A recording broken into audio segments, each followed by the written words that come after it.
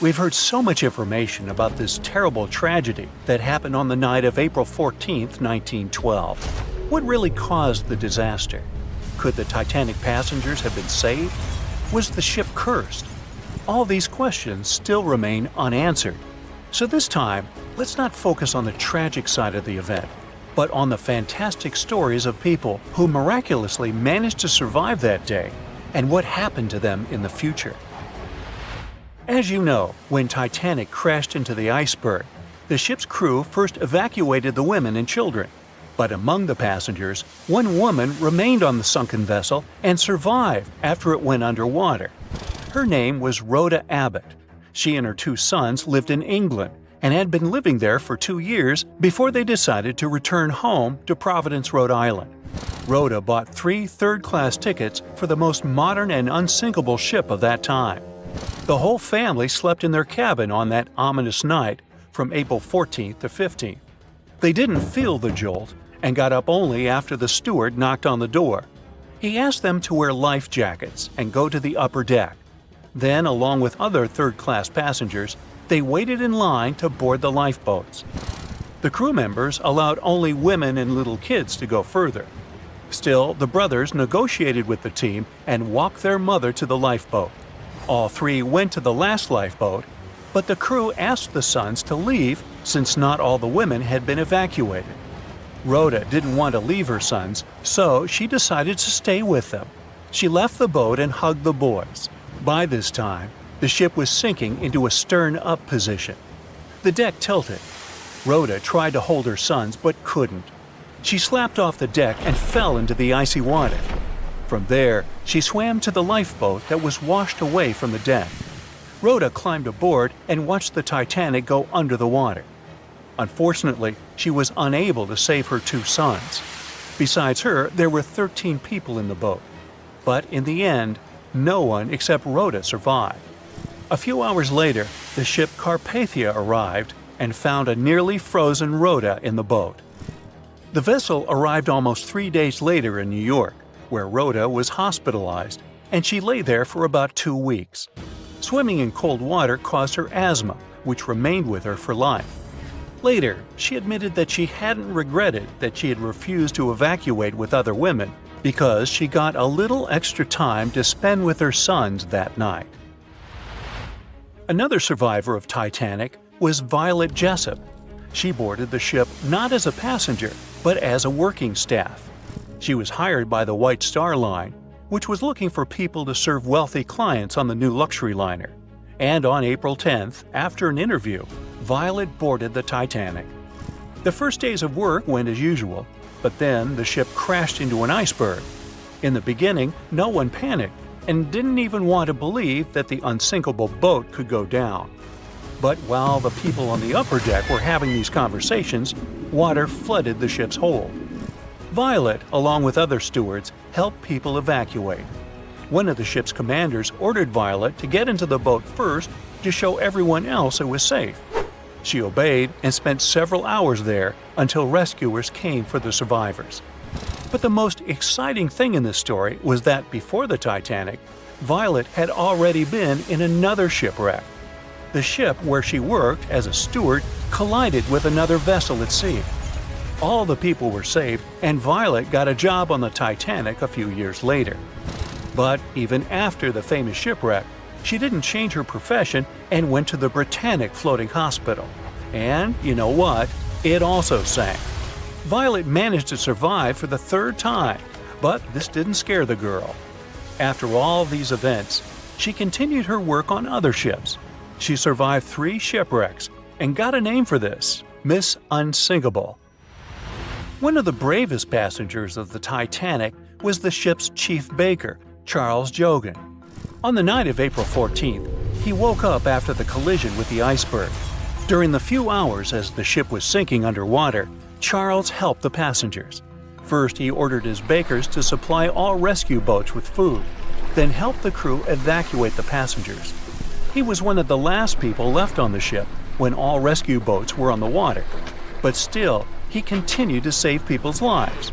Charles started to throw deck chairs overboard so people could hold on to them. Then, when half of the Titanic went down, He lowered into the icy water, where he noticed a capsized rescue boat. Charles boarded it and waited a few hours until rescuers appeared.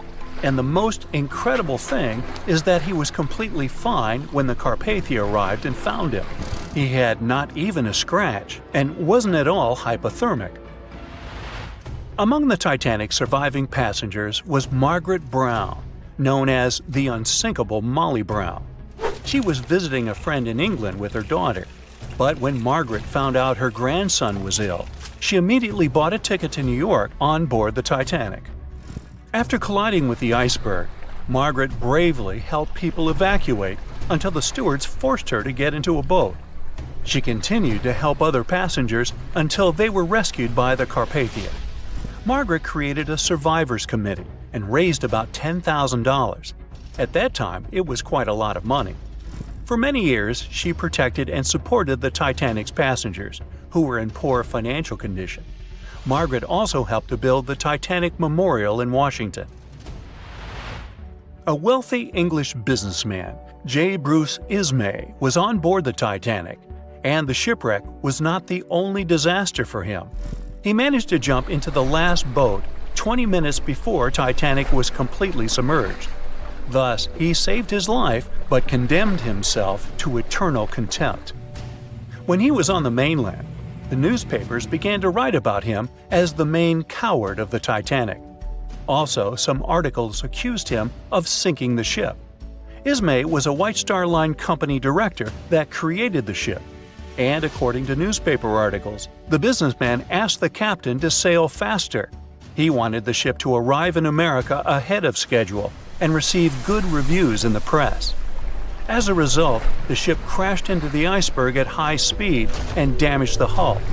Nobody proved the businessman's guilt. Almost all of the criticism of Bruce Ismay was concentrated in one newspaper.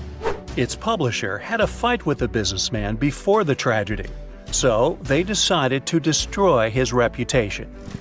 Britain organized an independent investigation, which concluded that Ismay did nothing wrong. Yeah, he jumped into the last boat, but only after all the women and children were evacuated. However, the investigation didn't help to clear his reputation. In England and America, many friends and colleagues turned away from him.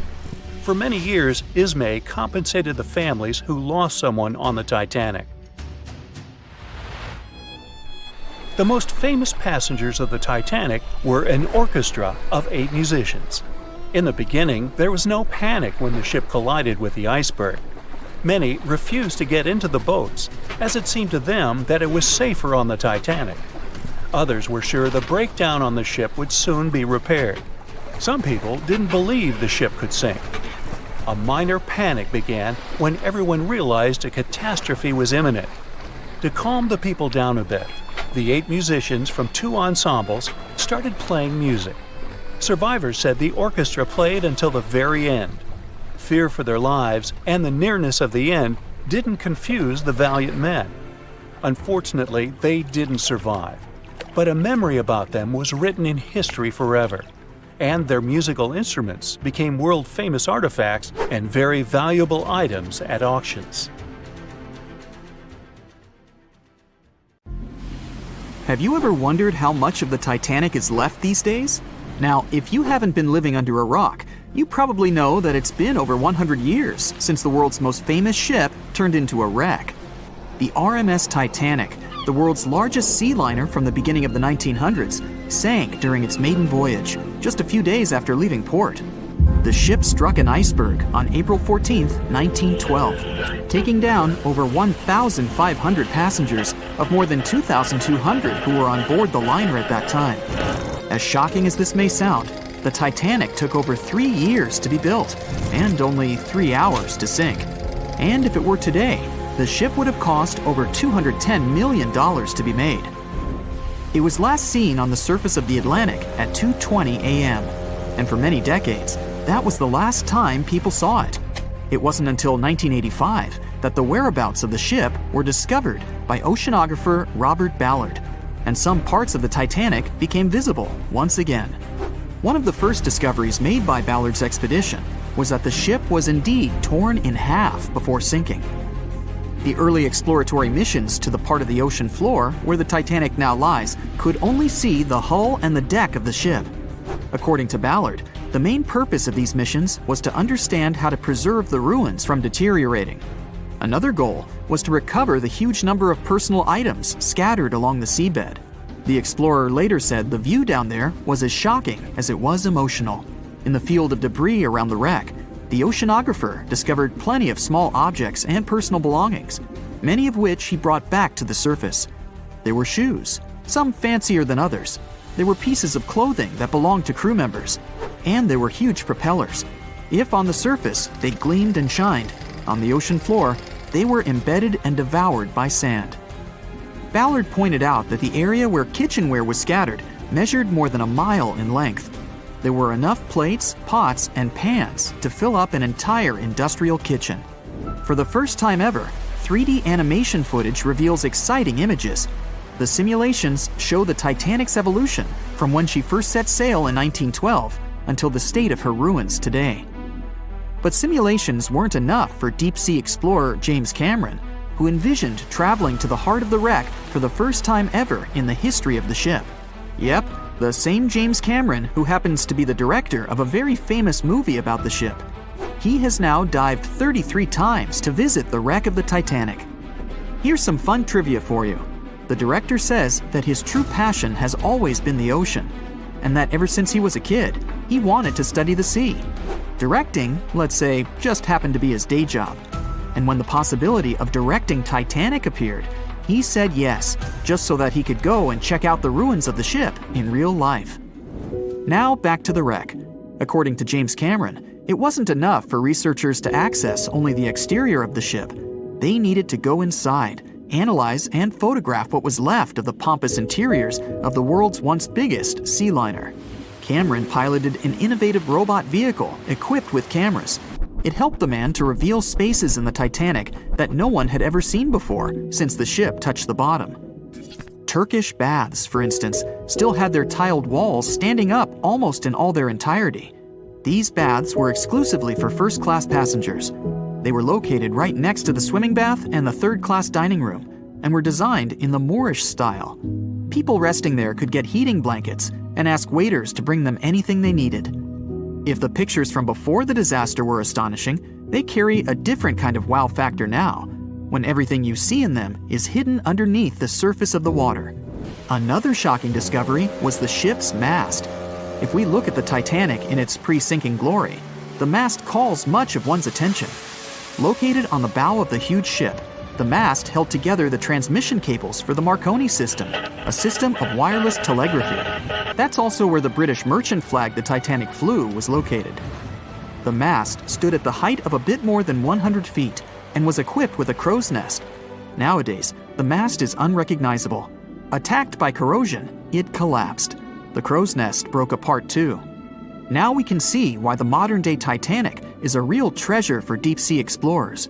But as the wreck of the ship lies at an approximate depth of 12,500 feet, sunlight is non-existent there.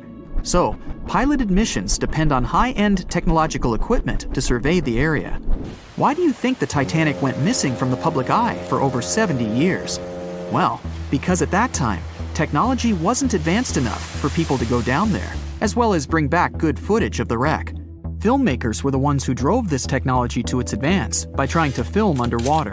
They began by building boxes to put their cameras inside.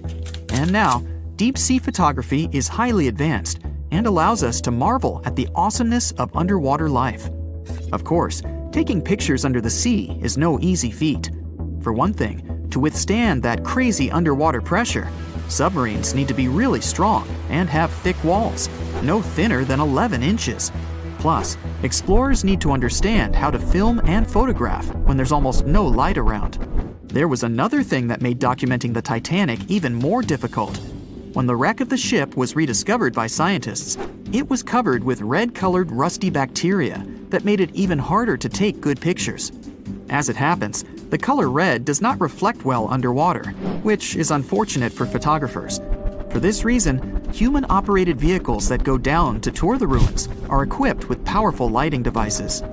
When you see some parts of the ship from afar, they look as if reddish-brown wax has been dripping all over the Titanic's ruins. But in reality, these icicle-shaped structures are colonies of microorganisms. When the ship sank, it brought down with it an enormous amount of bacteria that hadn't existed at the bottom of the ocean before. But now, these bacteria, together with the extreme conditions at the bottom of the ocean, have turned into a disastrous combination for the ruins of the ship. These red colonies of microorganisms actually feed off of iron and steel, which is basically all that is left of the Titanic. One kind of those microorganisms are bacteria called Halomonas titanicae. They can eat up to 220 pounds of iron per day. This makes the Titanic a colossal food source for them. There have been lots of speculations regarding the life expectancy of the ship's wreck after researchers discovered this bizarre rust. But according to Cameron and his research team, the Titanic isn't going to disintegrate anytime soon. In one of the latest expeditions down to the wreck, a piloted vehicle was funded to identify specifically one stateroom. It belonged to a very important passenger, Sir Benjamin Guggenheim. Yes, just like the museum. Guggenheim was the son of a mining magnate and a member of the elite group that boarded the transatlantic journey of the Titanic. Born in Philadelphia, Guggenheim was traveling back home to the US. But, as we all know, he never made it to his final destination. For the price that ranged from 400 to 800 pounds back in 1912, the equivalent of 84,000 pounds nowadays, one could book accommodation that was called a stateroom. Staterooms on the Titanic were the most luxurious kind of first-class rooms. They were located on the B or C decks and were decorated in more than 11 different styles, ranging from Jacobean, Georgian, Italian Renaissance, and the list goes on. These rooms were filled with carved paneling and marquetry made from exotic and rare kinds of wood, such as mahogany, oak, and so on. Guggenheim occupied one of these luxurious rooms, and 100 years later, one of his descendants funded an entire mission just to locate the precise stateroom the man stayed in.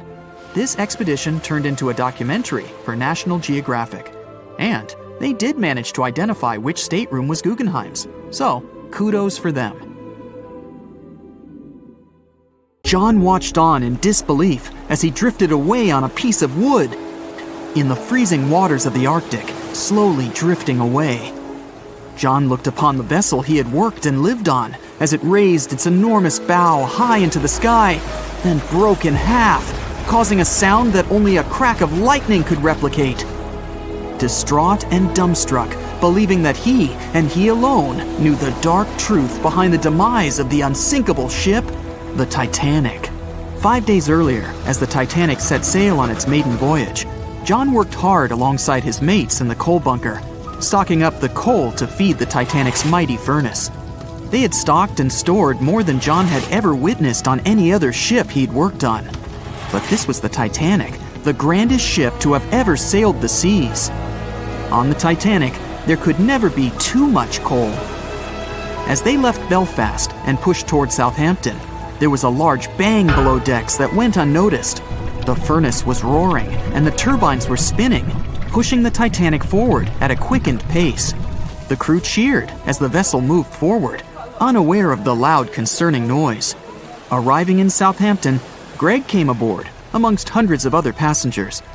With 13 years at sea, his vast experience included the role as a quartermaster on 6 previous ships. Ready for a new challenge aboard the greatest vessel ever made, he was looking forward to this next challenge of his career. Greg came with a wealth of experience, especially with sailing through the Arctic. His role was vital within the crew, understanding the seas around the North Pole. He would be a key lookout as they set to cross the perilous path of the Iceberg Alley. Greg had some concerns regarding the voyage. The Earth's orbit was remarkably close to the sun and the moon, causing higher tides. This would make icebergs more prominent, drifting them further away and towards the route of the Titanic as they journeyed to New York. Assessing the lookout tower and inspecting the available gear, Greg found no binoculars. This made him concerned, but the sailors just laughed at Greg. "If the deck is short on ice cubes, we'll be sure to plow right through a berg to resupply." A sailor laughed. Greg didn't share this sentiment. Eager to find out why they had been left short-handed on equipment, since he had such a vital role on the ship, Greg inquired further. Sadly, the officer with the keys to the binocular supply cupboard had been removed from the crew at the last minute. Greg couldn't believe something of this importance had been overlooked. For such a mighty ship with so many people aboard and crossing in a particularly perilous path, this just didn't make sense. But not wanting to be fined for breaking into the ship's property, Greg let it slide, hoping that they wouldn't need the binoculars in the end. Ultimately, if there were icebergs expected, a warning call would be made to the captain, informing of any concerns. Little did Greg know that a warning had been received, notifying of the dangers that awaited. But the telegram didn't provide the required prefix, which would have ensured direct delivery to the captain. So, the critical warning was just overlooked. John and his crew below decks prepared for departure, stoking the engines. He noticed an essence of thick exhaust, far too heavy than what would be expected from the furnaces. The crew searched throughout the lower decks. Following a thorough search, they managed to locate the cause of the exhaust. It was an ignited pile of coal within a coal bunker. Unknown when it had ignited, a buildup of coal had clearly been smoldering, slowly growing in size. The amount of smoldering coal was concerning. The alarm was raised, alerting an officer to review the matter. The officer assessed the damage and confirmed with the captain that it was deemed to be of little concern, as only minor damage had been caused. John was unsure of this assessment, as he knew that in confined spaces, surrounded by iron bulkheads, an oven-like environment arises that intensifies the heat with time. But the Titanic would power forward, making no sense to John as they had only just departed from Southampton. He was sure they would have turned back. John and his crew were ordered to shovel the already lit coal into the furnace and continue shoveling until all the smoldering contents would be contained. It was a possible but painstaking task that could take the entire journey. The continuous intake of coal would ensure the turbines would spin at a constant accelerated pace, not what the Titanic was designed for. It was meant to be a luxurious passenger liner and not for breaking speed records. However, the crew would find enthusiasm in not only acknowledging the Titanic as unsinkable, but also as the fastest. John and his crew continued to shovel the coal into the furnace for several days. The temperature within the bow was becoming hotter every day. The bulkhead's contained heat was so severe that it became weak at the seams in the iron walls and rivets. 2 more days, lads, just 2 more days. John was laughing, trying to raise the spirits of his mates as they were working tirelessly. But as they were all laughing, joking, and looking forward to dry land, they unknowingly approached their final destination. The Titanic was speeding through the calm sea. Greg looked ahead, above in the lookout tower, keeping a keen eye out as they were in iceberg territory now. Even though the way seemed clear, false horizons could occur, creating confusion about how far objects in the distance truly were. As they were traveling in the Gulf Stream waters into the colder Labrador Current, air columns cooled from the bottom upwards, creating a thermal inversion. This incredibly high air pressure ensured fog wasn't present, providing a deceptively clear outlook. But the thermal inversion can also create optical illusions, showing the horizon further away, appearing higher in the distance, or masking whatever objects that could come before it. These false horizons could easily hide any icebergs that could be approaching. Greg knew the perils of a calm sea in the Arctic, preferring the rough waters, where it's easier to detect icebergs within waves. Peering from the lookout, Greg was looking towards the dark abyss ahead. Suddenly, within 1 mile directly in front, a formidable image quickly emerged from the dark waters surrounding. Iceberg, right ahead! Greg yelled to his mate, who quickly called to the helm and directed them to steer hard to starboard. The helmsman received the call. In the heat of the moment, he turned the wheel counterclockwise. He then realized he'd turned the wheel the wrong way and quickly went in the opposite direction. The ship aimed towards the iceberg, veering to the port side whilst reducing speed. Although there was a delay in turning the wheel, since there was a short distance from the signal and the fast pace that they sailed at, it may not have made a difference. As they approached the iceberg, it appeared as though they'd miss it, but over 87% of an iceberg is underwater. And as they came along the side, the hidden ice underneath hit the port side bow, piercing the side of the hull with a 12 square foot tear. The ship shook, with all aboard aware that something was amiss. Amongst the confusion and fear, they were oblivious of the damage. As they gathered their bearings, 6 out of 16 compartments were quickly filling up with seawater. The hull could only withstand 4 compartments filling before sinking. Time was ticking as the Titanic made its descent into the depths. The weakened bulkhead with heated steel pillars and rivets broke under the pressure and sudden change of temperature from the ice-cold water. The call was made to abandon the ship. Lifeboats were prepared to be released, while help signals were sent out to nearby ships. The radio operator was guiltily sitting, constantly calling out to a nearby ship that had been in contact with the Titanic recently. There was steady communication with this ship over the past few days, providing warnings of icebergs since the Titanic departed from Southampton. The final warning message received was just 1 hour ago. Upon receiving the final warning, the operator ignorantly responded, "Shut up," with the assumption that their warnings of icebergs were pointless. Following this unfortunate response, the ship turned their radio off and provided radio silence. The closest ship that was responding to their distress signals was 500 miles away, too far to provide any assistance in time. There were countless mistakes that caused the Titanic's watery end, whether they contributed directly or from sheer ignorance. The most tragic of them was the number of people aboard the ship, 2,224 of them. There were only enough lifeboats provided to rescue 1,178, barely half of the people.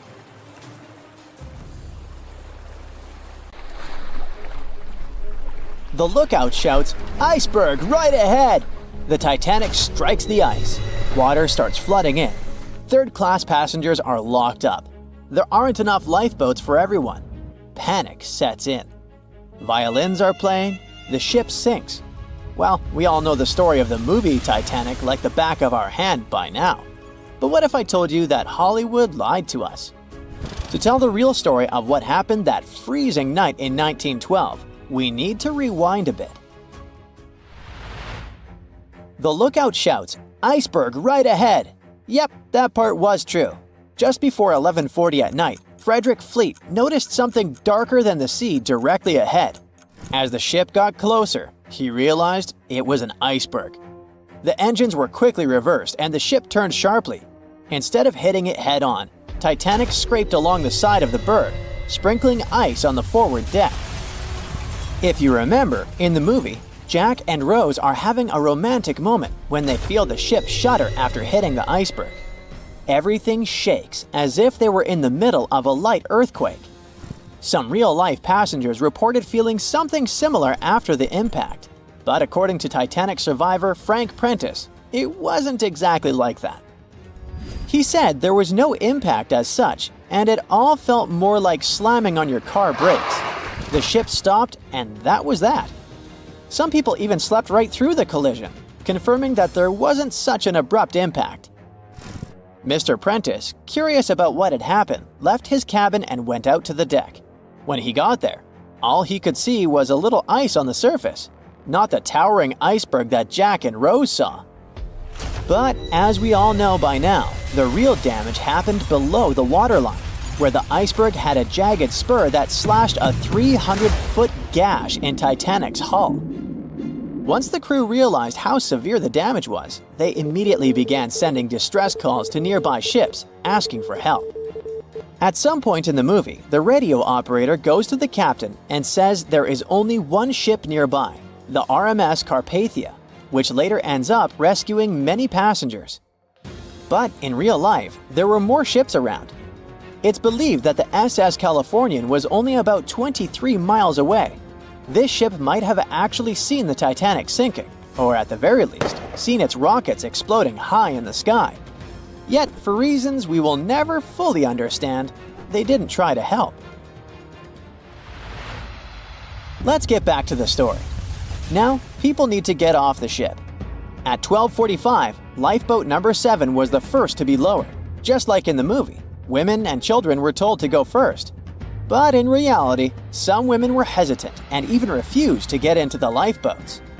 Mr. Prentice said this happened mainly for 2 reasons. First, these lifeboats were high and passengers were terrified of the 70-foot drop from the deck to the ocean below. And second, Most women didn't believe the Titanic would actually sink. It was called unsinkable after all. So the idea of getting into a lifeboat seemed pointless at the time.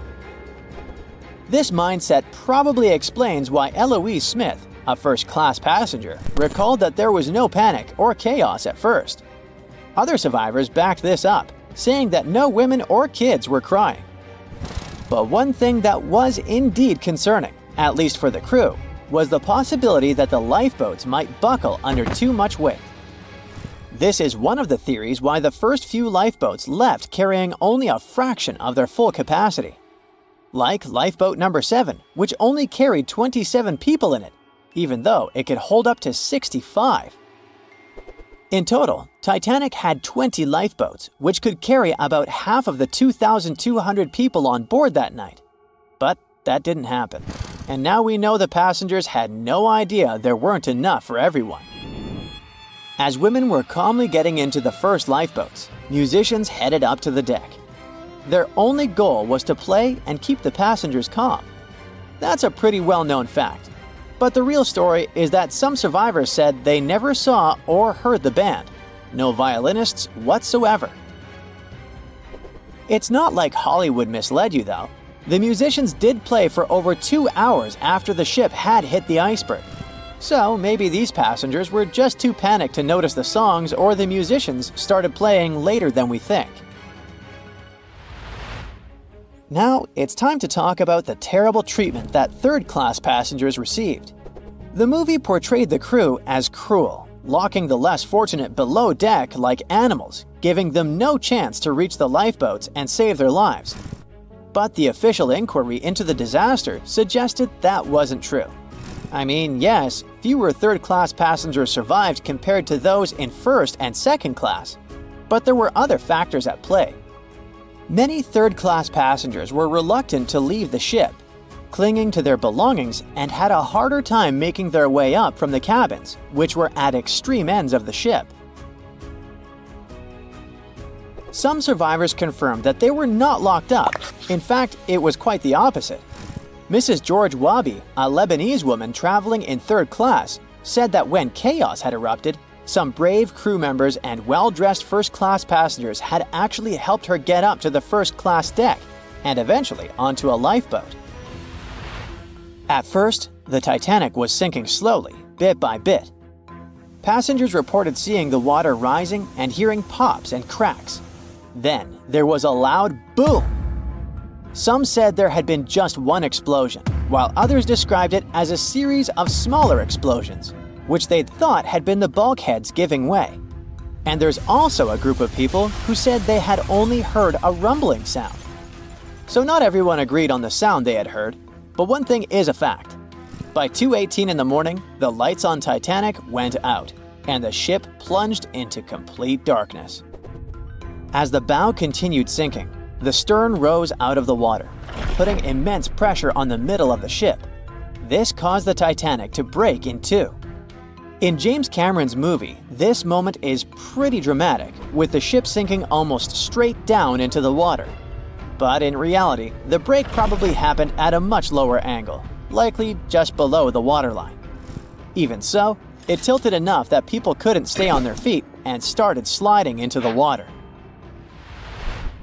One interesting thing is that it wasn't until the wreckage was found in 1985 that it was finally confirmed the Titanic had broken apart. Up until then, survivors had given conflicting stories.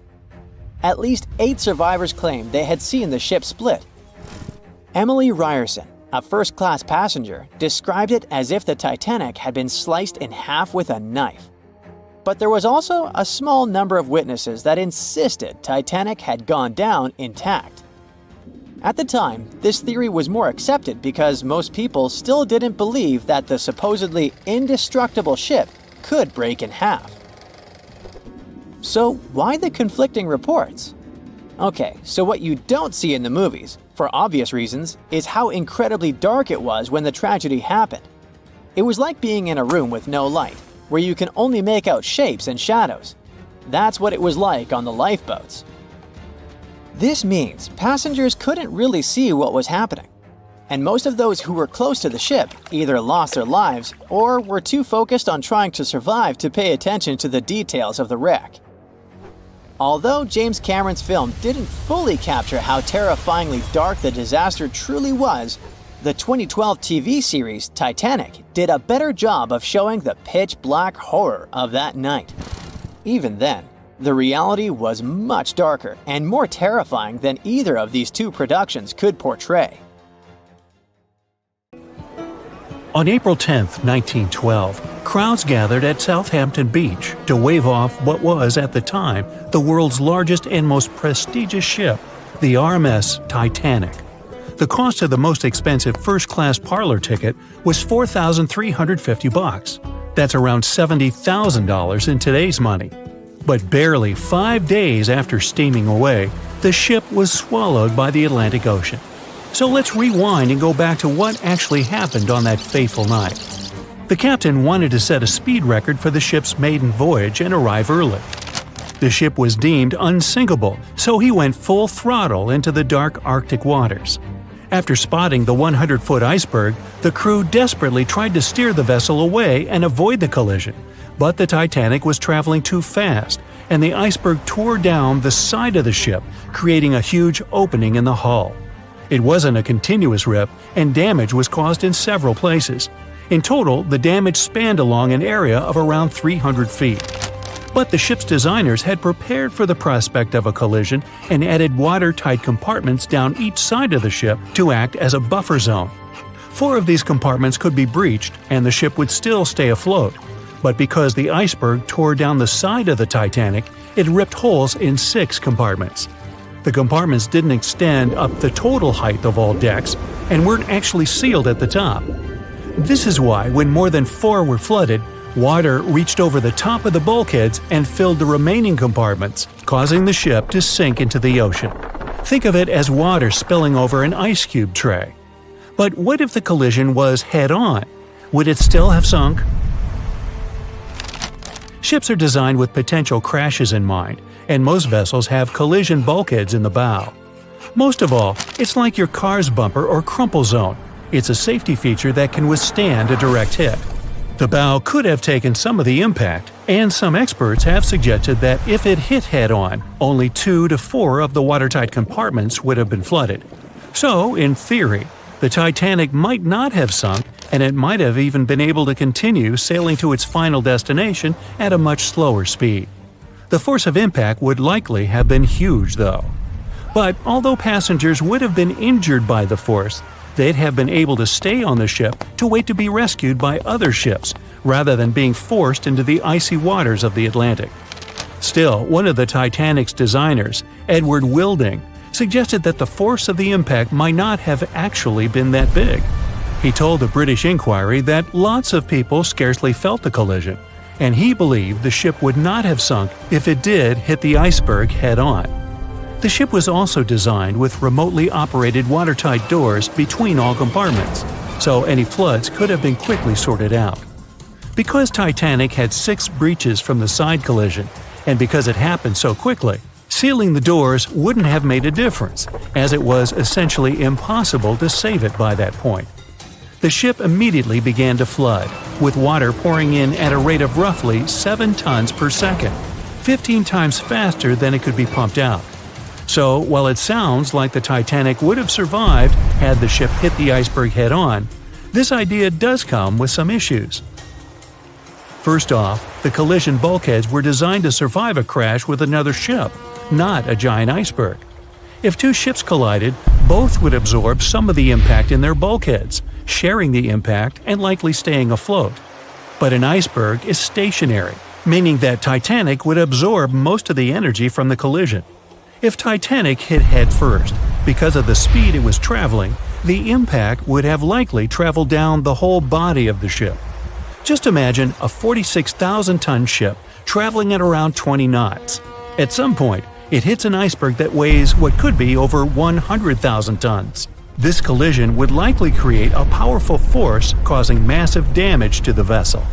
It is likely that seams would split, staircases would come tumbling down, and rivets would burst open across the ship. All that would have potentially flooded even more compartments. This could have caused Titanic to sink in a matter of minutes rather than hours. But that's just the tip of the iceberg. As we all know, the biggest part of it is hidden underwater. So if Titanic had been traveling head-on, it's likely it would have hit the part of the iceberg below the water first, which would send it veering off course. Hitting an iceberg is not like hitting a brick wall. In this case, the ice under the water would have torn open the bottom of the ship and caused damage to the sides. Icebergs also aren't flat, solid objects. If a flat collision happened, the ship might have stayed afloat, but icebergs come in many shapes and sizes, from domes to wedges. Studies have also been done on the steel used to produce Titanic, and the tests show the metal was about 10 times more brittle than the steel we use today. The ship was built before we understood the effects of low temperature on steel. The old steel used to make the vessel would not bend when faced with freezing temperatures, but break. Recovered pieces of Titanic's hull plates show that the hull just shattered on impact. Hitting head-on would also cause a very severe and abrupt stop, so even if the ship hadn't sunk, there would still have been major issues. Think about when you suddenly hit the brakes on your car, or when the bus stops while you're walking down the aisle and you get flung forward. Passengers would have been thrown across the ship, and because the crash happened at night, most people were sleeping, so wouldn't be able to effectively prepare for any sort of impact. This would result in injuries for most people on board. It would be especially bad for those at the front of the ship, where the accommodation for the off-duty firefighters, greasers, and engineers was. But while passengers and off-duty crew may have been thrown out of bed, there would be a lot more survivors than in the original scenario. Many ships have had head-on collisions and made it back to shore. Not many people know that Titanic actually had two sister ships. The White Star Line, the company that built Titanic, also built vessels called Britannic and Olympic. Captained by Edward J. Smith, who would later helm Titanic, the Olympic set off on its maiden voyage in June 1911. But much like for its sister ship, disaster was just around the corner. On its fifth commercial voyage, Olympic collided with a Royal Navy ship, HMS Hawke. While the Olympic received damage to its side, Hawke crashed into the other vessel head-on. The bow of the Hawke was completely crushed by the collision, but because the ship had watertight compartments, it managed to survive the impact and later returned to shore for repair. Another study case is the SS Andrea Doria, which was an Italian ocean liner that made global headlines in 1956. Like the Titanic, the Andrea Doria was heading for New York City on its 101st voyage when disaster struck. On July 25th, the vessel collided with the 524-foot Swedish passenger liner Stockholm. The Stockholm hit the ship head-on, but the point of impact for the Andrea Doria was on its side. The front of the Stockholm was completely smashed, but because the impact was on its hull, it managed to survive. The Andrea Doria, however, sadly sank due to the collision being on the side of the ship. So these cases could suggest that maybe the Titanic would have survived had it hit the iceberg head-on. But we have to remember that the Titanic hit the thing full speed, whereas both the Olympic and the Andrea Doria were traveling slower. April 14, 1912. The Titanic crashed into a huge iceberg and sank. Yep, we've covered that. But what if this time we use the ice to bring the ship to the surface? This requires several thousand feet of wire mesh and a lot of liquid nitrogen. Our goal is to put the Titanic in a huge block of ice that will raise the ship to the surface. Now to do this, you need to wrap the wreck in a wire mesh and cover it with liquid nitrogen. The first problem you face is the inability to wrap the ship completely. You need to somehow lift the ship a little to put the mesh under it. Let's say that by some miracle you manage to do so. Next, you need to transport hundreds of large tanks of liquid nitrogen. You're underwater, opening the tanks, and it's so cold that the icy water of the Atlantic Ocean looks like it's boiling. The nitrogen just sizzles, dissipates, and certainly doesn't create a block of ice around the mesh. Alright, new attempt. Raise the Titanic with the help of huge magnets. For this, you need a large cruiser and some powerful magnets. You attach thick cables to the magnets and lower them to the bottom. Bright projectors illuminate the black ocean depths. Parts of the wreck are visible. The magnets descend lower and cling to the iron hull of the ship. The cruiser pulls the cables and magnets up. Some of them detach from the Titanic as the iron surface is covered with reefs and corals. Some parts of the wreck break away from the ship and rise. The power of the cruiser is not enough. One of the cables is torn. Not only the weight of the individual parts of the Titanic, but also the colossal water pressure interferes with the operation. The sunken ship can't be raised completely, only its small parts. In reality, there has already been an attempt to raise the Titanic in parts. The $5 million operation failed. Nylon slings were attached to a large part of the wreck. The other ends of the slings were connected to the diesel engines. For the entire operation, they used a mini submarine. A piece of the Titanic weighing 21 tons was pulled up, but one of the slings broke because of the strong water pressure. Then, one by one, the other cables began to snap, and a huge piece fell back to the seafloor. By this time, all the participants of the rescue operation had run out of food supplies, and it was far from the nearest shore, so they decided not to make a second attempt. A book was written and a movie was made about how the Titanic was lifted with compressed air. In reality, no one even attempted this operation. To do this, you'd need several hundred large cylinders of compressed air. At first, you install them inside the Titanic's hull and wait for them to pull the ship to the surface. As soon as you lower the cylinders under the water, they immediately float upwards. This greatly complicates the operation. You need to fasten the cylinders with cables and pull them down to the bottom using a powerful submarine, or better yet, several of them. Because of the high pressure, the cylinders might burst. In this case, the blast wave would hit other cylinders and provoke a catastrophe. Too expensive and unsafe. The most expensive and complex plan to raise the Titanic is probably the one where scientists somehow extract hydrogen and oxygen from the ocean water. Then, these extracted elements must fill special containers. Those containers are attached to the ship, and the Titanic would rise to the surface. Even if you extract oxygen and hydrogen from millions of tons of water, the rest of the ocean water will replace it. A machine that will be capable of such filtering should cost billions of dollars. Or you can come up with a chemical element that will use a chain reaction to purify all the water. In this case, the entire world ocean will be left without vital oxygen. Someone once suggested blowing up the Titanic. You'd need to lower several boxes of dynamite to the ocean floor. The boxes must be completely sealed to prevent the dynamite from getting wet. Next, you need to run several miles of wire conducting an electrical current to them. Once all this is done, you sail to a safe distance. Now, you're going to press the button to pass the current through the wire and activate the dynamite. 3, 2, 1, stop! Why would you do this? Even if it works, the wreckage of the Titanic will be scattered in all directions on the seabed. It will be impossible to lift the Titanic from the ocean. Imagine a huge hook that can fetch the Titanic and lift it from the bottom like a fish. This hook must be huge to pick up a sunken ship. Let's say you created it. Next, you're on a huge cruiser, sailing up to the crash site and lowering the hook down like an anchor. It falls right on the Titanic but doesn't cling to it. You need special equipment to attach a bus-sized hook to the Titanic. It would include a huge submarine with mechanical arms. To build such a device and make it work under enormous pressure is already next to impossible. But let's say you finally managed to hook the Titanic. It's then you realize the cruiser doesn't have enough power to lift the ship, weighing more than 50 tons, and the hook that adds about 10 tons more. To complete your task, you'll need a few more cruisers and a few extra $1 million. Once hot wax cools, it hardens and floats on the water surface. What if we deliver it to the ocean floor and pour it inside the Titanic? This may work, given that wax is not an expensive material. So, you melt the wax, pour it into strong tanks, and pull them to the bottom with the help of a submarine.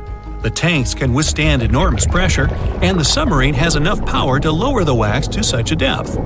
The containers are placed inside the Titanic. Through a remote control, you open the containers, but the wax doesn't pour out. The deeper you go, the colder the water gets. While you were delivering the containers to the ship, the wax was cooling down and getting solid inside. Several containers are pressed against the top of the ship, but it's not enough to lift the Titanic. Other containers simply float away to the surface. And even if the containers were thermostatic and kept hot inside all the time, once released, the wax would solidify in an instant. There would just be no time for it to spread and cover the Titanic from within, so it would just float up as well. Alright, you fill several large and sturdy bags with Vaseline. This substance acts just like wax in the cold. It gets solid and floats. You want to put bags all over the Titanic and just wait for the Vaseline to bring it up. You load the bags into the submarine and descend to the ocean floor.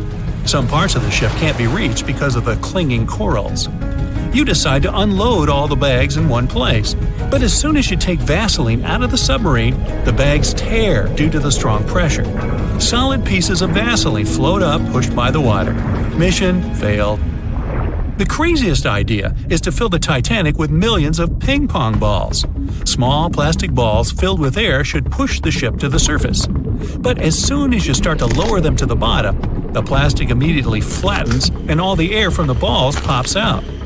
You can deliver the balls inside a submarine, but once you put them inside the Titanic, the pressure will crush them again. Also, you can create balls made from strong ultralight material and fill them with air. In this case, you will need much more money. As soon as you put the balls inside the ship, some of them will immediately slip through the holes in the ship, and the remaining ones won't be enough to lift the wreck weighing more than 50 tons from the bottom. Well, to study the Titanic, you don't need to go down to the ocean floor. On the internet, you can find a detailed 3D map that shows the wreck site, as well as the ship itself on the seabed. To get a realistic picture of the Titanic, researchers used sonar technologies and underwater robots, which took more than 10,000 pictures of the sunken ship. So, what do you think? Leave it alone? Yeah, me too. On April 10, 1912, the RMS Titanic set sail from England. But this wasn't the launch of a regular ship. The Titanic was the largest liner ever built at the time. It was 882 feet long. That's nearly the size of 3 soccer fields. And measured from the hull to the top of the smokestacks, the ship was an impressive 175 feet tall. That's the size of a 17-story building. Deemed unsinkable, it took 3,000 workers almost 3 years to build. But a mere 4 days into its very first voyage, at 11:40 p.m., the ship collided with an iceberg and was lost beneath the waves of the Atlantic Ocean. It took the liner only 2 hours and 40 minutes to sink. And of more than 2,200 passengers and crew members on board, only 706 survived. The wreck would remain lost for another 73 years, hiding its many secrets within the frigid Atlantic waters. And if it wasn't for a man whose whole life had been devoted to exploring the sea, the giant ship might have remained lost for a lot longer. That man was Robert Ballard. As a child, Ballard was obsessed with the ocean. This fascination started when he was just 12 years old.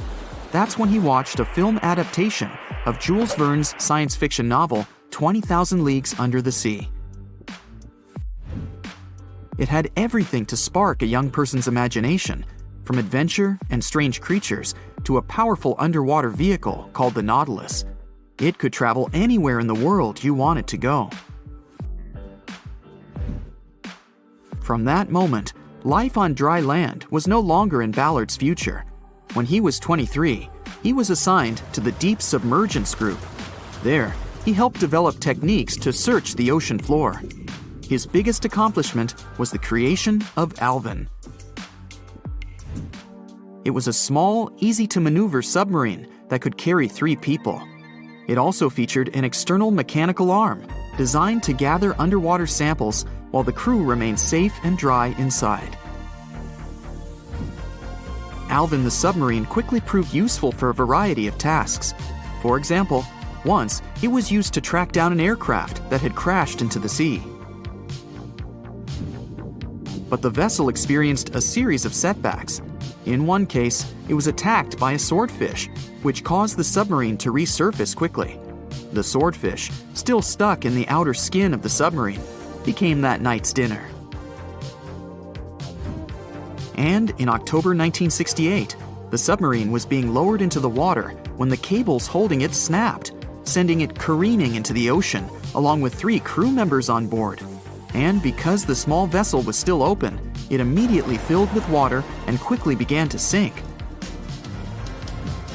Luckily, the crew managed to escape, but Alvin was gone. Bad weather hampered multiple attempts to recover the vessel. It wasn't until the following year that it was finally returned to the surface. In time, Alvin would be improved. Its hull would be strengthened by titanium, giving it a higher depth rating, thus making it even better suited for ocean exploration.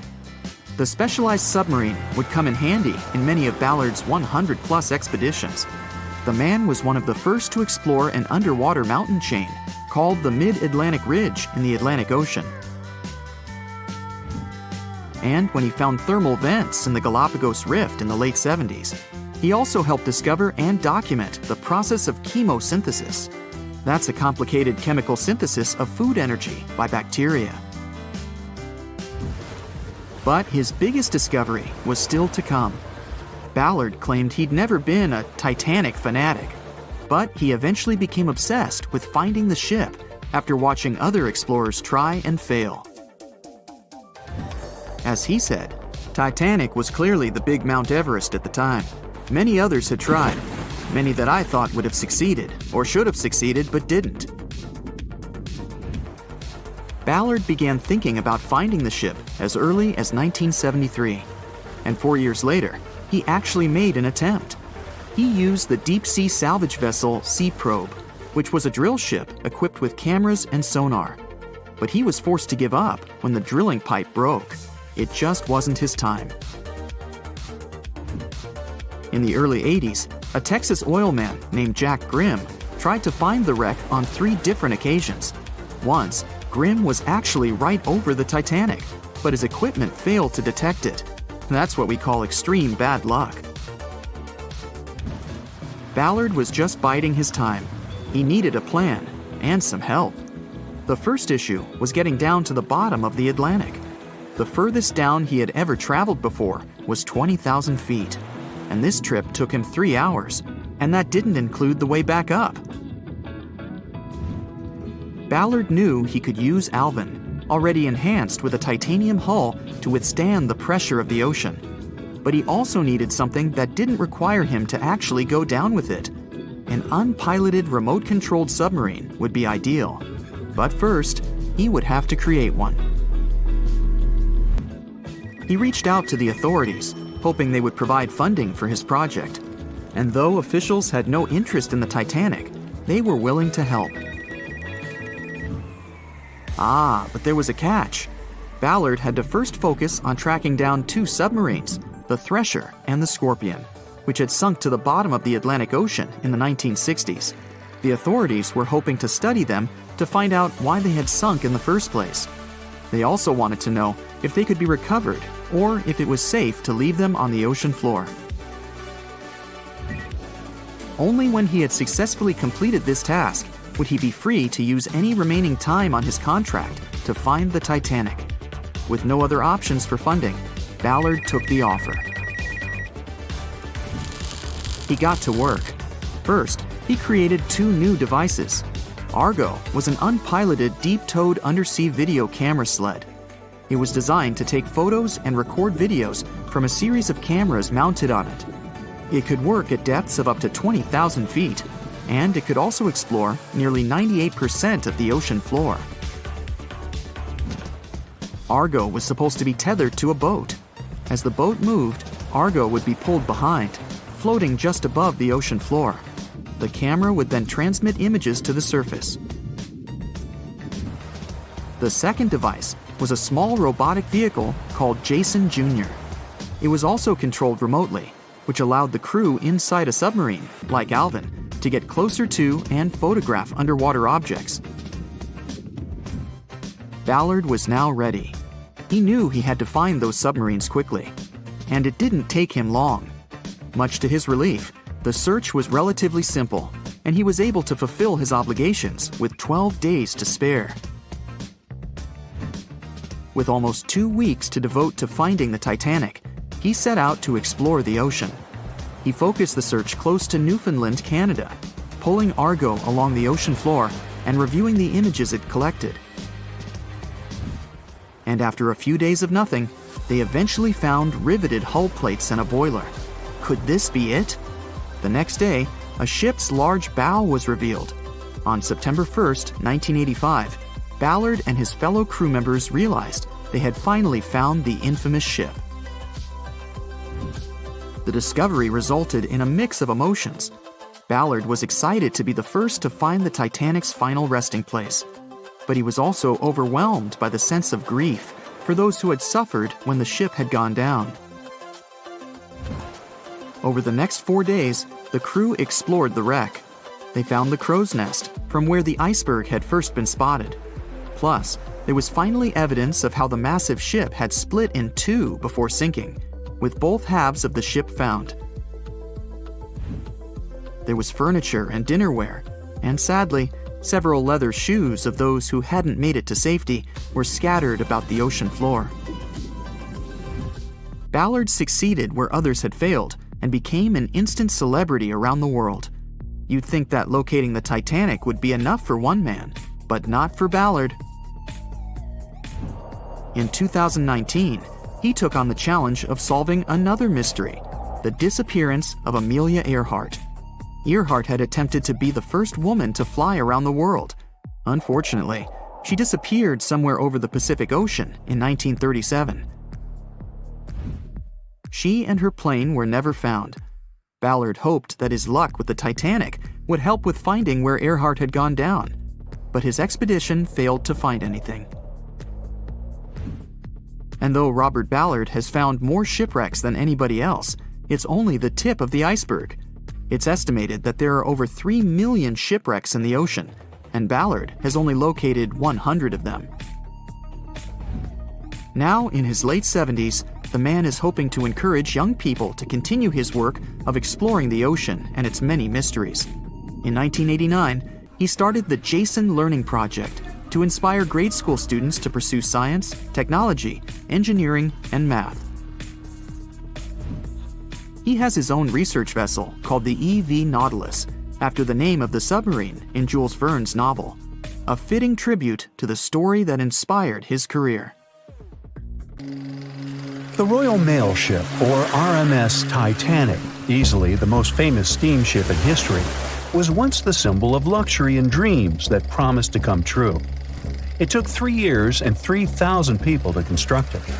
On April 10, 1912, the brand new ocean liner greeted its passengers with the smell of fresh varnish, paint, and newly sawn wood. Back then, they still used lead for the production of paint and linseed oil as a binder, so that smell must have been powerful. When it was fully operational, the giant vessel consumed around 850 tons of coal per day, and the passengers would also smell its fumes. Another odor that must have filled the Titanic's decks, at least the first-class ones, was the new scent by the famous French perfume house Guerlain. It was released earlier in the same year and quickly became a hit with the well-off ladies.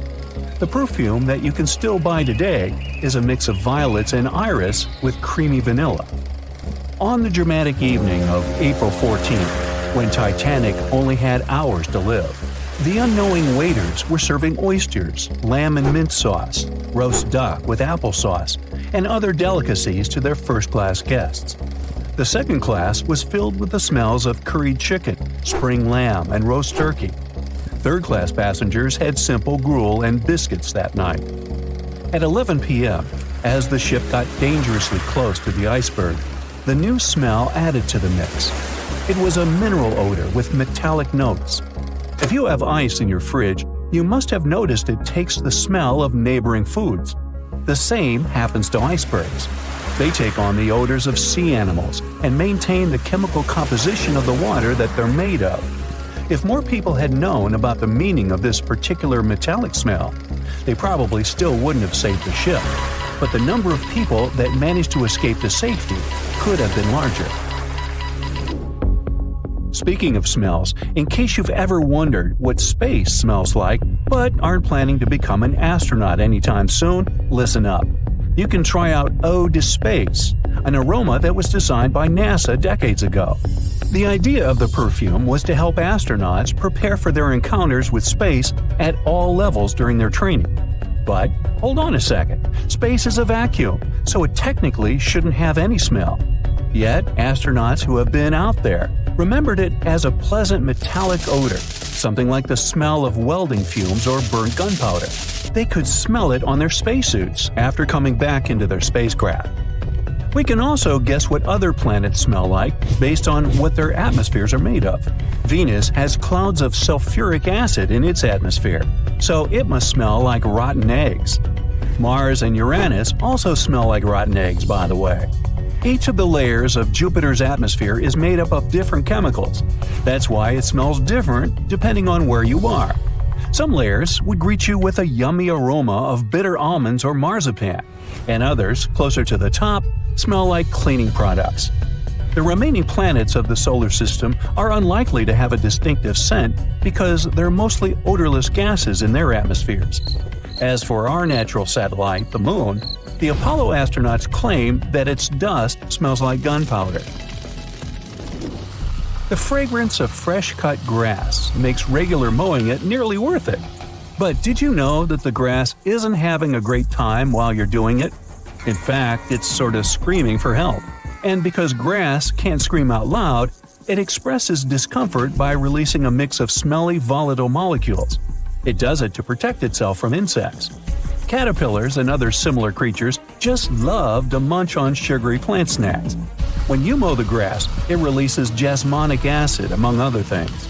It's sort of a signal to parasitic wasps that there is a caterpillar available.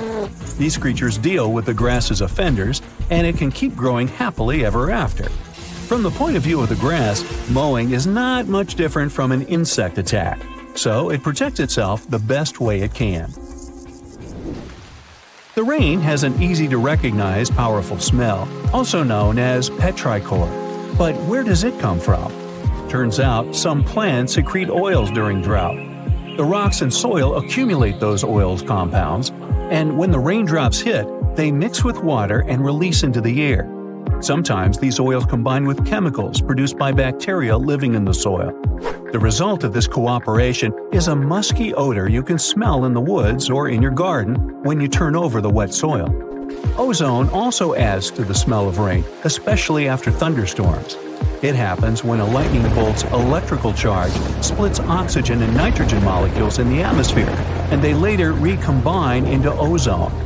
One theory says we enjoy the aroma of rain so much because it's imprinted in our brains. Different cultures have always associated rain with something positive, and we could have inherited that perception. Now, chocolate fans, of which I am one, this is for you. There are flowers that smell exactly like your favorite tree. It's a product of a tropical plant, after all, and since it's impossible to recreate the exact magical scent chocolate has in a perfume, you can plant some chocolate flowers, also known as the green eye lyra leaves, in your garden. These flowers look like daisies with yellow petals around a deep red center. When you pick its petals, the flower releases the delicious smell we all love so much. The leaves and branches of the plant also have the same fragrance. Now, in case I got you interested, you can find the flower in dry soils of Arizona, Texas, Colorado, and other states with similar climates. It blooms all year, and the aroma is strongest on warm days. The bear cat, also known as the biturong, does not only look super cute, but also smells like buttered popcorn. Biturongs prefer to stay alone and use their aroma to mark their territory and find potential partners when they have to. Scientists tried to figure out the secret of their unusual smell and suggested it could come from secretions from the scent glands under the animal's tail. Further research showed that the popcorn smell comes from the bear cat's urine. After the animal answers nature's call, it leaves a scent trail in the trees with its tail that often gets soaked. But if the real popcorn only releases its amazing smell when it's popping under heat, how do bear cats manage to do it without a microwave? Well, the answer could be in their diet, or more likely, in the bacteria that come in contact with the animal's natural fluid. Durian is a fruit popular in Southeast Asia that smells sweet and nice to some people, But to the majority, it's a mix of rotten onions and sweaty socks. The stench is so powerful that it's banned on public transportation and hotels in some countries. The secret of durian is its 44 odor-active components. The mix is so complex that you can never tell what it's going to smell like. And despite that horrible smell, durian is considered a delicacy and is used to make mostly sweet dishes like cakes and candy. There was a smelly incident involving durian at a library in Australia. The smell of rotting fruit in a cupboard has spread across the entire building through the air conditioning system. They mistook it for gas leakage and had to evacuate around 500 students and teachers. Well, that stinks. And finally, if you've ever been to natural hot springs or went to see some geysers, you'll never forget the smell of hydrogen sulfide, or less poetically, rotten eggs. It's actually not only yucky but also highly flammable, but it can also be quite useful. Most households in Iceland use geothermal springs as a source of hot water. Although it doesn't smell fresh, it's perfectly safe to drink, and the smell doesn't stay on your body after you take a shower. So there. At 11:40 p.m., the Titanic made contact with an iceberg in the North Atlantic Ocean. Many artifacts were found and restored, like parts of the ship, jewelry, and dining plates, to name a few.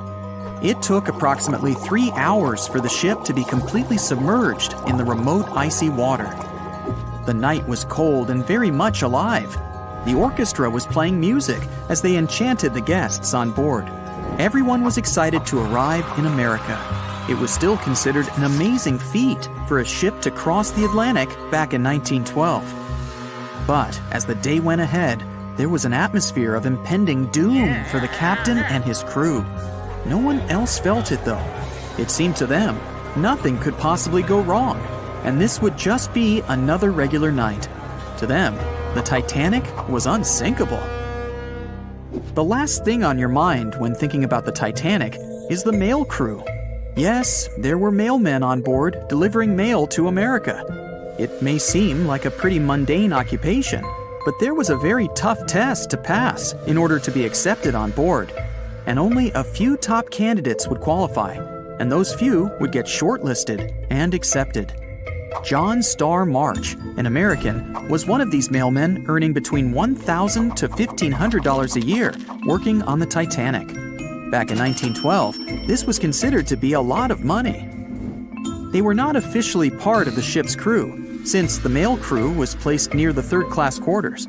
But given their influence and resistance, they were eventually moved and given a private dining area. March got this job since he needed the money to support his family. He found a perfect way to earn some big bucks, working on a large ship traveling across the ocean. He was 51 at the time and came from New Jersey. Sadly, he was on board when the ship sank and didn't make it. But they recovered a pocket watch that gives us a little insight into what happened that fateful evening. It's a gold case engraved with filigree and had a caption saying it was made by the Elgin National Watch Company. On the surface, you'd think this would just make a pretty cool antique sitting over the fireplace, but there are some unusual details about it. There are obvious signs water seeped beneath the glass, and the black arms of the watch indicate the time to be exactly 1:27. It leaves us wondering why the clock stopped at this precise hour. What was the owner doing? The mail clerks were operating a fully functioning and efficient mail sorting facility on board the Titanic. This wasn't something you'd come by often on a cruise ship, since typical ocean liners use closed mail bags to transport the mail from one port to another. But the mail sorting facility on the Titanic allowed passengers to send out postcards whenever the ship docked in transit zones in Ireland and France.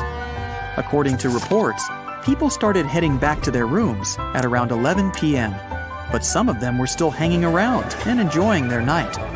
The 5 mailmen were celebrating a colleague's birthday in their separate dining room.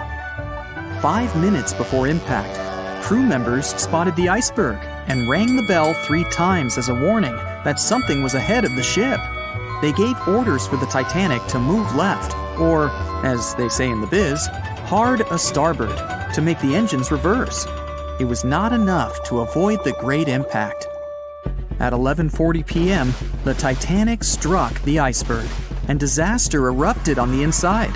Not just water seeping in and ultimately sinking the ship, but panic and chaos among the passengers and crew members.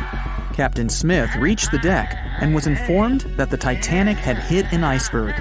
And at the same time, the mailroom began filling with water. We know that the 880-foot ship was completely submerged at around 2:20 a.m., with 706 survivors. The time between the impact and the sinking was really eventful. At midnight, they started getting the lifeboats ready for the passengers to evacuate. Orders were given for women and children to board the safety boats with some crewmen to guide and operate them. The problem was that the 20 safety boats available could only host 1,178 people out of the total of more than 2,200 passengers on board. March and his colleagues began sorting out the mail. There was chaos in directing and ordering around. With each second passing, icy cold water was filling the ship. 15 minutes after midnight, Captain Smith ordered his crew members to send out a distress signal. Even though SOS was established earlier than the Titanic, many others used CQD. The CQ stands for General Call, and the D is Distress. The Frankfurt was too far away to help, even though it was one of the first to respond. Even the Titanic's sister ship, the Olympic, responded, but it also was too far away. At 12:20 a.m., the Carpathia received the urgent message and redirected from its original course to help them out, even though they were 58 nautical miles away. Although this was some relieving news, the water kept seeping in at an alarming rate. It wasn't easy to keep everyone calm, knowing that the ship could be underwater in a matter of hours. At this point, many passengers were already on board the safety boats, waiting to descend into the water. The musicians on board began playing music for the ones still waiting. At first, they were playing in the first-class lounge, and then they moved to the deck. There's a debate on how long they were playing for and what song it was. None of the musicians made it out.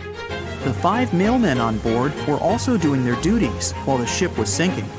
According to a ship officer, the mailroom was already covered in water above the ankles, and the mailmen were busy trying to save as much mail as they could. March was one of them. There were bags of mail floating around. They started with the registered mail. Witnesses of the Titanic sinking reported the mailmen were putting bags of mail on the deck to keep them from getting wet until help arrived. They also mentioned bags of mail were floating about in the freezing water. It wasn't until 12:45 a.m. when lifeboat number 7 on the left side of the ship was lowered onto the water. Even though it had room for roughly 65 people, only 27 people were inside. Many of the safety boats carried fewer passengers than their maximum capacity allowed. The crew were worried that the boats would capsize if so many people were on them. Some reports suggest that some people even refused to board the safety ships, sticking with the claim that the Titanic was unsinkable. At the same time, they fired up one of the 8 distress rockets in the air, but it didn't get them any help. At 12:55 a.m., the second and third safety boats were descended to the waters with 2 male passengers jumping on board. 5 minutes later, another safety boat was lowered with around 39 people. At this point, water entered the base of the grand staircase. In the next 20 minutes, more safety boats were lowered, most of them underloaded. Still no help. The Carpathia was still on the way. Panic was growing, and tensions were rising. There was a lot of anger for people being left behind. At around 1:30 a.m., things were getting out of control. The organized boarding of passengers to the safety boats stopped. March's watch stopped 3 minutes earlier, which could mean he was part of the scuffle between crew members and passengers. It took 3 hours for the Carpathia to arrive. March wasn't among the survivors. His watch proved to be one of the essential findings lost in the wreckage of the Titanic. It was eventually returned to March's 2 daughters, and now it's in one of the collections of the National Postal Museum. March was a man who did what he had to do in the worst circumstances. Time was a precious commodity for the people on board the ship, and this watch proved valuable to learn more about the tragic yet inspiring stories of the Titanic. April 14, 1912. The Titanic crashed into a huge iceberg and sank. Yep, we've covered that. But what if this time we use the ice to bring the ship to the surface? This requires several thousand feet of wire mesh and a lot of liquid nitrogen. Our goal is to put the Titanic in a huge block of ice that will raise the ship to the surface. Now to do this, you need to wrap the wreck in a wire mesh and cover it with liquid nitrogen. The first problem you face is the inability to wrap the ship completely. You need to somehow lift the ship a little to put the mesh under it. Let's say that by some miracle you manage to do so. Next, you need to transport hundreds of large tanks of liquid nitrogen. You're underwater, opening the tanks, and it's so cold that the icy water of the Atlantic Ocean looks like it's boiling. The nitrogen just sizzles, dissipates, and certainly doesn't create a block of ice around the mesh. Alright, new attempt. Raise the Titanic with the help of huge magnets. For this, you need a large cruiser and some powerful magnets. You attach thick cables to the magnets and lower them to the bottom. Bright projectors illuminate the black ocean depths. Parts of the wreck are visible. The magnets descend lower and cling to the iron hull of the ship. The cruiser pulls the cables and magnets up. Some of them detach from the Titanic as the iron surface is covered with reefs and corals. Some parts of the wreck break away from the ship and rise. The power of the cruiser is not enough. One of the cables is torn. Not only the weight of the individual parts of the Titanic, but also the colossal water pressure interferes with the operation. The sunken ship can't be raised completely, only its small parts. In reality, there has already been an attempt to raise the Titanic in parts. The $5 million operation failed. Nylon slings were attached to a large part of the wreck. The other ends of the slings were connected to the diesel engines. For the entire operation, they used a mini submarine. A piece of the Titanic weighing 21 tons was pulled up, but one of the slings broke because of the strong water pressure. Then, one by one, the other cables began to snap and a huge piece fell back to the seafloor. By this time, all the participants of the rescue operation had run out of food supplies, and it was far from the nearest shore, so they decided not to make a second attempt. A book was written and a movie was made about how the Titanic was lifted with compressed air. In reality, no one even attempted this operation. To do this, you'd need several hundred large cylinders of compressed air. At first, you install them inside the Titanic's hull and wait for them to pull the ship to the surface. As soon as you lower the cylinders under the water, they immediately float upwards. This greatly complicates the operation. You need to fasten the cylinders with cables and pull them down to the bottom using a powerful submarine, or better yet, several of them. Because of the high pressure, the cylinders might burst. In this case, the blast wave would hit other cylinders and provoke a catastrophe. Too expensive and unsafe. The most expensive and complex plan to raise the Titanic is probably the one where scientists somehow extract hydrogen and oxygen from the ocean water. Then, these extracted elements must fill special containers. Those containers are attached to the ship, and the Titanic would rise to the surface. Even if you extract oxygen and hydrogen from millions of tons of water, the rest of the ocean water will replace it. A machine that will be capable of such filtering should cost billions of dollars. Or you can come up with a chemical element that will use a chain reaction to purify all the water. In this case, the entire world ocean will be left without vital oxygen. Someone once suggested blowing up the Titanic. You'd need to lower several boxes of dynamite to the ocean floor. The boxes must be completely sealed to prevent the dynamite from getting wet. Next, you need to run several miles of wire conducting an electrical current to them. Once all this is done, you sail to a safe distance. Now, you're going to press the button to pass the current through the wire and activate the dynamite. 3, 2, 1, stop! Why would you do this? Even if it works, the wreckage of the Titanic will be scattered in all directions on the seabed.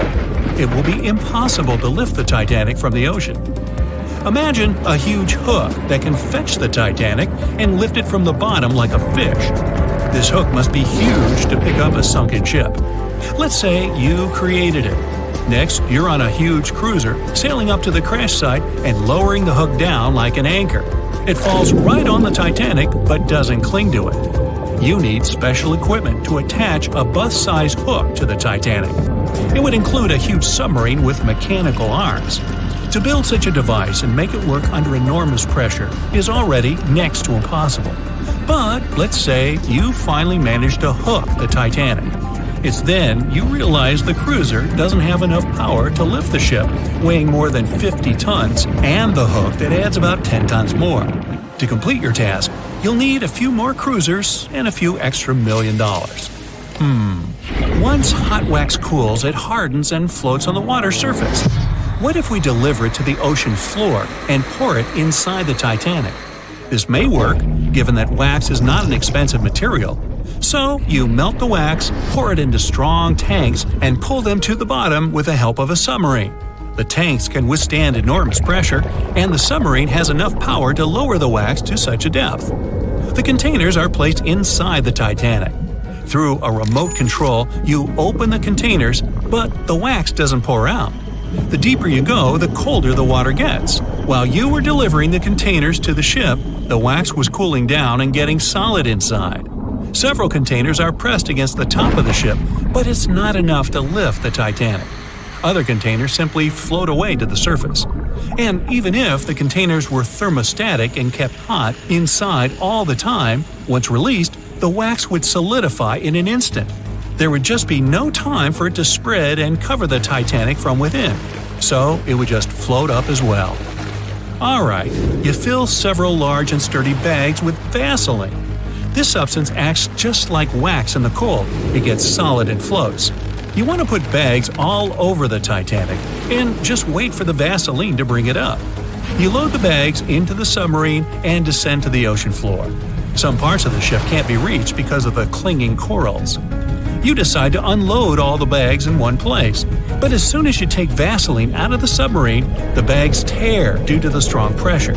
Solid pieces of Vaseline float up, pushed by the water. Mission failed. The craziest idea is to fill the Titanic with millions of ping pong balls. Small plastic balls filled with air should push the ship to the surface. But as soon as you start to lower them to the bottom, the plastic immediately flattens and all the air from the balls pops out. You can deliver the balls inside a submarine, but once you put them inside the Titanic, the pressure will crush them again. Also, you can create balls made from strong ultralight material and fill them with air. In this case, you will need much more money. As soon as you put the balls inside the ship, some of them will immediately slip through the holes in the ship, and the remaining ones won't be enough to lift the wreck weighing more than 50 tons from the bottom. Well, to study the Titanic, you don't need to go down to the ocean floor. On the internet, you can find a detailed 3D map that shows the wreck site, as well as the ship itself on the seabed. To get a realistic picture of the Titanic, researchers used sonar technologies and underwater robots, which took more than 10,000 pictures of the sunken ship. So, what do you think? Leave it alone? Yeah, me too. John watched on in disbelief as he drifted away on a piece of wood. In the freezing waters of the Arctic, slowly drifting away. John looked upon the vessel he had worked and lived on as it raised its enormous bow high into the sky, then broke in half, causing a sound that only a crack of lightning could replicate. Distraught and dumbstruck, believing that he, and he alone, knew the dark truth behind the demise of the unsinkable ship, the Titanic. 5 days earlier, as the Titanic set sail on its maiden voyage, John worked hard alongside his mates in the coal bunker, stocking up the coal to feed the Titanic's mighty furnace. They had stocked and stored more than John had ever witnessed on any other ship he'd worked on. But this was the Titanic, the grandest ship to have ever sailed the seas. On the Titanic, there could never be too much coal. As they left Belfast and pushed toward Southampton, there was a large bang below decks that went unnoticed. The furnace was roaring and the turbines were spinning, pushing the Titanic forward at a quickened pace. The crew cheered as the vessel moved forward, unaware of the loud, concerning noise. Arriving in Southampton, Greg came aboard, amongst hundreds of other passengers. With 13 years at sea, his vast experience included the role as a quartermaster on 6 previous ships. Ready for a new challenge aboard the greatest vessel ever made, he was looking forward to this next challenge of his career. Greg came with a wealth of experience, especially with sailing through the Arctic. His role was vital within the crew, understanding the seas around the North Pole. He would be a key lookout as they set to cross the perilous path of the Iceberg Alley. Greg had some concerns regarding the voyage. The Earth's orbit was remarkably close to the Sun and the Moon, causing higher tides. This would make icebergs more prominent, drifting them further away and towards the route of the Titanic as they journeyed to New York. Assessing the lookout tower and inspecting the available gear, Greg found no binoculars. This made him concerned, but the sailors just laughed at Greg. If the deck is short on ice cubes, we'll be sure to plow right through a berg to resupply. A sailor laughed. Greg didn't share this sentiment. Eager to find out why they had been left short-handed on equipment, since he had such a vital role on the ship, Greg inquired further. Sadly, the officer with the keys to the binocular supply cupboard had been removed from the crew at the last minute. Greg couldn't believe something of this importance had been overlooked. For such a mighty ship with so many people aboard and crossing in a particularly perilous path, this just didn't make sense. But not wanting to be fined for breaking into the ship's property, Greg let it slide, hoping that they wouldn't need the binoculars in the end. Ultimately, if there were icebergs expected, a warning call would be made to the captain, informing of any concerns. Little did Greg know that a warning had been received, notifying of the dangers that awaited. But the telegram didn't provide the required prefix, which would have ensured direct delivery to the captain. So, the critical warning was just overlooked. John and his crew below decks prepared for departure, stoking the engines. He noticed an essence of thick exhaust, far too heavy than what would be expected from the furnaces. The crew searched throughout the lower decks. Following a thorough search, they managed to locate the cause of the exhaust. It was an ignited pile of coal within a coal bunker. Unknown when it had ignited, a buildup of coal had clearly been smoldering, slowly growing in size. The amount of smoldering coal was concerning. The alarm was raised, alerting an officer to review the matter.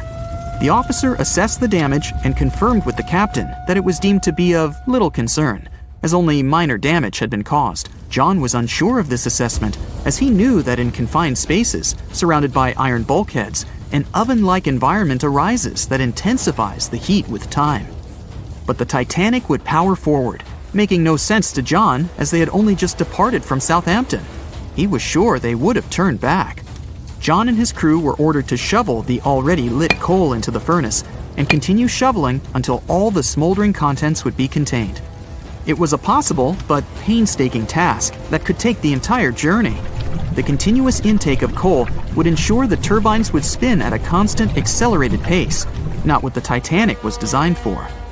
It was meant to be a luxurious passenger liner and not for breaking speed records. However, the crew would find enthusiasm in not only acknowledging the Titanic as unsinkable, but also as the fastest. John and his crew continued to shovel the coal into the furnace for several days. The temperature within the bow was becoming hotter every day. The bulkhead's contained heat was so severe that it became weak at the seams in the iron walls and rivets. 2 more days, lads, just 2 more days. John was laughing, trying to raise the spirits of his mates as they were working tirelessly. But as they were all laughing, joking, and looking forward to dry land, they unknowingly approached their final destination. The Titanic was speeding through the calm sea. Greg looked ahead, above in the lookout tower, keeping a keen eye out as they were in iceberg territory now. Even though the way seemed clear, false horizons could occur, creating confusion about how far objects in the distance truly were. As they were traveling in the Gulf Stream waters into the colder Labrador Current, air columns cooled from the bottom upwards, creating a thermal inversion. This incredibly high air pressure ensured fog wasn't present, providing a deceptively clear outlook. But the thermal inversion can also create optical illusions, showing the horizon further away, appearing higher in the distance, or masking whatever objects that could come before it. These false horizons could easily hide any icebergs that could be approaching. Greg knew the perils of a calm sea in the Arctic, preferring the rough waters, where it's easier to detect icebergs within waves. Peering from the lookout, Greg was looking towards the dark abyss ahead. Suddenly, within 1 mile directly in front, a formidable image quickly emerged from the dark waters surrounding. "Iceberg, right ahead!" Greg yelled to his mate, who quickly called to the helm and directed them to steer hard to starboard. The helmsman received the call. In the heat of the moment, he turned the wheel counterclockwise. He then realized he'd turned the wheel the wrong way and quickly went in the opposite direction. The ship aimed towards the iceberg, veering to the port side whilst reducing speed. Although there was a delay in turning the wheel, since there was a short distance from the signal and the fast pace that they sailed at, it may not have made a difference. As they approached the iceberg, it appeared as though they'd miss it, but over 87% of an iceberg is underwater. And as they came along the side, the hidden ice underneath hit the port side bow, piercing the side of the hull with a 12-square-foot tear. The ship shook, with all aboard aware that something was amiss. Amongst the confusion and fear, they were oblivious of the damage. As they gathered their bearings, 6 out of 16 compartments were quickly filling up with seawater. The hull could only withstand 4 compartments filling before sinking. Time was ticking as the Titanic made its descent into the depths. The weakened bulkhead with heated steel pillars and rivets broke under the pressure and sudden change of temperature from the ice-cold water. The call was made to abandon the ship. Lifeboats were prepared to be released, while help signals were sent out to nearby ships. The radio operator was guiltily sitting, constantly calling out to a nearby ship that had been in contact with the Titanic recently. There was steady communication with this ship over the past few days, providing warnings of icebergs since the Titanic departed from Southampton. The final warning message received was just 1 hour ago. Upon receiving the final warning, the operator ignorantly responded, "Shut up," with the assumption that their warnings of icebergs were pointless. Following this unfortunate response, the ship turned their radio off and provided radio silence. The closest ship that was responding to their distress signals was 500 miles away, too far to provide any assistance in time. There were countless mistakes that caused the Titanic's watery end, whether they contributed directly or from sheer ignorance. The most tragic of them was the number of people aboard the ship, 2,224 of them. There were only enough lifeboats provided to rescue 1,178, barely half of the people.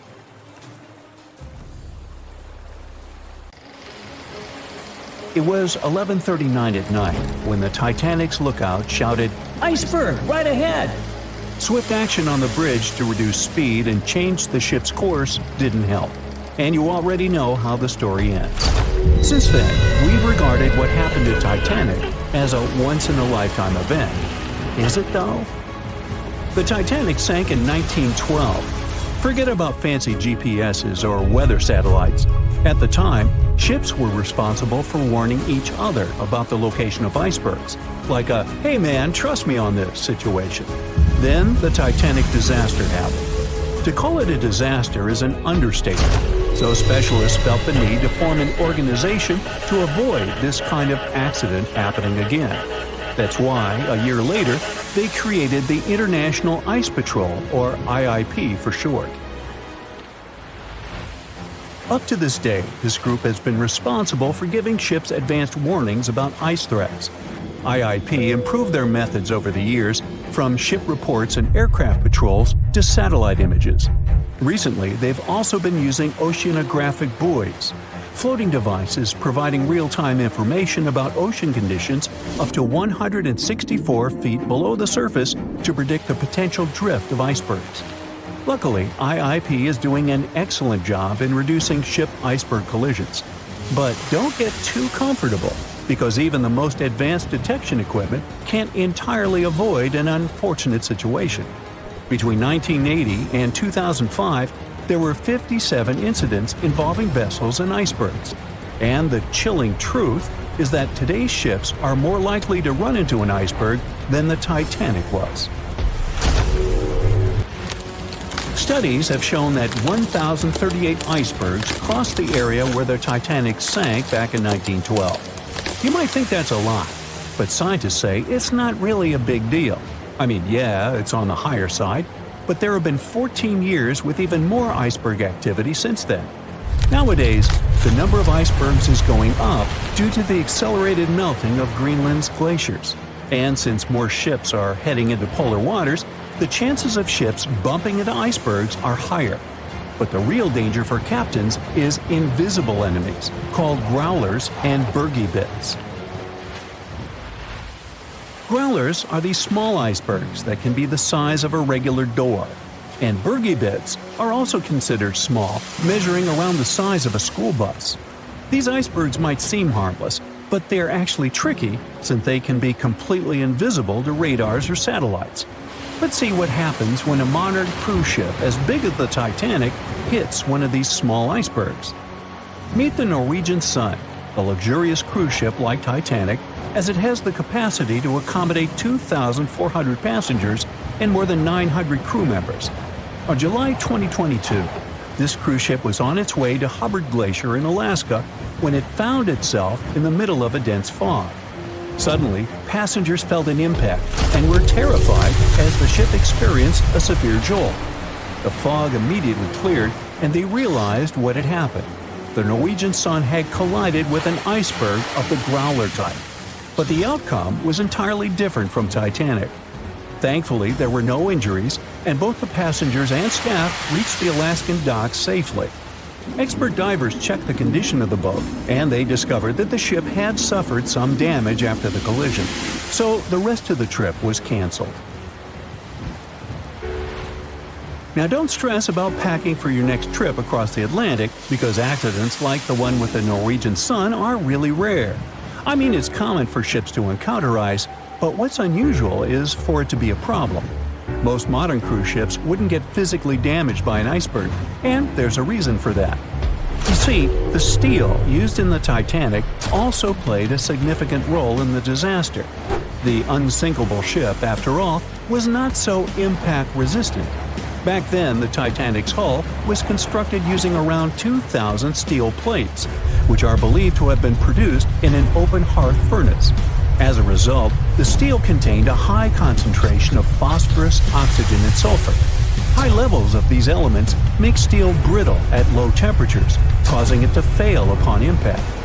While the steel used on the Titanic was of the highest quality available at the time, it wouldn't meet the safety standards of modern ships, and it was approximately 10 times less safe than what today's vessels use.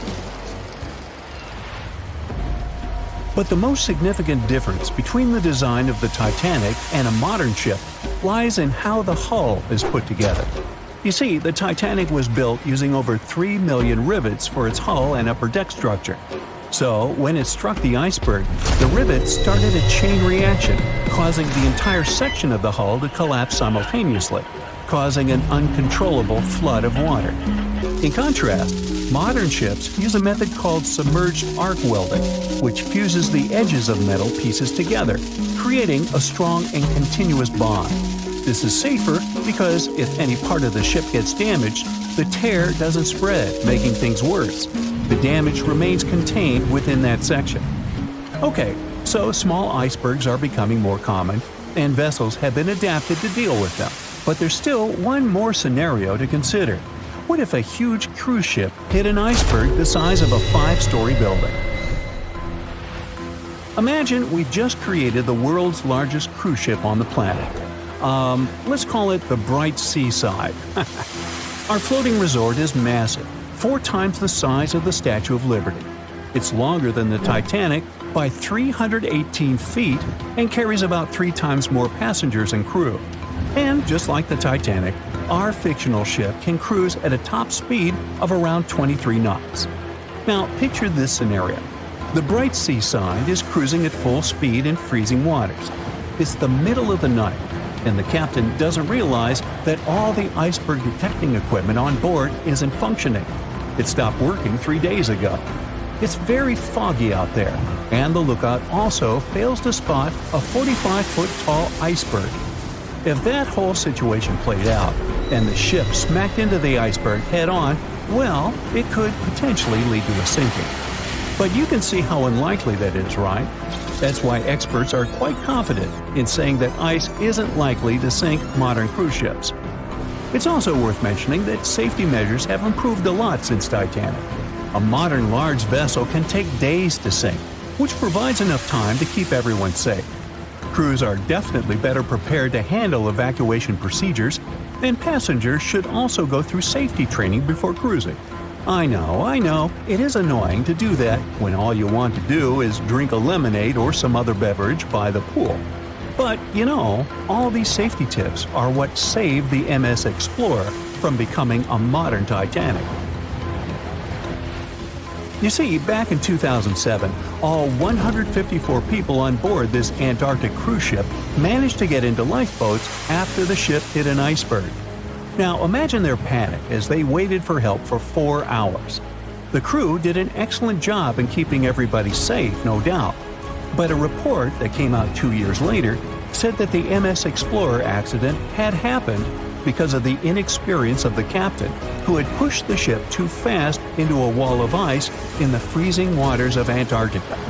That means that no matter how much tech a ship's got or how fancy its materials are, if you've got a careless captain and a crew that doesn't know how to handle an iceberg hit, yep, a disaster similar to Titanic could happen again.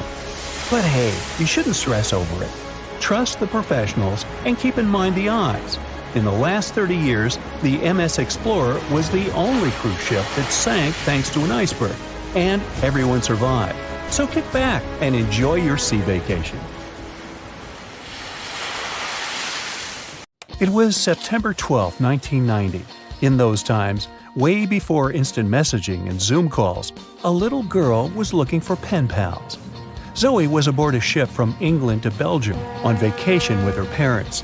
She was only 10 years old at the time, but was a very clever schoolgirl. She took a piece of paper and started putting some words together. She introduced herself, then wrote about how she liked ballet and playing the flute and the piano. Of course, she couldn't help but mention her 2 adored pets, a little hamster she called Sparkle and her fish Speckle. She also put down the address at which she could be reached in case someone was interested in writing back to her. But alas, she was at sea. Who could she send this message to? An interesting idea came to her mind. She carefully placed her letter in a plastic bottle, tightly closed the lid to protect it from the water, and threw it into the sea. The little girl's excitement faded away over the years as she didn't receive a response. Maybe the bottle got stuck somewhere. Maybe it was swallowed by some big, scary sea creature. Or maybe the water actually poked through the plastic cap and destroyed her message. Many years later, on Christmas, a letter for Zoe was received at her parents' house under her maiden name. The postage signaled that the message was from Europe. It was from a Dutch couple, Piet and Jacqueline Leteau, who had found her delicate bottle and were very considerate to write back. They pointed out that they had found the letter among the debris thrown at the shore by the sea. Zoe's letter had been stranded for a staggering 23 years at sea and traveled for more than 350 miles to reach its final destination near Rotterdam in the Netherlands. That's quite a voyage for a small plastic bottle. A story similar to that of Zoe is the strange connection between 2 little boys. A little German boy named Frank Uzbek was on a boat traveling to Denmark when he got the same idea as Zoe. He was 5 years old at the time he put together a message and threw it into the unknown. The year was 1987. He got his response years later when he was 29. His letter, just like the one Zoe would send a couple of years later, had been at sea for 24 years. His message was found by a boy named Daniel Korotkin while he was on a walk with his parents on the Koronian Spit near the Baltic Sea. Daniel was lucky that his father knew enough German to translate the message. The unlikely friends eventually met via video call in 2011. Not all message-in-a-bottle stories have been explained away. In 2013, a Croatian surfer came across a damaged bottle while near the Adriatic Sea. The message it contained dated back to 1985, and it was from a man named Jonathan. The sender was eager for his letter to reach a woman named Mary, and he also expressed his keenness for her to respond. Since the letter was supposedly sent from Nova Scotia, the bottle had to have traveled a mind-boggling 3,700 miles. The message went from the Atlantic Ocean, entered the Mediterranean Sea, and reached the Adriatic shores in Croatia. The identities of neither John nor Mary were ever discovered. There are also messages in a bottle with wonderful love stories to share. This was the case for Ake and Paulina Viking. when Ake, a lonely Swedish sailor, placed a letter in a bottle and threw it in the Mediterranean Sea. He had no idea the piece of paper would eventually reach his future wife. This was in the early 1950s. The bottle was found by an Italian man who was inspired enough to give it to his niece, Paulina. After a year of back-and-forth letters being exchanged, Ake and Paulina eventually met and got married. Having decided to share their story with the world, they became somewhat of a celebrity couple for the time. They even shared video footage of their wedding with the world, and their story was featured in a bunch of newspapers. This fortunate event started a movement between young people looking for love, increasing the number of messages being thrown out at sea in search of a fairy tale ending. Not all the stories that started out like this eventually worked out, though. In 1945, an American named Frank Hayostak placed a similar message to that of Ake's in a bottle and threw it in the waters. Almost a year later, his letter was found by an Irish woman. Her name was Brenda O'Sullivan.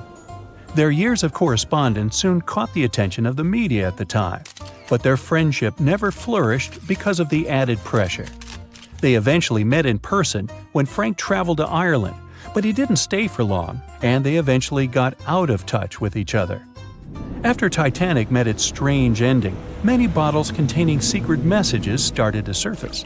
Almost all of them proved to be counterfeited, apart from one letter. Years after Titanic had sunk in the icy Atlantic waters, a bottle was found on the Irish shores. It was supposedly from a man named Jeremiah Burke, and to this day, it is considered to be the only genuine message in a bottle originating from Titanic. The piece of paper simply stated the sender's name and the location, the Titanic, accompanied by the word goodbye. Since the date has washed away, it's difficult to estimate whether the note was sent before or after the ship had hit the iceberg. The common understanding is, however, that since Jeremiah was looking to relocate to the U.S., he was merely sending his last symbolic regards to his family and friends back in Ireland. This simple way of meeting and sometimes corresponding with people has turned into a hobby for a man from a Canadian province named Prince Edward Island, located east of the U.S. state of Maine. This man, Harold Hackett, claims to have sent over 4,000 bottles into the Atlantic Ocean since 1996. He also claims to have received many responses from all over the world, including letters from people in Europe, like France and Germany, but also from the Bahamas or even Africa. This unlikely pastime earns him about 150 Christmas cards from his pen pals each year. To this day, he refuses to add his phone number to any of his letters. This way, he ensures that if people ever want to contact him, the only means of doing so is via a written letter. He's also studied the best times to send the messages in the water based on the direction of the winds and the currents. Now, some bottles spend a whole lifetime at sea after being cast away by their sender. It was the case for a British man that wrote a message and placed it into a bottle before throwing it in the English Channel in 1914. His name was Thomas Hughes, and he wanted to direct the message to his wife, but was polite enough to write a letter to whoever got their hands on the bottle first, asking them to redirect the piece of paper accordingly. The bottle didn't reach his wife, since it was found 85 years later on the Essex coast. The man that stumbled upon the bottle was kind enough to reach out to the family and place the message in possession of Thomas's daughter. And 85 years isn't the longest time for a small bottle to be cruising the waves. A scientist named Hunter Brown was studying currents in the North Sea when this idea came to his mind. He placed the same message in almost 2,000 bottles and requested the unlikely recipient that they write back with the location of their discovery. He thought this method would help him better understand the layout of the North Sea currents. A bottle was found about 11 miles from its original departing location after 97 years. To this day, more than 300 of the original bottles relating to Hunter Brown's project eventually made it to the shore. Not all of the messages that were found in bottles got replied to via physical letters. Oliver van de Walle threw a bottle containing a letter on the English coast while he was on vacation with his family. He was 14 at the time. 33 years later, a woman reached out on Facebook claiming she had gotten his message and tracked him down through his social media profile. At first, he hardly remembered having placed the letter in the bottle, but he eventually recounted the events, even the fact that he sealed the bottle with candle wax to make sure it was leak-proof. And then there's Christina Aguilera and her bottle. No wait, hers is about a genie in a bottle. Okay, never mind. It seems like we all cried watching the heartbreaking goodbye of Jack and Rose from the Titanic. Oops, spoiler, sorry. But the real-life stories from the sinking of the famous ship were no less touching. Joseph LaRoche was born in 1886 in Haiti to a wealthy family. He was growing up without a dad, but his mother was a self-made woman and a respected merchant. His uncle was the head of his country. Joseph was fluent in French, Creole, and English. At the age of 15, Joseph realized he wanted to become an engineer. There were no engineering schools in Haiti, so he moved to France to get his education. The journey took him a whopping 83 days. Still, in his student years, Joseph met Juliet in a suburb of Paris through a mentor. They soon became friends, and then it grew into something bigger. The couple decided to get married. There was only one problem. Joseph couldn't find a well-paid qualified job even after completing his studies because of racial discrimination. The intelligent young man realized he could do better. Plus, he needed to provide for his growing family. His third kid was on the way. His uncle back in Haiti promised he'd help Joseph secure a job as a mathematics professor. His mother was overjoyed that her son and his family would be living in Haiti. She bought them first-class tickets for the French liner La France as a reunion gift. But that liner had really weird rules separating parents from their offspring for meals. The LaRoches didn't want to leave their youngsters and make them feel sad on a trip across the ocean.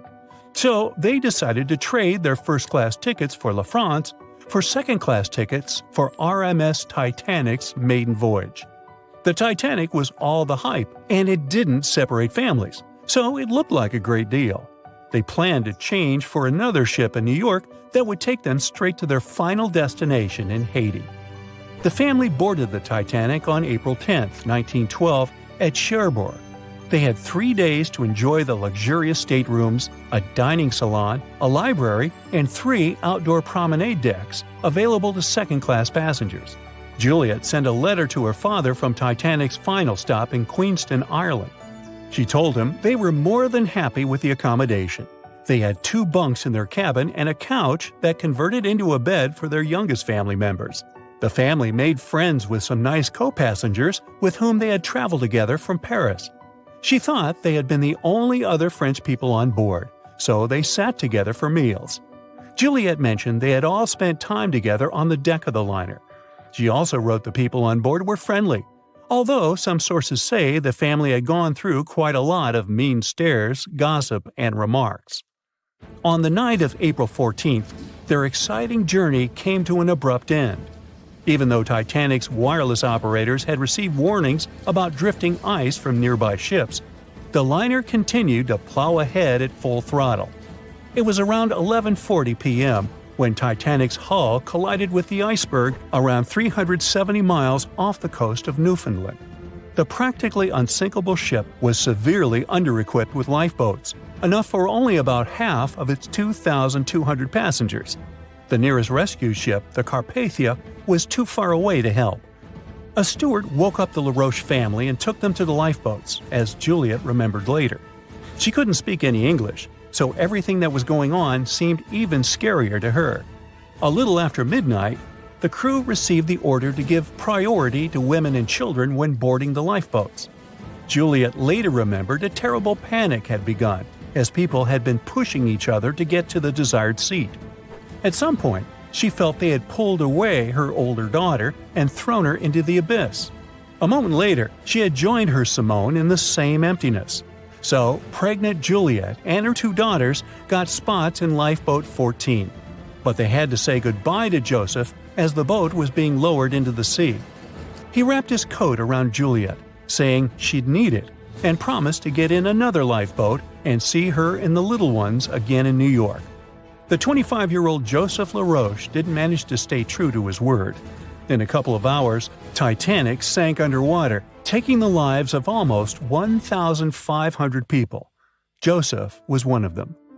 Juliet and the girls were among the 700 survivors who had been rescued by the Cunard liner Carpathia several hours later. Once they reached New York, they were looking through the crowds of people, hoping to see Joseph again. When it became obvious they wouldn't find him, it was time for them to decide what to do and where to go. Without any knowledge of English or money that had gone down with the ship, Juliet managed to survive in America only for 3 weeks, and then had no other choice but to go back to France. Joseph's uncle was no longer able to help them, as others had taken his life 4 months after the Titanic tragedy. In December 1912, Juliet gave birth to a son who she named Joseph after his father. For the rest of her life, she couldn't get over the loss of her beloved husband.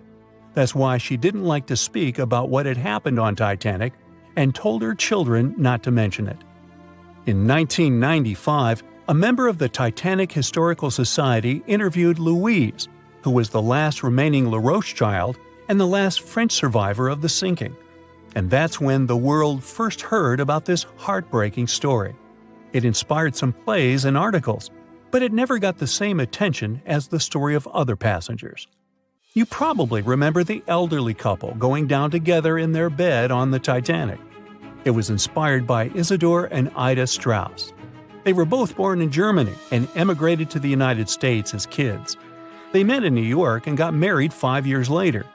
Isidor started a china and porcelain business with his brother that grew into the glassware department at Macy's and turned them into multimillionaires. Isidor and Ida were well known in New York, not only for their wealth and charity, but also for their love and devotion to each other. In 1912, the couple decided to run away from the New York winters and headed for Europe. By that time, they'd already been married for 40 years. In early April, it was time for them to sail back home to New York. They normally traveled on huge German liners, but at that time, they couldn't resist the hype of everyone talking about that new luxury liner, the RMS Titanic. That's how they ended up in one of the first-class private suites at the top of the ship. The Strauss couple spent their evenings dining in front of a live orchestra in a hall filled with fancy furniture and expensive wooden paneling. On the night of April 14th, they felt a slight tremor and then left their private suite and waited for instructions from the crew. They told the passengers not to lose their passes, as they'd need them when everyone got back on board. But the ship was going under. The Strauss couple were standing next to Lifeboat 8. Mr. Strauss, who was 67 at the time, was offered a seat with his wife because of his age. He refused it, saying he was not too old to sacrifice himself for a woman. He wanted to wait and make sure no women and kids were left behind. Ellen Bird, Ida's maid, hesitated before getting on the lifeboat, but Ida told her to go. She took the easy decision not to leave her husband on the sinking ship. Ida took off her beautiful mink coat and handed it to her shivering maid, saying she wouldn't be needing it anymore. Isidor didn't manage to convince her to save herself, so they stayed together till the end. Some of the surviving first-class passengers later remembered they had seen the couple standing peacefully on the deck, holding hands, just waiting. April 14, 1912. A cold evening somewhere in the North Atlantic. On board the most modern and unsinkable ship, the Titanic, a dinner is held. Two well-dressed men are sitting at one of the tables. One of them is a famous British journalist. He tells his interlocutor an interesting and at the same time terrible story. It all started about 1000 BCE in ancient Egypt. At that time, one woman was born in the city of Thebes. No one knew who she was or what she did, but she had a high social standing. Towards the end of her life, she was proclaimed a priestess in the College of Amen-Ra. Her body was embalmed, placed in a wooden casket, and covered with a massive lid bearing the image of a woman and mysterious inscriptions. She was buried in Thebes along with other people of the upper class. The mummy of this woman lay at rest for almost 3,000 years. The burial place had been carefully hidden. Around the first half of the 19th century, a group of locals accidentally discovered the ancient tomb. They disturbed the peace of the priestess. No one knows exactly what happened that day, but the mummy was removed from the casket and disappeared without a trace. A few decades later, a group of 4 wealthy friends from England came to Egypt for a trip across the upper part of the Nile. First, they went to visit the excavations of the Temple of Amen-Ra near the city of Luxor. There, they found the empty mummy case. It depicted the priestess with dark eyes looking into the void. There was something sinister in her gaze. They didn't know who the case belonged to, but they were so amazed by the beauty and energy of that find that they decided to buy it from the locals. The buyer disappeared the same night before the case was delivered to him at the hotel. Some said they'd seen the man leave the hotel and go towards the desert. No one knew why he did it. No one else saw him afterwards. Another man from the same group took the casket. During their return home, one of the friends was seriously injured. After arriving in London, the new case owner discovered the bank where all his money was placed had gone bankrupt. In one day, the man turned from a wealthy businessman into a beggar. A third friend also experienced the sinister influence of the ancient find. He lost his health, job, and eventually even his life in an accident shortly after returning to London. Before going bankrupt, the owner gave the ancient casket to his sister who lived in London. One of the friends of this woman came into the room, saw the Egyptian artifact, and immediately felt the dangerous energy emanating from it. Then the owner's sister gave the case to a famous photographer. He took some photos and was horrified. According to his words, he saw a real priestess with a human face in the photos. She looked at him with an ominous, icy gaze. No one except the photographer touched the film of the camera. No one changed the photo. Shortly after, the photographer mysteriously went missing. From that point, the story becomes vague. According to one version, the owner's sister gave the artifact to the British Museum. The man who transported the case passed away soon after, and his assistant got into a terrible accident. Another version says that the item from the Egyptian tomb was bought by a rich businessman. After that, 3 members of his family also had an accident, and his house burned down. Convinced the mummy case was cursed, he gave it to the British Museum. The interlocutor listens to the story with such interest that he forgot about dinner, which has gone cold. "How did you know all this?" he asks. The journalist replies he has been studying everything related to the mummy and its owners for several months. He found evidence of all the accidents and put together the full picture. "So, what happened next?" the interlocutor asks. It seems the mummy case should find peace in the museum.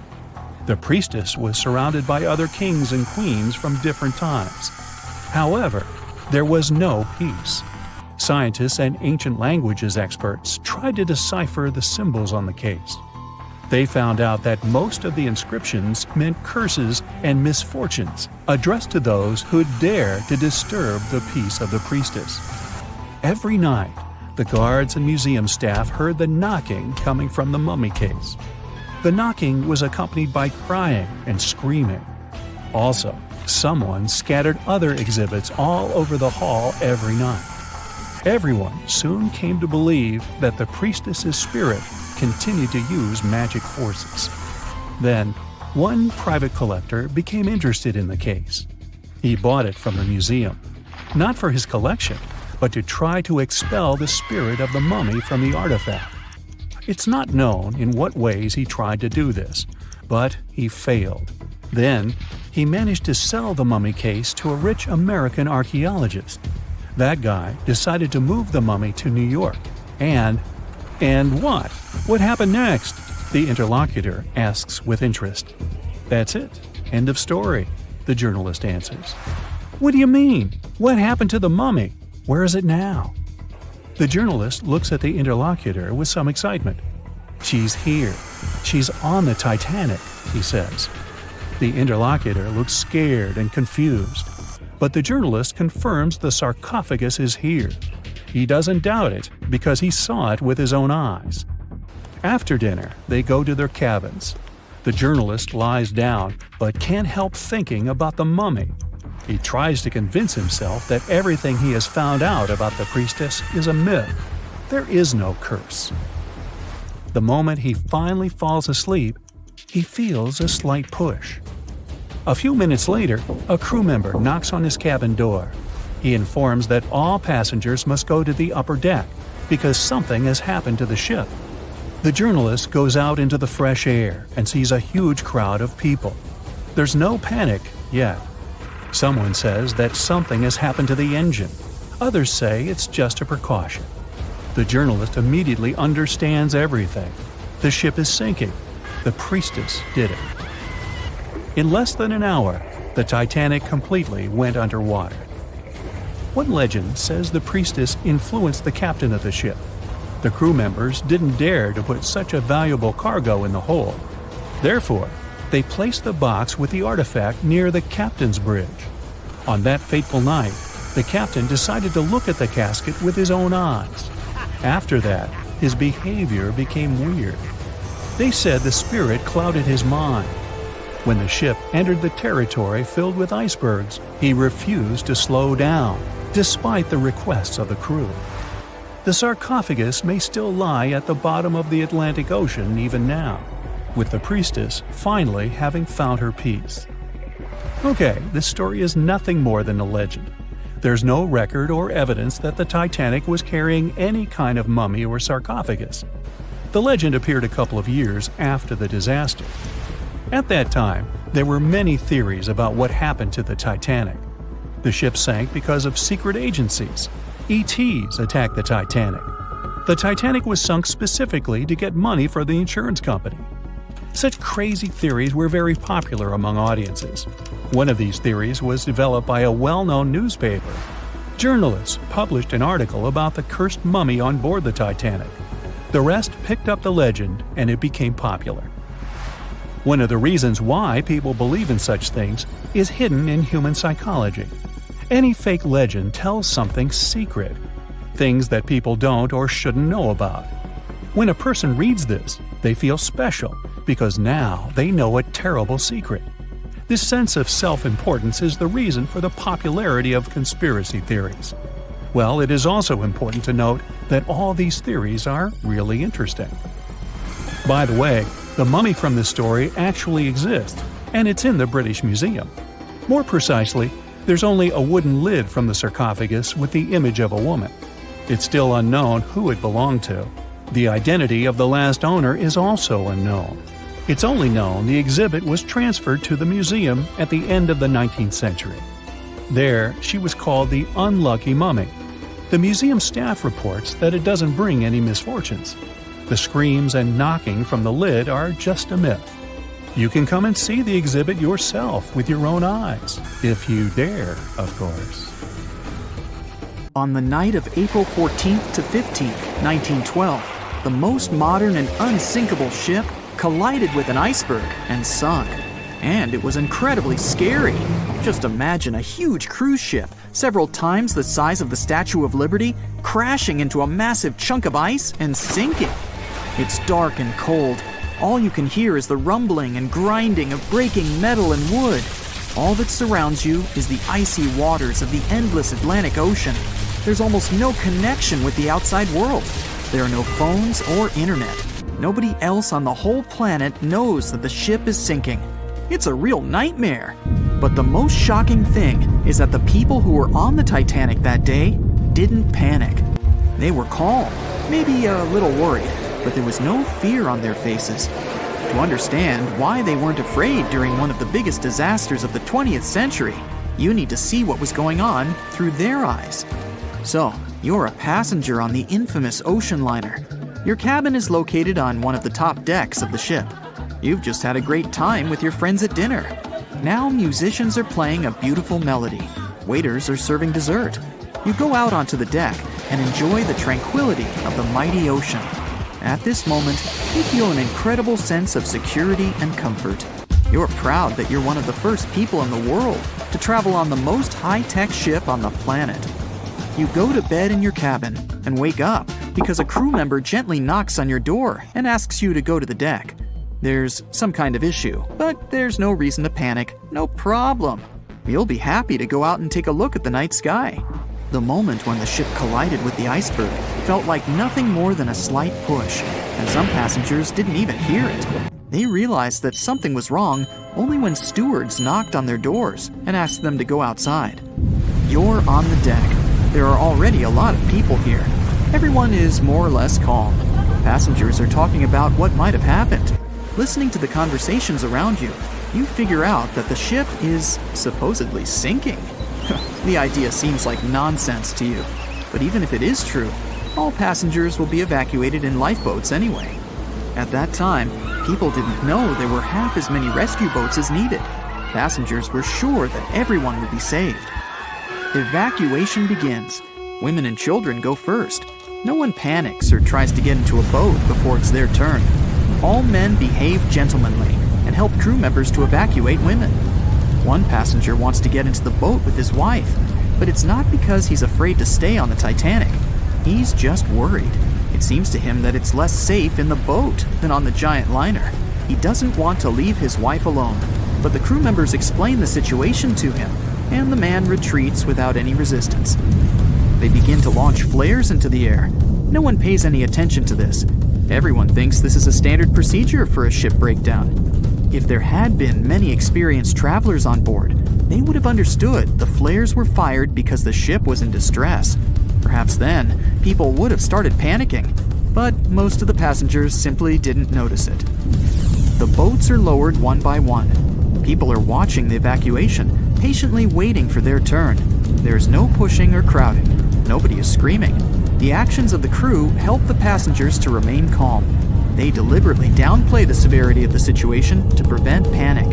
Someone says the boats are launched simply as a precaution. Also, the crew members claim that a rescue ship is heading for the Titanic and is just a few miles away. Some passengers say they see the lights of another ship. The people who are already sitting in the boats want to stay closer to the Titanic, since this way they'll feel safer. Many passengers simply don't want to believe that something serious is happening. Even when they're told the ship is sinking, they refuse to admit it.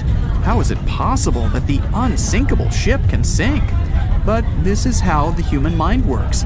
In extreme situations, it refuses to believe that something bad is going to happen now. You don't even want to think about it. One of the passengers says that it seems to her that the danger is exaggerated. She claims that all people will return to the Titanic at any moment. Some passengers are afraid, and still, they don't want to leave the ship. Warm cabins and the safest ship in the world are here. The alternative is the ice-cold ocean and small, unstable rescue boats. Someone refuses to leave the ship because they can't find their baggage. Some passengers carry all their belongings with them. They don't want to leave them on the sinking ship. There are many immigrants on board, and some of them don't even understand English. The crew members can't explain to them what's happening. These passengers misunderstand stewards' instructions during the evacuation. They can't figure out the inscriptions on the evacuation signs. Many passengers are sure there's been some kind of breakdown in the engine compartment. The problem will be solved soon, and the Titanic will continue its journey.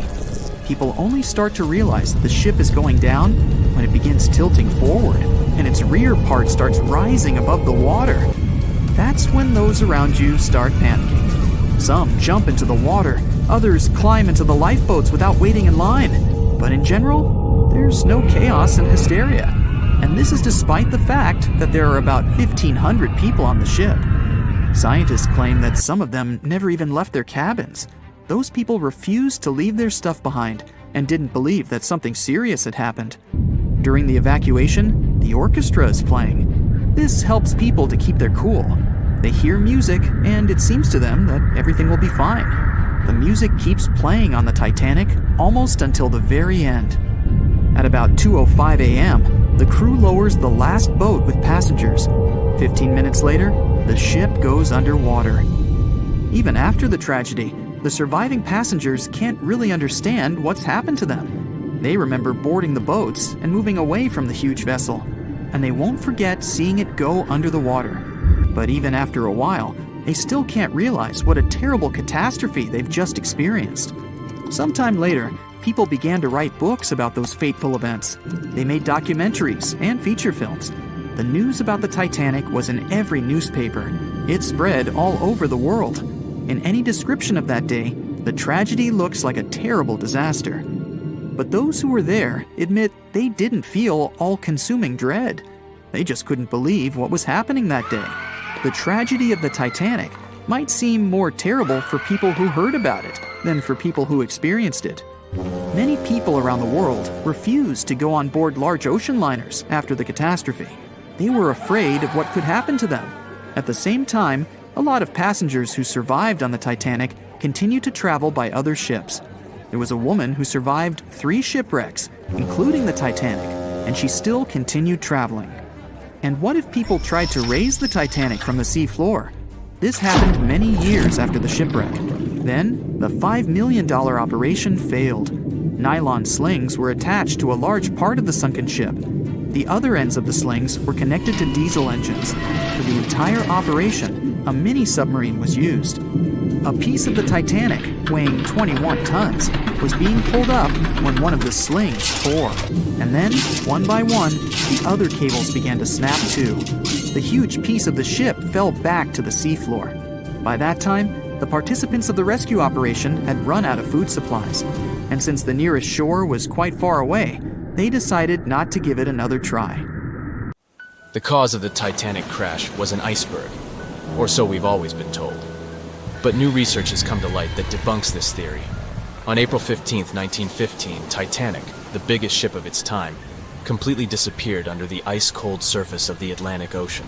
It's hard to believe that such a massive and expensive creation could be destroyed by one simple iceberg, right?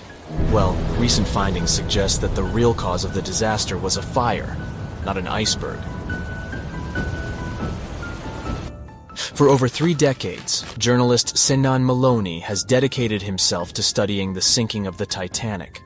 During his research, he made a significant discovery that shed new light on the well-known story.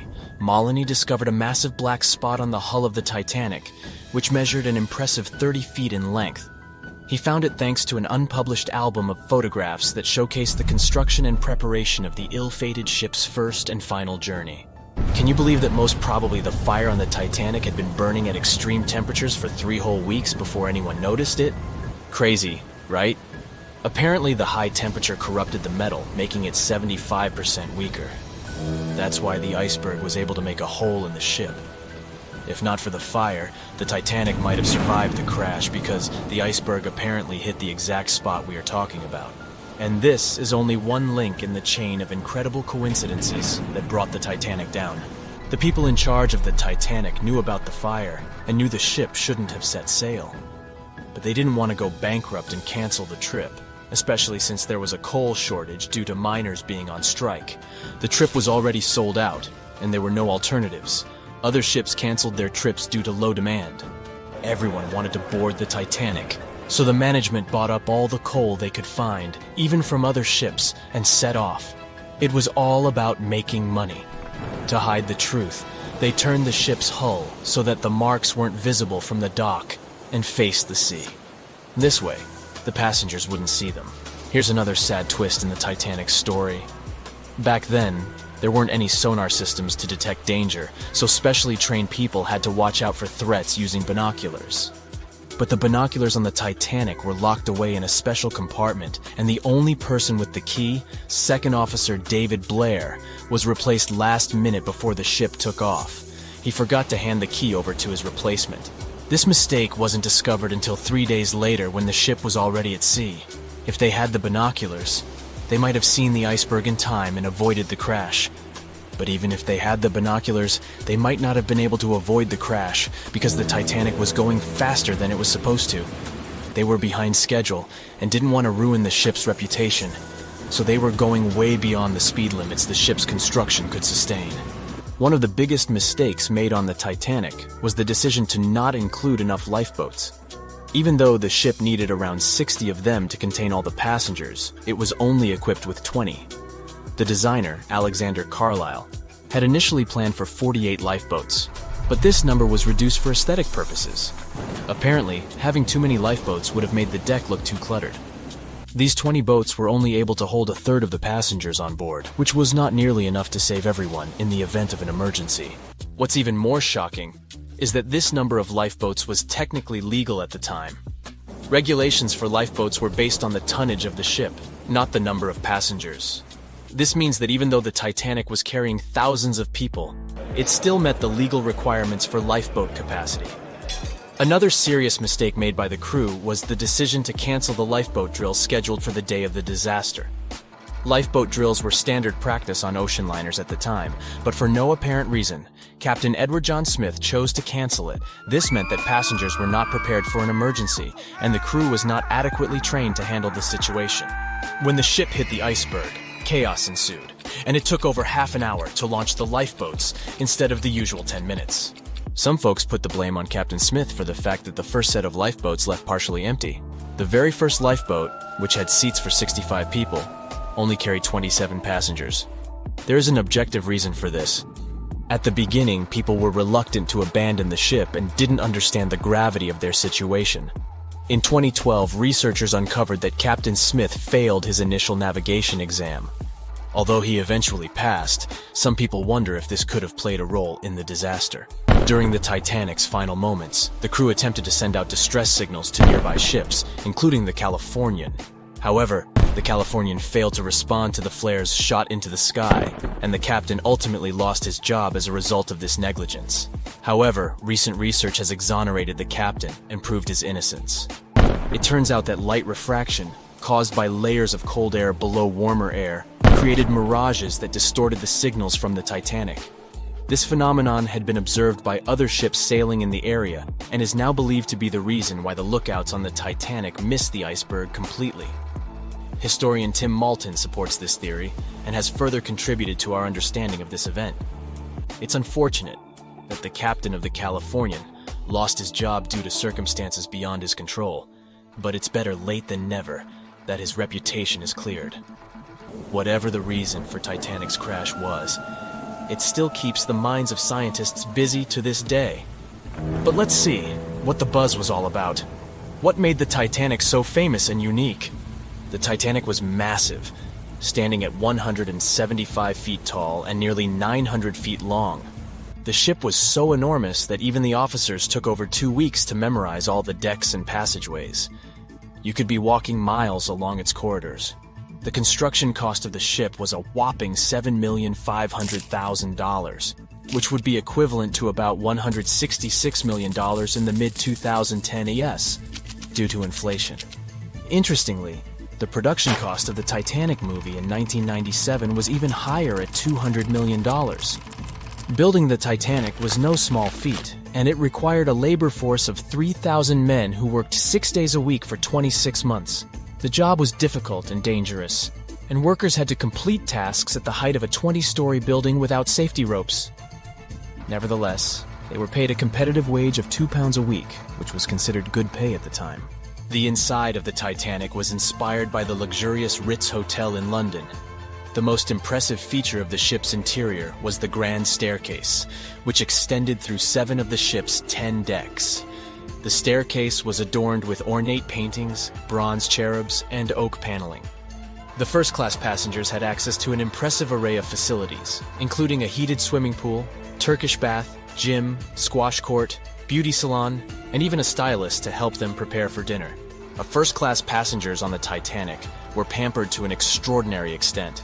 They had their own onboard newspaper, the Atlantic Daily Bulletin, and even their dogs were taken care of with a special area where they could be fed, walked, and trained during the voyage.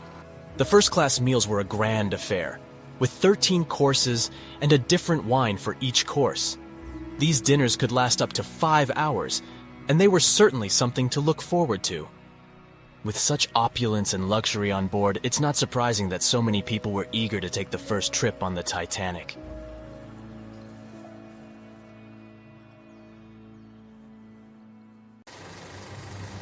It's April 10th, 1912, a sunny spring day. You're one of the first-class passengers aboard the Titanic, just as the ship is about to depart from Southampton. Imagine everyone's excitement, fresh spring air, the sounds of the sea. You're strolling along the highest deck of the Titanic when you notice several lifeboats. As you start counting the boats, you recall the ship's capacity. It's just over 3,000 people. Wait, but are there enough lifeboats for everyone aboard? Let's look into the numbers. The Titanic could carry a needed total of 64 lifeboats, a number which could have easily helped to save all the passengers on board. Chief designer Alexander Carlisle planned to equip the ship with 48 lifeboats, but the Titanic ended up with a mere 20. The fact that this number of lifeboats wasn't enough for all the passengers was not illegal at the time. This was because the number of lifeboats required was calculated based on the tonnage of a ship, not her passenger capacity. Speaking of the Titanic, this number of boats was chosen for aesthetic reasons, to make the decks look less crowded to the ship's elite and high-class passengers. After the final decision on the lifeboats was taken, Carlisle quit his job. Passengers' strolls on the Titanic's decks were pleasing to the eye, but were they worth it in the end? In 2012, a century after the wreck, new documents related to the scandalous lack of lifeboats were uncovered. It appears that a safety inspector named Maurice Clark proposed the addition of at least 10 more lifeboats, 5 hours before the ship was supposed to set sail. But since the ship's owners clearly wanted to leave on time, his plea was overlooked.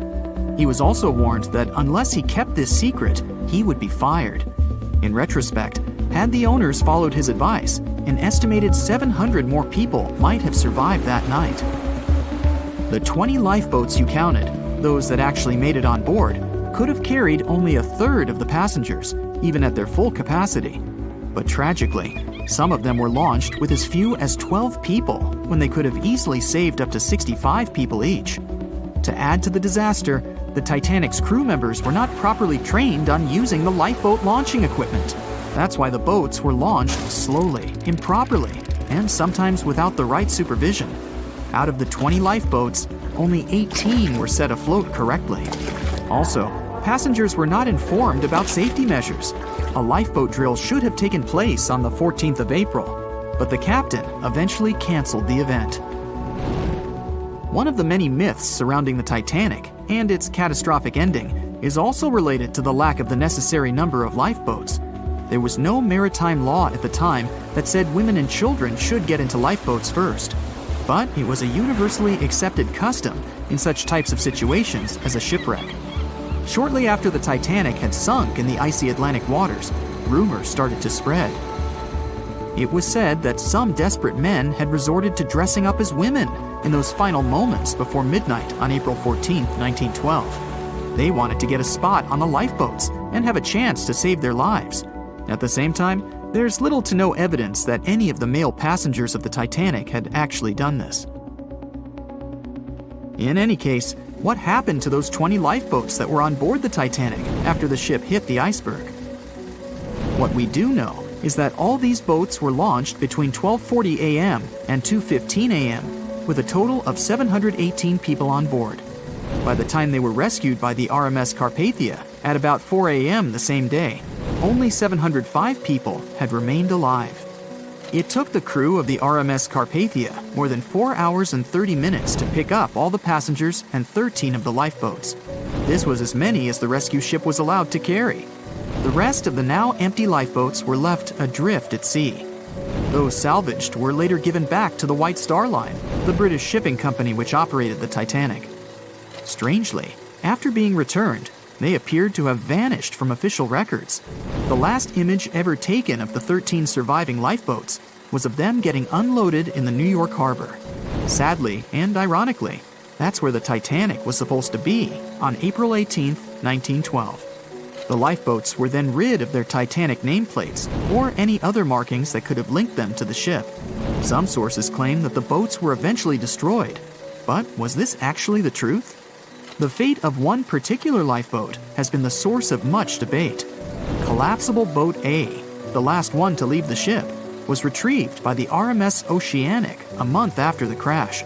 At that time, it was a shocking 200 miles away from the spot where the Titanic had sunk. Also, in the boat, there was a wedding band engraved with the words Edward to Gerda. a sad omen to a couple that were lost at sea after managing to escape the sinking Titanic. Later identified as Edward and Gerda Lindell, the couple was traveling from Sweden to the U.S. to relocate. Some accounts claimed that Mr. Lindell did, in fact, make it to collapsible boat A, but his wife wasn't as lucky. Neither were ever seen again, and the wedding band was eventually sent to Gerda's father. The recovery of collapsible boat A was recorded in both photographs taken by the crew on board the RMS Oceanic and by a detailed handwritten account of a fellow passenger. They claimed that the lifeboat had looked more like a piece of wood carried by the waves than an actual boat. The first lifeboat to depart from the Titanic was Lifeboat Number 7. It was dubbed the Millionaire Lifeboat. It's rumored that the 12 passengers on board might have bribed the crew to row away to safety instead of allowing others to jump in. In 2015, some of the items recovered from this lifeboat, including a lunch menu, a ticket, and a letter from one of the passengers, were auctioned for up to $70,000 by a New York auctioneer. Soon after the Titanic catastrophe, it became mandatory for all ships to be equipped with enough lifeboats to carry all the passengers and crew. It's more likely that the Titanic lifeboats, being relatively new equipment at the time, were refitted to be used on other ships, such as the RMS Olympic, which was the Titanic's older sister. Some of them may have been sold off to private collections, or even left to rot. After all, they were seen as a source of bad luck, and most people were unwilling to use them again on other ships. Unfortunately, all the information about their whereabouts is hard to confirm now. No official statement from the owners of the lifeboats was ever given after their rescue. But although nothing appears to have remained of the original lifeboats, some full-sized replicas exist on display in museums in Falmouth, England, and Belfast, Northern Ireland. One of the few surviving White Star Line lifeboats did not, in fact, belong to the Titanic, but it did have a striking connection to the cursed ship. This boat is the restored Lifeboat 6 from the RMS Oceanic, which helped to recover Titanic's collapsible Lifeboat C. It was said to be owned by a private collector, but similar to the Titanic's lifeboats, we don't know anything about its location today. As for the nameplates and other identification marks of the lifeboats, the White Star Line seems to have kept them. Because some of these items were later auctioned and sold to interested collectors, even Rick Springfield supposedly got hold of one of the nameplates. One particular nameplate was already missing by the time the White Star Line employees had reached the lifeboats. It was the nameplate of Lifeboat Number 8, which had been taken by a sailor named Thomas Jones. He later gifted it to another Titanic survivor, the Countess of Rothes, along with a letter acknowledging the bond they formed on the night of the shipwreck. You can find other similar items on display in different museums, such as Larne Museum and Arts Centre in Northern Ireland, or Worcester City Art Gallery and Museum. To be fair, some experts claim that even if there had been more lifeboats on board the Titanic, there simply might not have been enough time to launch them all. That's how severe the impact was.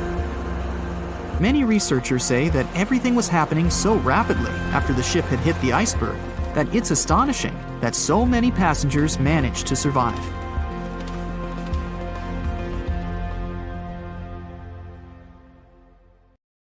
It was the biggest ship ever built in its time, and it was supposed to be unsinkable. But within days of steaming out on its first voyage in 1912, the Titanic was gone beneath the relentless waves of the North Atlantic Ocean. And of its more than 2,200 passengers and crew, only 706 survived that dreadful night. Would a smaller ship have fared any better in the same situation? Did the size of the iceberg truly matter in the end? Was it a mistake for the ship to change course at the last minute as it tried to avoid impact? These are three questions that have people pondering, what if? We do know that Titanic was considered an engineering marvel in its day. Designed by Thomas Andrews for the British shipping company White Star Line, it was just over 880 feet long and 175 feet tall. Built with abundant space for 840 staterooms, a swimming pool, a squash court, a gym, and 2 dining rooms. But it was below deck that one of its most impressive new features could be found. Titanic's hull was divided into 16 compartments designed to be watertight.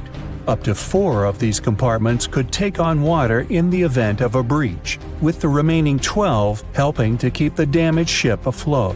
It was thanks to these compartments that the ship was regarded as unsinkable. Rumor has it that Philip Frank, White Star Line's vice president, even declared, "There is no danger that Titanic will sink. The boat is unsinkable, and nothing but inconvenience will be suffered by the passengers." On April 14, 1912, that proved to be mistaken when Titanic struck an iceberg. As ice ripped along the ship's hull, several of those watertight compartments ruptured. It took only 2.5 hours for Titanic to sink. Did the size of the iceberg that hit Titanic seal its fate? Would a bigger or smaller iceberg have made any difference?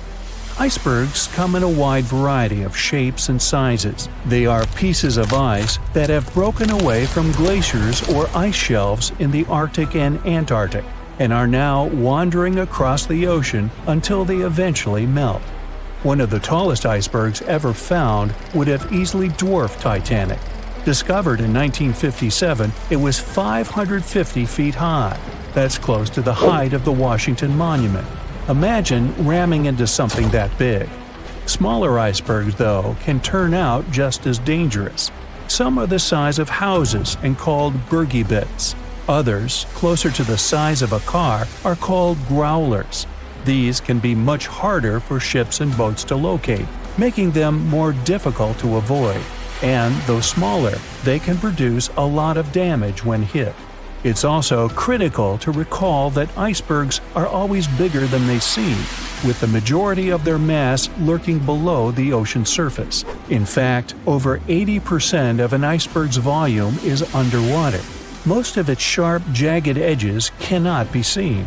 Roam too close, and you risk damaging your ship's hull. Because Titanic had little notice of its impending doom, a smaller iceberg, struck at the same angle, could still have been enough to bring that mighty ship down. Now, it's possible that had the iceberg been larger, it would have been spotted sooner. Titanic might have had time to alter course and avoid the impact. But missing that one iceberg would not have guaranteed Titanic's safety. It was traveling in a dangerous stretch of the Atlantic called Iceberg Alley. It's located 250 miles east and southeast of Newfoundland, Canada. Behind one iceberg, there could be another, and another after that. And so the crew on board had to remain very attentive to avoid several potential collisions, not just one. A smaller ship might have been better suited for the trip. Titanic's size was certainly a challenge when it came to steering. In fact, it had just left her dock in Southampton when it nearly collided with another smaller ocean liner, the SS New York, missing it by just 2 feet. The gigantic steamship was obviously not made for maneuvering quickly in tight quarters. A ship that size required time and space to change course. But when it comes to ships versus icebergs, a ship's size doesn't always matter. The Islander was a steamship designed to travel the Inside Passage in Alaska. In the summer of 1901, it struck an iceberg, which tore a hole in the front portion or bow of the ship. The vessel did not sink right away, and the crew tried to steer it to safety. Ultimately, its bow completely submerged, and its stern was lifted up and out of the water. It didn't take much longer before the ship sank completely. Of the 168 passengers and crew members, 128 survived, and $3 million in gold was lost. Islander had a 240-foot hull, making it almost a quarter of the size of Titanic, and that smaller size didn't seem to be much help in preventing a collision with an iceberg. And then there was the Hans Hedtoft in 1959. Also known as the Little Titanic or the Danish Titanic, it was referred to as the safest ship afloat. It was 272 feet long with 95 people on board. Much like the real Titanic, the Hans Hedtoft was specifically engineered to handle most of what the sea could throw its way. Along with its double steel bottom, it also had an armored bow and 7 watertight compartments. How could such a ship sink? But it could, and it did. It was on its first voyage, returning to Copenhagen, when it ran into trouble. On January 30th, it hit an iceberg. An SOS was sent, but when the Johannes Cross arrived to help, the Hans Hedthoff was nowhere to be found. The only evidence of the ship's existence was a lifebelt that was washed ashore in Iceland 9 months later. Again, the ship's smaller size didn't work in its favor. A smaller size of Titanic wouldn't have guaranteed a safe voyage in 1912. The final what-if concerns the last-minute choice when the iceberg was spotted and the alarm sounded. First, Titanic could attempt a complete stop, but this wasn't an option as the ship needed a half a mile to come to a halt, and the iceberg was a mere 900 feet away. Second, the Titanic could attempt to avoid the iceberg by steering away from it. This is what the captain ordered, but the attempt was unsuccessful, resulting in a deep gash across the ship's hull. The final option? To hit the iceberg head-on. Would this have made any difference? The answer is an intriguing maybe. Some think a head-on collision would have saved Titanic. In this scenario, the collision would have limited the damage to the very front of the ship. Instead of the iceberg tearing through the hull and compromising several of the watertight compartments, only 4 of the compartments would have been breached. This meant the others could do their job of keeping Titanic afloat. The ship could be stuck, unable to move, but it would remain above water until help arrived. This would provide a ship like Carpathia enough time to reach the scene of the accident and bring the people on board to safety. One of the Titanic's designers, Edward Wilding, made a similar claim during an inquiry into the sinking. He argued that most people would have survived a head-on crash, and that Titanic itself would not have sunk. Others disagree, though. First, the special bulkheads on Titanic were designed specifically to protect the ship against collisions with other vessels, not with icebergs. These compartments would crumple upon impact, absorbing some of the force while the other ship absorbed the rest. Though the damage would still be extensive, the remaining bulkheads would keep the ship afloat. But an iceberg does not have the same flex in a collision as you would experience with another ship. Most of the force would be absorbed by Titanic, resulting in greater damage to the ship. Even worse, the impact would be carried through the full length of the ship. Rivets would burst, seams would tear, the compartments would quickly flood, and the ship would sink even faster, resulting in fewer survivors. In any case, as with most what-ifs, we'll never really know the answer. As tragic as Titanic's first and last voyage was, it did result in changes that helped make venturing out to sea much safer. Findings from hearings on the disaster led to the creation of the International Ice Patrol, or ICC, in 1914, an organization that tracks icebergs in the Atlantic and Arctic Oceans to ensure vessels in the area can avoid them. In the US and Britain, ships were obligated to carry enough lifeboats to accommodate every person aboard. Regular lifeboat drills were made mandatory. And finally, the bulkheads on ships were made higher to keep water out, and bottoms were stretched to create double hulls, helping make the compartments truly waterproof. There's no denying that Titanic was a terrible tragedy, but the lessons learned from that night to remember has helped prevent many more.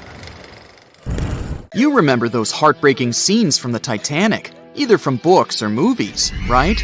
You know, the ones where the boat was sinking, and there's nothing anyone could have done about it.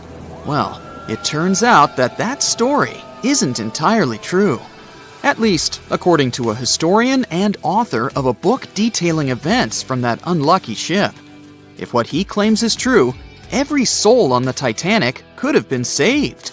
He wrote that the SS Californian and the SS Mount Temple were close enough to technically see the Titanic go down into the ocean, but they failed to act because they were afraid, or because they too had no idea what they were doing.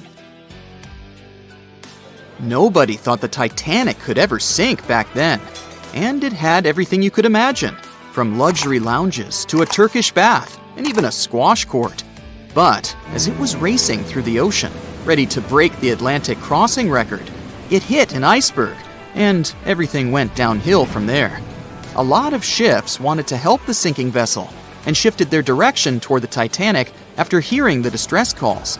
But the two closest ships held back. The SS Mount Temple, for starters, was really close. It was a mere 50 miles away and could have reached the Titanic in just a couple of hours, potentially saving every passenger. However, its captain believed such a journey would be too risky. I mean, it did involve icebergs, right?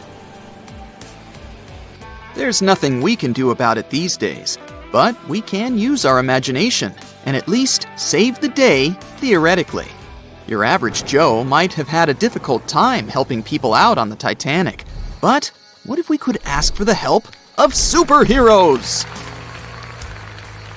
Well, for starters, it would be useful to have someone with time-traveling skills, right? They could go back in time and alert the crew that an iceberg is pretty close, and they should move the ship away from its path as soon as possible. Or, even better, go even further back in time and alert the captain of the ship not to proceed with the journey to begin with. Let me tell you, there were a lot of things that could have been done better with the Titanic. First of all, the crew had no access to binoculars. If they could have had this crucial piece of equipment, they might have spotted the iceberg in due course, at least limiting the damage or avoiding the collision altogether. And don't get me started on the lifeboats. Because they wanted the ship to look as luxurious as possible, there was little space left for those much-needed lifeboats that could have saved so many lives. Although there were 2,200 people on board, the lifeboats could only save 1,200 people. What about flight? Would a flying superhero have been able to help avoid this tragedy?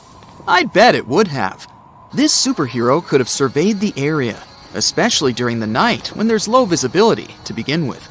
More so, the hero might have helped with alerting nearby ships faster that something went wrong with the Titanic, and that help is needed to make sure no one gets hurt.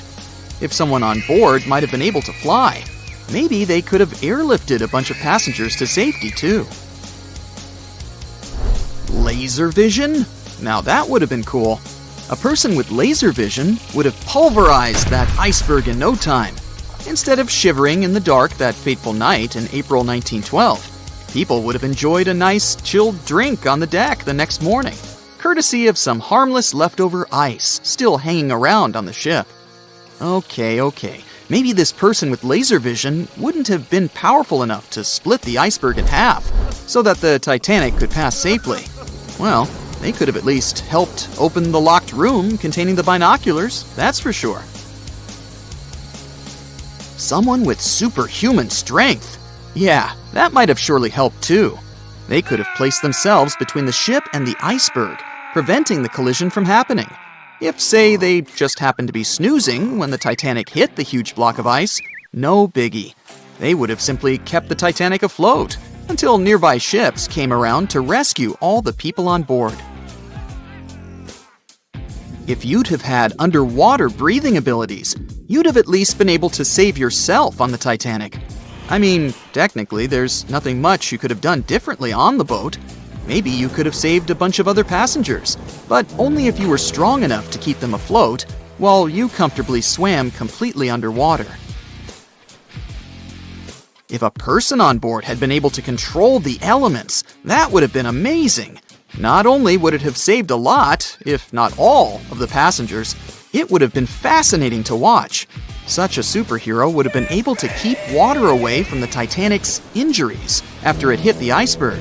If they were agile enough and had seen the iceberg before it hit the ship, they could have transformed the big block of ice into water with just the snap of a finger. If we look at the records from that night, everything happened very fast with the Titanic. Wouldn't it have been nice to have someone on board who could slow down time? For the sake of the story, let's also imagine this person had a finely tuned intuition. They could have sensed something was wrong by the way the air smelled, or by the reaction of the crew when the iceberg was first spotted. With a simple gesture of their hands, they would have slowed down time, almost to the point of stillness. They could have checked the records from the ship, its unusually fast speed, and could have alerted the captain to decide in time. the Titanic could have been stopped, or it could have been diverted away from the iceberg. A superhero with night vision would have been useful too. At least the superhero would have spotted the iceberg sooner than everyone else. Given that the hero could have seen a lot better in low light conditions, that hero would have probably better managed the rescue efforts that disastrous night. Invisibility? Would this superpower have saved the Titanic from sinking to the bottom of the Atlantic? I could think of a possible scenario or two. Anyone with the power to become invisible whenever they want to would have probably gone snooping around the ship. I mean, you have to remember, the Titanic had some of the most important members of society on board. It wasn't just any regular boat. It was probably buzzing with the latest gossip. In between all that mundane information, this superhero could have overheard the captain saying they were going faster than they should have, or that there weren't enough lifeboats to save everyone in case there was a major problem. Who knows what this curious superhero might have done with all this information? Some sort of sorcerer would have saved the Titanic if they were on board, I'm sure. There has to be some sort of magic spell in a book out there that's useful for sinking ships, right? Maybe one that could have helped weld the metal back together after it got hit by the iceberg. Or maybe one that could have airlifted the entire vessel to safety after it got hit. How about a spell that would have transformed the Titanic into a submarine, creating a protective layer around it so it could comfortably move under the sea? That surely would have been cool, and would have offered passengers a truly unique experience. The ability to speak to animals, or fish, would have certainly been useful too. Even if all else failed, so the Titanic would have still struck the iceberg, and it would have still been filled with water and ended up near the seabed, people could have still been saved. That's because you'd have had someone on board who could have instructed dolphins to carry people to safety. I'm sure those intelligent creatures would have been happy to help. Back when it was built, the Titanic was one of the largest and most luxurious passenger ships, with high-class features like a grand staircase, a swimming pool, and a gymnasium. People thought it to be unsinkable because of its advanced safety devices. Its tragic sinking on its maiden voyage in 1912 proved it wasn't at all the case. It wasn't until 1985 that the Titanic's wreck was finally rediscovered using state-of-the-art sonar technology. Ever since, thousands of items have been recovered from the Titanic, many of them being put on display or sold for auction.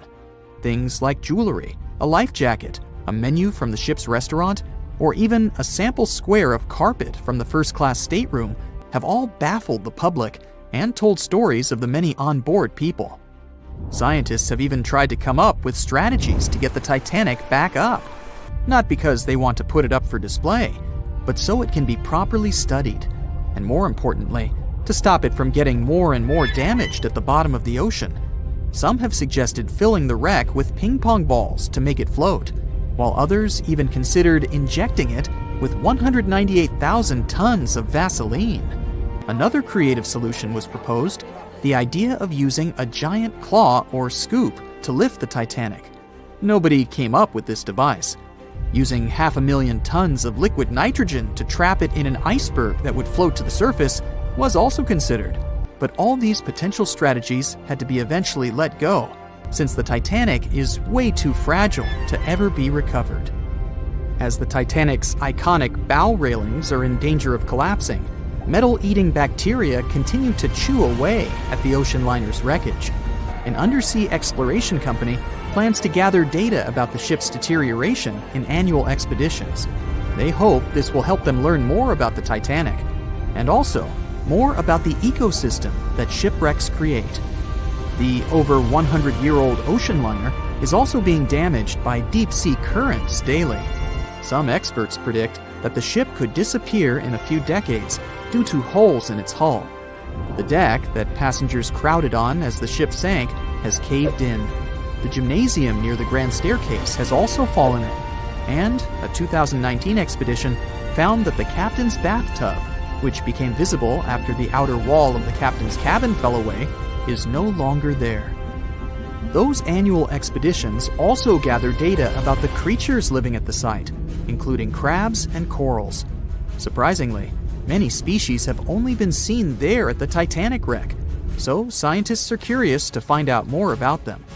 The most famous out of all these creatures is the Halomonas titanicae. It's a bacteria, and it was discovered on the wreckage of the Titanic.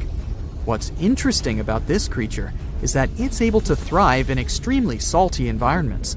It's also been resistant to several antibiotics, unlike other types of bacteria.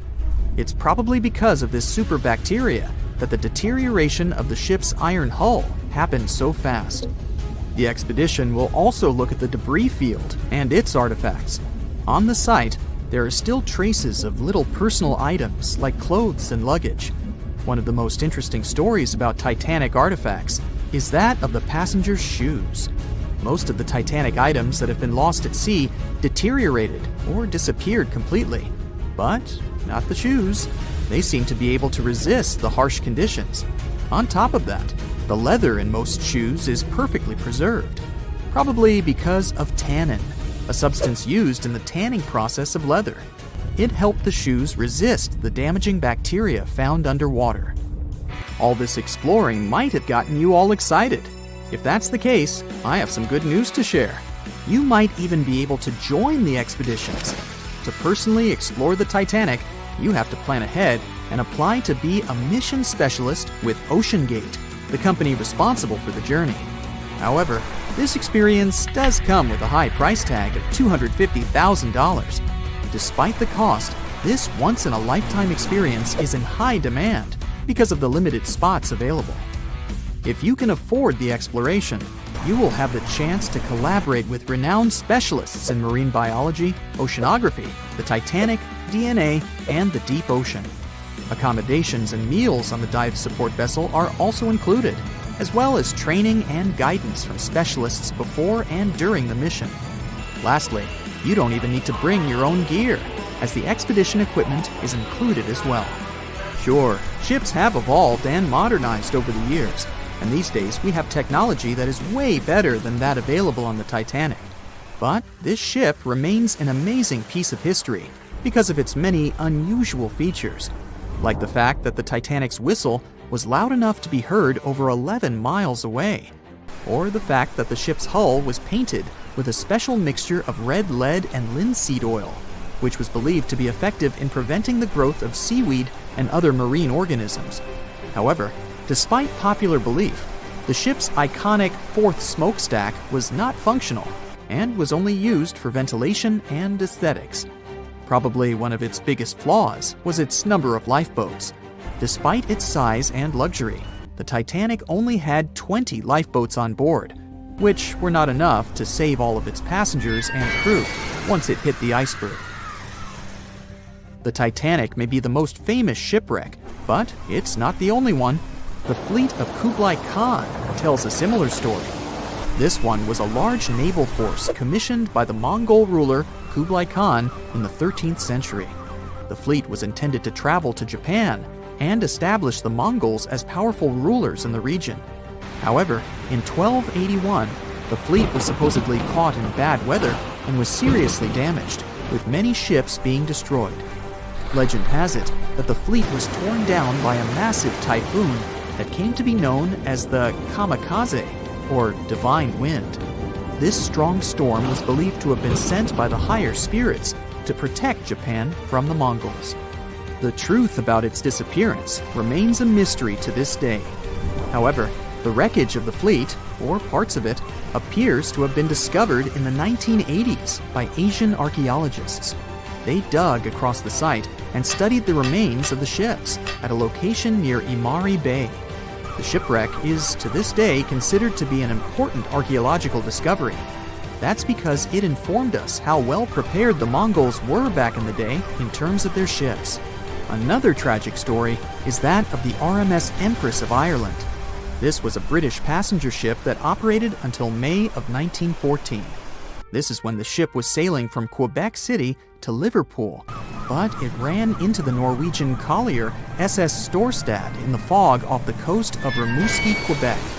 The collision caused a large hole in the side of the Empress of Ireland, and the ship began to quickly take on water and sink. The crew and passengers were caught off guard, and many were unable to evacuate in time. In total, 1,012 people were lost in the disaster, making it one of the worst maritime collisions in Canadian history. Rescue efforts were hampered by poor visibility and the fact that many of the lifeboats were damaged or unusable. Only 465 people survived the sinking, and many of them were rescued by the Storstad, which had remained in the area despite its damage. The sinking of the Empress of Ireland was a national tragedy in Canada, and it led to changes in maritime safety regulations and the establishment of a Coast Guard. The ship still lies at the bottom of the St. Lawrence River, where it has become a popular dive site for enthusiasts.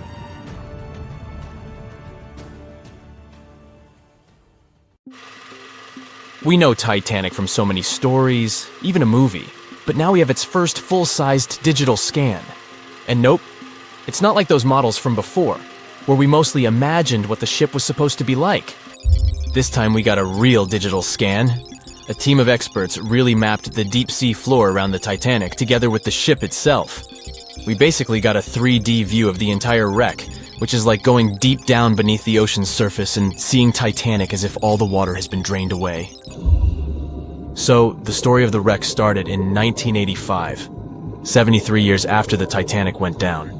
The explorer named Robert Ballard stumbled upon it somewhere between two submarines that also went down in that area. He was actually on a different task back then, so he didn't even have time to explore the ship properly. But as he was searching for the submarines, he realized how ocean currents affect sinking debris.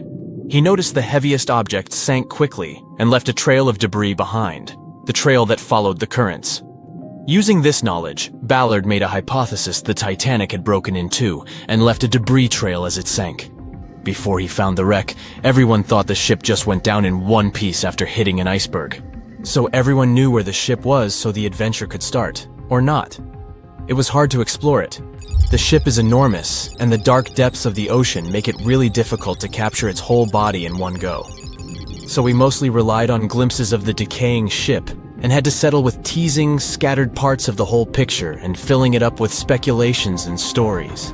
But in the summer of 2022, we finally got something different.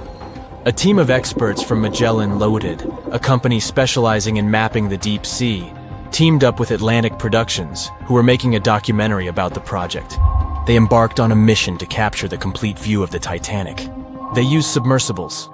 Those are vehicles that go underwater, remotely controlled by a team of skilled explorers. These submersibles dove deep into the ocean. It wasn't an easy job. They spent over 200 hours collecting information about the entire length and breadth of the wreck. It was like a real-life treasure hunt. But instead of finding gold and jewels, they took something even more precious. Over 700,000 images of the Titanic from every angle possible. Yup, they took photos of every tiny part of the ship, even the not-so-interesting bits most of us would usually skip. Even mapping the muddy parts was an important part, because it helped fill in the gaps between the more exciting things they discovered. And this was a way for all of us to finally get a detailed 3D reconstruction. Even though it's been more than 100 years, you can still recognize the bow of the Titanic, covered in rust that hangs down like stalactites. On top of the bow is the boat deck, where a big hole gives us a glimpse into the empty space where the grand staircase once stood, like a window into the ship's glamorous past. Its stern is now a wild mess of twisted metal. As the Titanic went down, this part collapsed and spiraled into the seabed. The bow and the stern ended up separated by about 2,600 feet. There's a vast field of debris surrounding this giant, stuck on the seafloor. This debris is like a scattered treasure trove, full of intricate metalwork from the ship, statues, and even unopened champagne bottles. There are also personal belongings that went down together with the ship, like dozens of shoes resting across the seafloor. It was a tough task to do, go down and take all those pictures. It may not sound that hard at first, considering it was the vehicle that really immersed itself into such deep parts of the ocean, not the people. But studying the ocean is hard. We haven't explored, mapped, or even seen over 80% of it. The conditions are harsh, and the pressure becomes more intense the deeper you go. And their vehicle had to dive down to nearly 13,120 feet below the surface. That's like 12 Eiffel Towers stacked on top of each other. Plus, you have strong currents in that area, so it was probably like trying to navigate through a watery maze. and submersibles weren't supposed to touch anything. Even the slightest wrong step can damage the wreck that was already so fragile. It seems like the Titanic is frozen in time, so it will always be there waiting for us. But in reality, it's slowly disappearing. It's pretty obvious that the ocean water ruined it considering how long it has been down there. But it's not just that. The wreck itself has become a home for a specific type of bacteria Halomonas titanicae that even got named after the famous ship. These bacteria have a special ability. They can survive inside rusty formations known as rusticles. They kind of look like icicles, those spikes of ice that form when water falls from something and freezes. These bacteria have a taste for iron, which is abundant in the ship's hull. For them, it's like a real buffet down there. And as time goes by, these bacteria will keep eating away at the iron in the ship, bit by bit, until one day the feast comes to an end and the whole ship is gone. It's like a slow but steady recycling process. So this 3D model we got because of the hardworking team and technology comes at the best time because we never know how much time we have left with exploring the famous wreck. This time we might even understand the collision with the iceberg better. You know how movies always show the Titanic hitting the iceberg on its right side? Well, we can't even be certain about that. The scans could help us figure out if the ship actually grounded on the iceberg, like getting stuck on it. We can study the stern and analyze how the Titanic struck the seafloor. That will also help us understand what really happened during the sinking. Maybe we'll get a chance to discover if there was really a strong fire that sealed the fate of the Titanic. One theory says that the coal fire had been raging for a whole 3 weeks before the ship even took its first and last trip. And this could have made its hull weaker, which means most of the work was done. The iceberg just delivered the final blow. If there even was an iceberg, as some people wonder. There's an alternative theory they suggested where the Titanic may have actually hit a hidden mass of pack ice instead of a typical iceberg. Pack ice is made up of large sheets of ice that float near the ocean's surface and can be difficult to spot. They believe this pack ice might have drifted into the Atlantic from the Arctic Ocean. According to one professional mariner, Captain L.M. Collins, that stands up with that idea. If the Titanic had struck a regular iceberg, the ship would have sunk much more quickly than it did.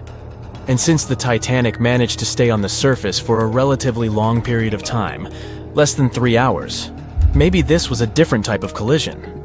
The mariner also said there are differences in what people said they saw when the Titanic sank. He thinks these differences might be because of optical illusions. In this case, when people were looking at the ocean that night, the way the light was reflecting and the conditions at sea might have made things appear closer or distorted. So when they saw something in the water, it might not have been exactly what they thought it was. Whether it was an iceberg or something else. Binoculars might have helped the crew members to spot the potential danger, but unfortunately, they didn't have any. It appears they were locked inside a cabinet, and no one knew where the key was. Everyone knows the story of the Titanic, but not many people know that Titanic had 2 sister ships, and that on the night of its sinking, one of them was rushing to help but didn't make it in time. Bad luck seemed to follow the trio of ships, but each one of them had glorious moments that live in the minds of those who sailed in them. Keep on watching to discover a story of awe, ingenuity, and ill fate.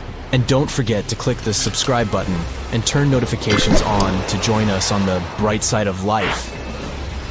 You know how the iceberg hit the Titanic, how the band played to the end, and how the whole tragedy unfolded, but before it happened, it would have seemed an impossibility for such a ship to meet the end it did.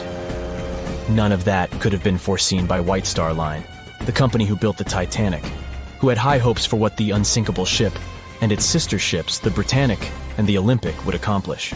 The Olympic was the first of the trio to make sail on June 11, 1911, heading towards New York. The sheer size of it would wow the crowds. The Olympic's maiden voyage went without incident, and a crowd of 8,000 people in New York got to explore its luxurious accommodations while it was docked there. There were high expectations for the massive ship, but just around 2 months later, the Olympic crashed with the HMS Hawke. The Hawke got the brunt of the damage, as the bow was left flat as a pancake. After the crash, the Olympic made its way slowly back to Belfast, where the Titanic was being constructed. On the dock, people could see the 2 enormous ships side by side, as parts of the Titanic were used to put the Olympic back in shape. A rare sight to behold. On April 14, 1912, the Titanic hit an iceberg, and minutes later, the crew radioed nearby ships for help. That night, the Olympic was returning from New York when it received the distress signal. The ship turned around and rushed at full speed towards the Titanic, but they were so far away that they would have arrived next night.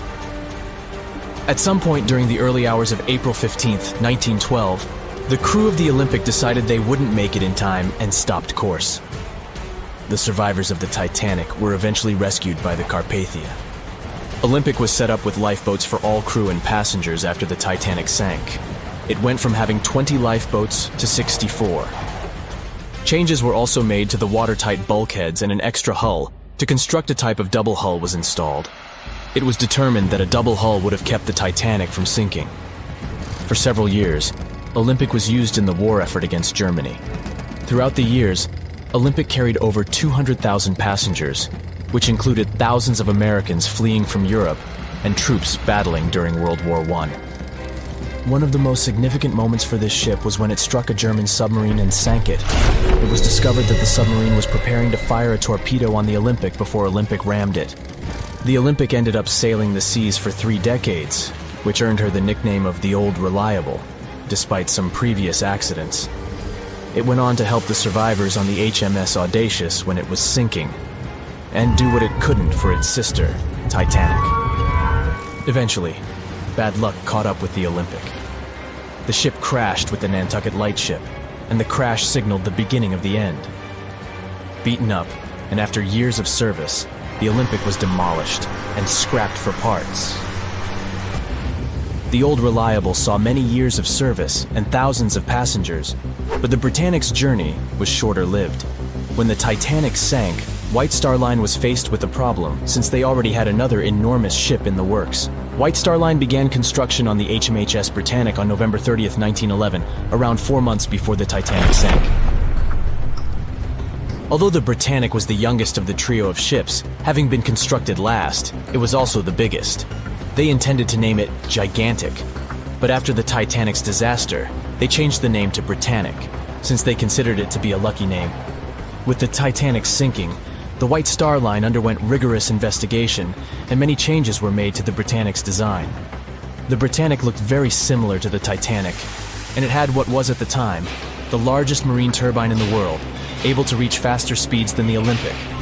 With Titanic's fate fresh in their minds, everything possible was done to ensure the safety of this newer ship. The Britannic was eventually launched on February 26, 1914, almost 2 years after Titanic met its end. After the Titanic's disaster, the White Star Line wanted the Britannic to redeem their name. The Britannic was on its way to becoming a successful ship.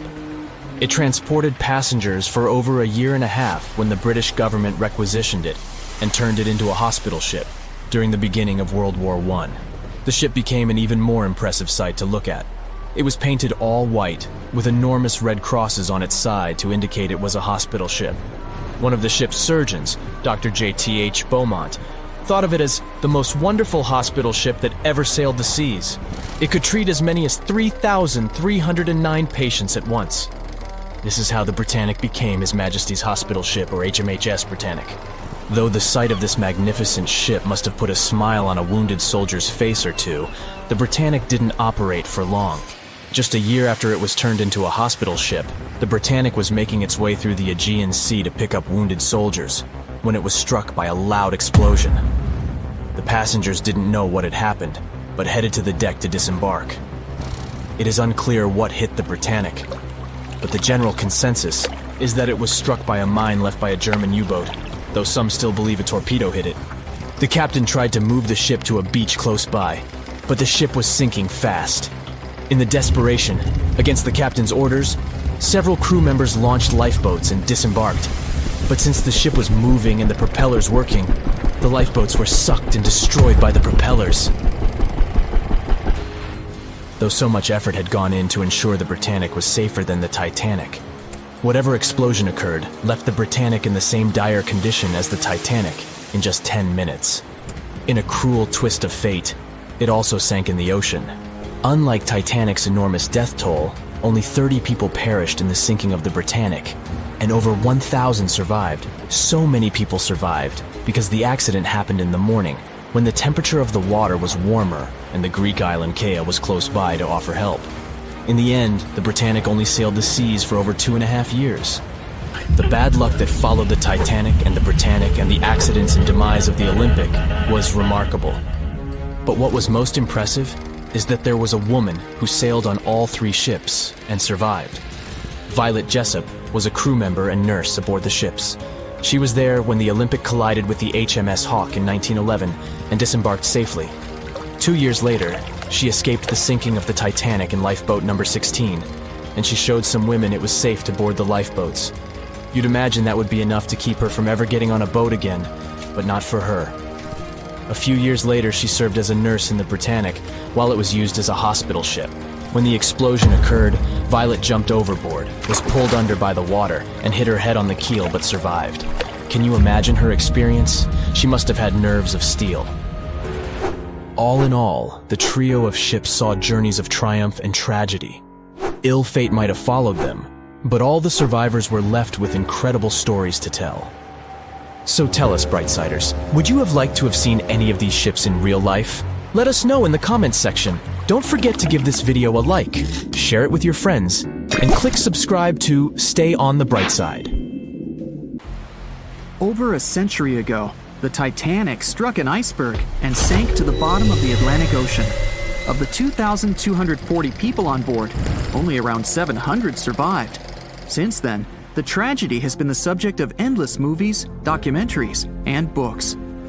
And though we've learned a lot about the ship and many of the people on board, we hardly know anything about the iceberg responsible for the catastrophe, especially anything concerning its size. But maybe we can find some clues. The Titanic was constructed by the White Star Line as part of its new fleet of passenger liners. At the time, it was the largest ship ever built, and it lived up to its name. The ship was 883 feet long, equal to 2.5 soccer fields placed end to end, and 175 feet tall, which is close to 10 giraffes standing on top of one another. From the waterline to the deck alone, the boat was 60 feet high. That's close to the height of a 4-story building. The Titanic was big enough to have veranda cafes, a restaurant, a reading and writing room, a Turkish bath, a gym, and squash courts. There was even space for a swimming pool. The liner could carry a total of 3,300 people, including 2,435 passengers and 900 crew members. Although luxury was important, safety was paramount. The Titanic had been designed to have 16 watertight compartments below its deck. If the ship's hull was somehow compromised in an accident, up to 4 of these compartments could take on the water, while the remaining 12 would keep the ship afloat. Philip Franklin, vice president of the White Star Line, said this was what made the ship truly remarkable. It's believed that the man said, "There is no danger the Titanic will sink. The boat is unsinkable, and nothing but inconvenience will be suffered by the passengers." He was so very wrong. The ship left England for its first and last voyage on April 10, 1912. And all it took was a single iceberg to bring that mighty vessel down. Icebergs are fascinating. They are formed during a process called calving, when large chunks of freshwater ice break free from glaciers and float away into open water. They eventually melt away and disappear. In the northern hemisphere, the majority of these icebergs come from Greenland. In the south, they come from Antarctica. What you see on top of the water is only a small portion of an iceberg. This is just the tip. Most of it, up to 90%, is hidden under the water. Only when you examine pictures of the entire thing can you truly appreciate how massive icebergs are. It's the part of the iceberg you can't see that is often the most dangerous. Beneath the waves, it can have jagged edges in random places. A ship can easily get too close without realizing it, resulting in serious damage to the bottom of the boat. And it's not just big icebergs you have to watch out for. Smaller ones, which are more difficult to spot, can prove to be just as dangerous. A growler, for example, is under 7 feet long, with just a bit more than 3 feet showing above the water. And a slightly larger bergy bit is less than 15 feet in size. The dangers of icebergs were well known when the Titanic set sail. In 1901, The Islander was traveling through the inside passage to Alaska. It collided with an iceberg and sank immediately. Luckily, 138 of the 178 people on board made it to safety. Back then, there wasn't any special equipment for detecting icebergs. The best tool was your eyes.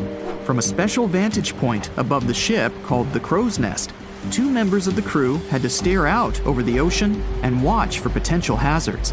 The crow's nest was located at the front of the ship, 49 feet above the deck. It was attached to the mast. From this height, a person had a good view of the ocean. If they saw anything suspicious, they could ring a large bell to sound the alarm. After that, they could call from a special telephone to warn the captain of any danger. But imagine what a horrible job this would have been, especially on the night the Titanic sank. The crow's nest wasn't a warm and cozy room surrounded by windows. Instead, it was a large open tub exposed to the elements. On April 14, 1912, the air temperature was around 39 degrees Fahrenheit, which is close to freezing. With the ship moving at about 23 knots, more than 26 miles per hour, the sailors must have felt that frigid cold air pressing against any exposed skin. The only good thing about the job was that the shift only lasted 2 hours. Frederick Fleet was the sailor who actually spotted the iceberg that sank the Titanic. He was up in the crow's nest, working with Reginald Lee at the time. Fleet kept track of the left side of the ship, while Lee scanned the right. It was 10 p.m. when the 2 men started their shift. They had already been warned about the possibility of ice. But when you're cold and it's dark, it might feel like an impossible task. Even worse, the 2 men didn't even have binoculars to make the job any easier. Fleet would later insist that having binoculars would have prevented the tragedy. With about 20 minutes remaining on the job, the sailors noticed the iceberg. Fleet rang the bell, once, twice, and again. He then called up to the bridge to inform the crew. At first, the call seemed to come in the nick of time. The ship's engines reversed, and the massive ocean liner managed to turn. It wasn't enough to miss the iceberg, though. Ice showered down onto the ship's deck. The iceberg tore through the hull, and water flooded in. 2 hours and 40 minutes later, the Titanic was gone. And here we have clue number 1. The iceberg was big enough to be spotted with the unaided eye in the dark of the night without any binoculars. It was also tall enough for bits of ice to fall down onto the ship's deck. Since this all took place long before social media and smartphones, nobody on board would have been taking photos or videos at the time. So, of course, we don't have any footage of the actual iceberg. But there are photos of the possible iceberg from later that day. The SS Prinz Adalbert was sailing near the area on the morning of April 15, 1912. The steward on the ship had not yet heard about what had happened to the Titanic. But when he spotted an iceberg floating by, he was compelled to photograph it. Why? There was a line of red paint along the bottom of the iceberg, indicating that it had likely collided with a ship sometime within the previous 12 hours. A second photo was taken from a ship called the Minia, which was sent into the area to look for debris from the collision. Captain de Carteret said that among the wreckage, he had seen only one iceberg. He also noticed a streak of red paint on it. From the photos and witness accounts, newspaper reports estimated the iceberg to be 50 to 100 feet high and 200 to 400 feet long. That's clue number 2. The iceberg that hit the Titanic probably started its ocean journey from Greenland's coast, heading past the Baffin Bay to the Davis Strait. From here, it must have slipped through the Labrador Sea and finally reached the Atlantic. And that, in itself, is pretty impressive. The glaciers in Greenland create between 15,000 to 30,000 icebergs each year.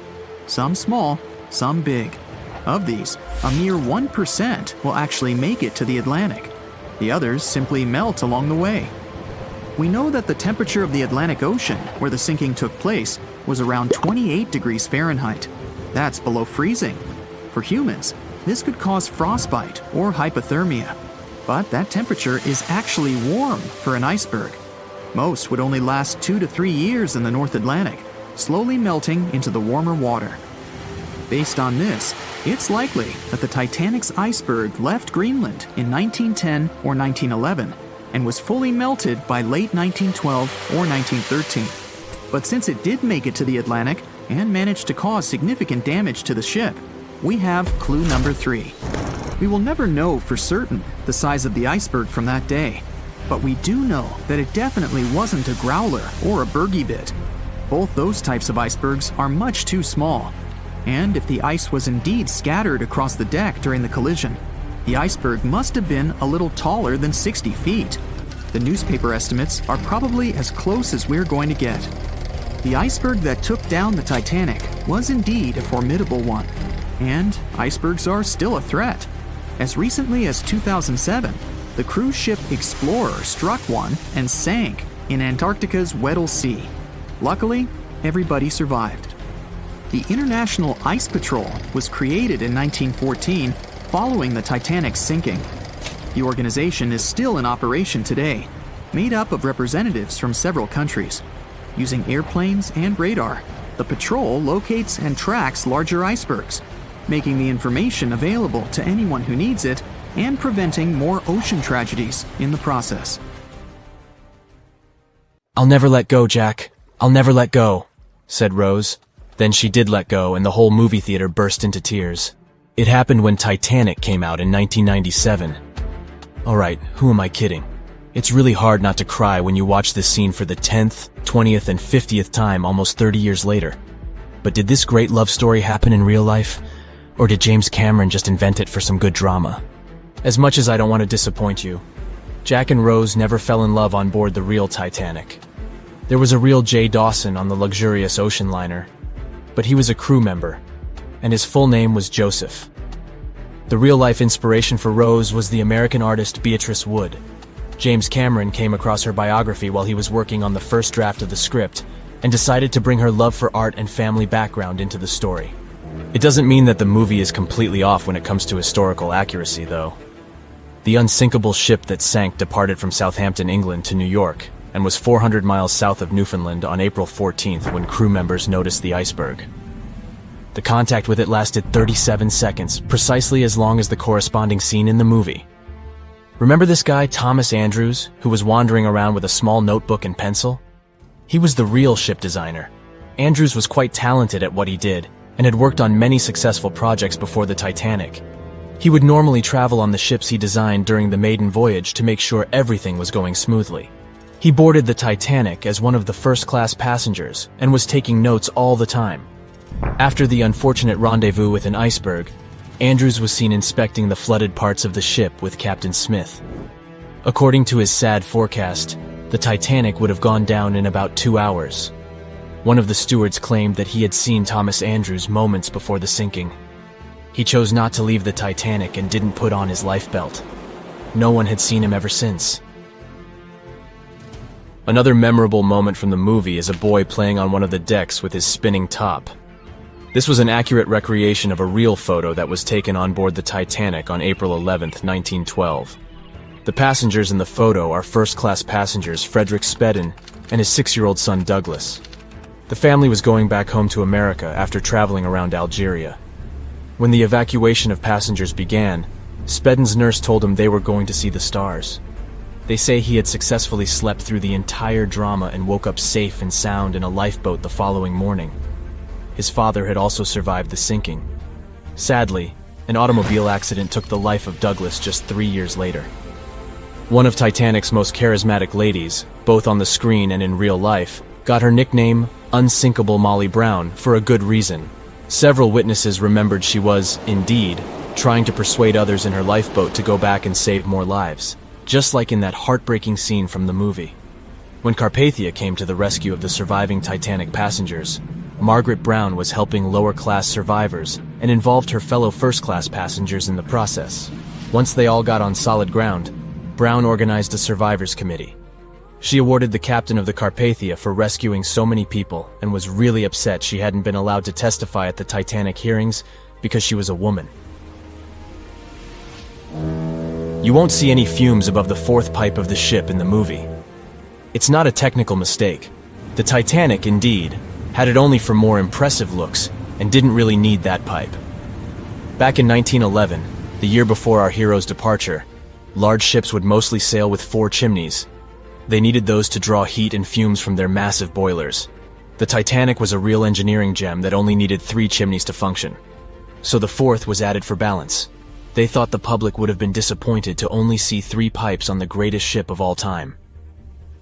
The movie had an impressive budget, $200 million, but even that wasn't enough to cover all the possible costs.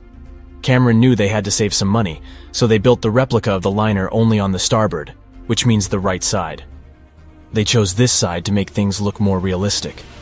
The wind at the filming location was moving mostly from north to south, so with the fumes going out, it looked like the liner was actually moving through the ocean.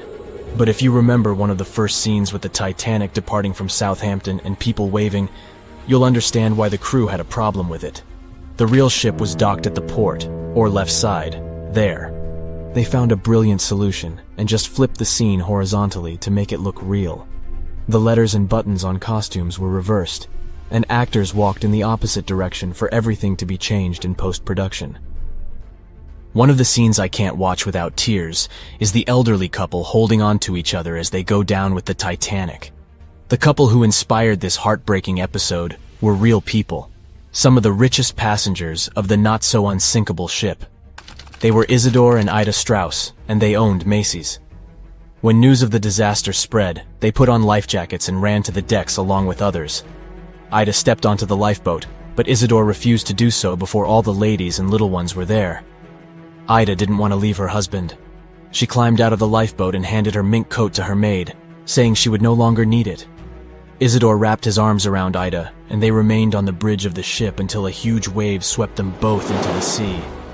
So the bed scene wasn't that accurate, and James Cameron later admitted he had taken some license as a director. You know this guy who was drinking from a flask next to the main characters as the ship was going down? His name was Charles Jugan from England, and he was in charge of 10 bakers, 2 confectioners, and a Vienna baker aboard. He was expecting to earn a real lump sum and would have been one of the best-paid crew members if everything had gone well. The night the iceberg hit, Joe Hin was off duty, taking a rest in his bunk. He immediately woke up and sent his bakers to deliver bread to lifeboats.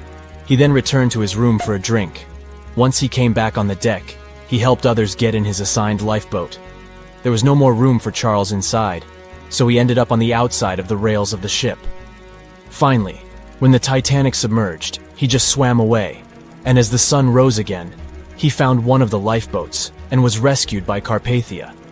The contents of the flask must have helped him survive. The well-dressed man who decided to stay on the Titanic forever was American businessman Benjamin Guggenheim. That last name probably sounds familiar, and yes, he was from that famous family. Guggenheim was traveling with his valet, his significant other, a singer from France called Leontine, her maid, and their chauffeur. They all boarded the Titanic in France during one of the short stops it made after leaving Southampton. When disaster struck, Benjamin was helping the ladies get in their lifeboat. He reportedly said they were only saying goodbye till the next day. He was sure the ship would be quickly repaired. After helping many women and youngsters get in the boats, Guggenheim chose not to fight over the remaining seats. He and his valet returned from the decks to their first-class suite and put on their finest suits to go down like gentlemen. Titanic sank on April 14, 1912, and all of the passengers' belongings and ship's paraphernalia went down into the deep, dark waters with it. These objects patiently waited to be discovered until 1985. Titanic sank fast, and there seemed to be almost nothing left from the ship. Yet divers in small submarines managed to retrieve plenty of artifacts from the wreckage. If you wonder what those surprising items look like, hey, join me. A number of museums have collections of Titanic items rescued by divers or donated by survivors and their relatives. And some of those items are even sold at auction. So if you're ready to spend a pretty penny on an exclusive artifact, hey, why not? The first artifact on my list is a pocket watch belonging to a Titanic passenger, John Chapman. John and his wife Elizabeth were on their honeymoon. When the ship hit the iceberg, Elizabeth was offered a seat on a lifeboat next to her friend Emily Richards. There was a problem, though. Mr. Chapman couldn't enter the lifeboat. Elizabeth turned to her friend Emily and said, "Farewell. If John can't go, I won't go either." Now, that's what I call true love. After a short time, the ship went under. If we step back and return to Chapman's pocket watch, we'll notice one more heartbreaking detail. Experts believe the watch stopped around the time the ship finally submerged. Do you remember the iconic scene in the Titanic movie where the ship's band continued to play while the ship was sinking? The violin, played by the real musician, was sold in an auction for $1.7 million in 2013. They say the band played Nearer My God to Thee as the ocean liner sank. Since we started talking about the band, we might as well shed light on a piece of music found on the ship. It was the song Put Your Arms Around Me, Honey. Considering the fact that paper gets ruined almost instantly when it meets with water, it's a miracle to see those documents. Another saved paper document is the lunch menu. The first-class passengers wore their beautiful dresses and enjoyed their meals without knowing that it was their last lunch. This unique item was auctioned for $122,000. Meals were offered based on class. For instance, a first-class passenger would eat roasted turkey with cranberry sauce, spring lamb, or baked haddock. In comparison, a third-class lunch consists of stuff like rice soup, fresh bread, roast beef, and brown gravy. There were also cabin biscuits, which the passengers would eat to diminish seasickness. It wasn't just the menu. A VIP ticket was also retrieved. The ticket number is still readable, 1342. Number 5 is Edwardian perfume samples. A chemist named Adolf Saalfeld stepped onto the Titanic with various perfume bottle samples. Why did he bring these samples with him? Well, Saalfeld planned to open a fragrance store in America. 61 vials of perfume sank with the ship. Luckily, their owner managed to survive and get there safely, but his samples sank and were only rediscovered some time ago by the divers. When we accidentally drop a plate, it usually shatters into pieces. Now, there's a question. Do you think an unbroken plate can be recovered from Titanic? The answer is yes. Original White Star tableware is proof.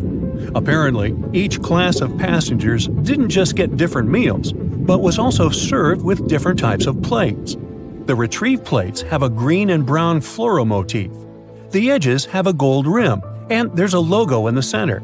By the way, they're sold at auction, and you can find them online. Let's carry on with touching personal stories. The love story of Rose and Jack that we see in the movie is fictional, but the ship surely witnessed many romantic tales. Here's a love letter to prove this. The messages tell us a story about how life was on the ship during the last few days. It was written by Kate Buss on April 10th. She mentioned how seasick she felt and other things, such as she was supposed to go to dinner in a half an hour. This letter wasn't the only letter divers took to the surface. For example, there's the letter Esther Hart wrote to her little daughter, Ava. It was sold at auction for £119,000. This letter is probably the last letter written on board, since it was completed only 8 hours before the tragedy. The letter is not that damaged because it was in the pocket of Esther's husband's coat. Another letter we can mention is Dr. John Simpson's letter. Those words were the last words that he wrote to his mother. Let me introduce you to Edith Rosenbaum. She was on the ship with her lucky toy pig. Edith had been severely injured in an accident before she sailed on the big ship.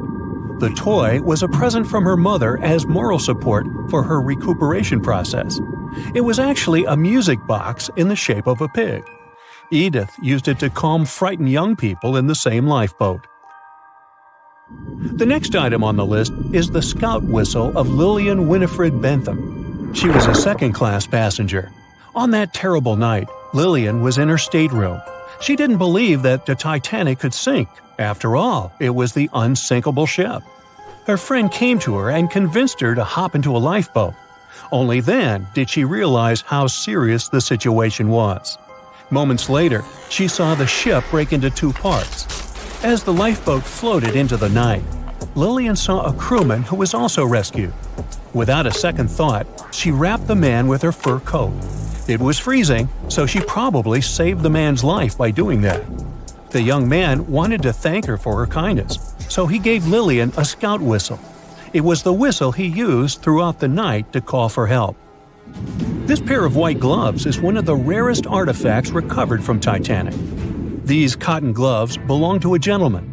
The owner's identity is unknown. Fabric can't last underwater for decades, but these gloves look fine, and you can still see the fine detailing and elegance. An alarm bell has also been found. Yes, that's the famous bell, the one that rang to warn people about the iceberg.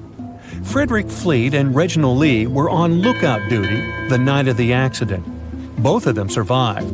Fleet was the one who saw the iceberg before the ship struck it. What's ironic is that Fleet and Lee didn't have access to binoculars. They were stored in a locker in the crow's nest, but the key to the locker was in the pocket of a crew member who was reassigned to another ship at the last minute and didn't leave the key. They could have seen the iceberg sooner if they had had pairs of binoculars. If they had had it, the Titanic could have gotten out of the way. Divers discovered not just belongings of passengers or the crew, but also pieces belonging to the ship itself. Our next artifact is the Grand Staircase. Some parts of this iconic structure are recovered from the wreck. Turns out that this staircase became a meeting spot among first-class passengers. If they wanted to visit the Turkish baths for a spa day or eat dinner, they met at the staircase and went together. This staircase was a sign of how luxurious some parts of Titanic were. Another miraculously saved object that belongs to the ship is its plan. It was one of the most expensive artifacts sold at auction. The plan is around 30 feet wide. What else? The logometer was also discovered. It's a device used to check the sailing speed of the ship and the distance it covers. The experts say that from the start at noon on April 14th, the device logged 268 nautical miles. And there's more. A giant chunk of hull, known as the Big Piece, was also found. This fellow weighs 15 tons.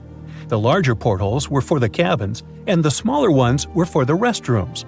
This piece was found in 1994, but it was in 1998 when it was successfully taken out. After all these years spent underwater, it was swarming with sea life.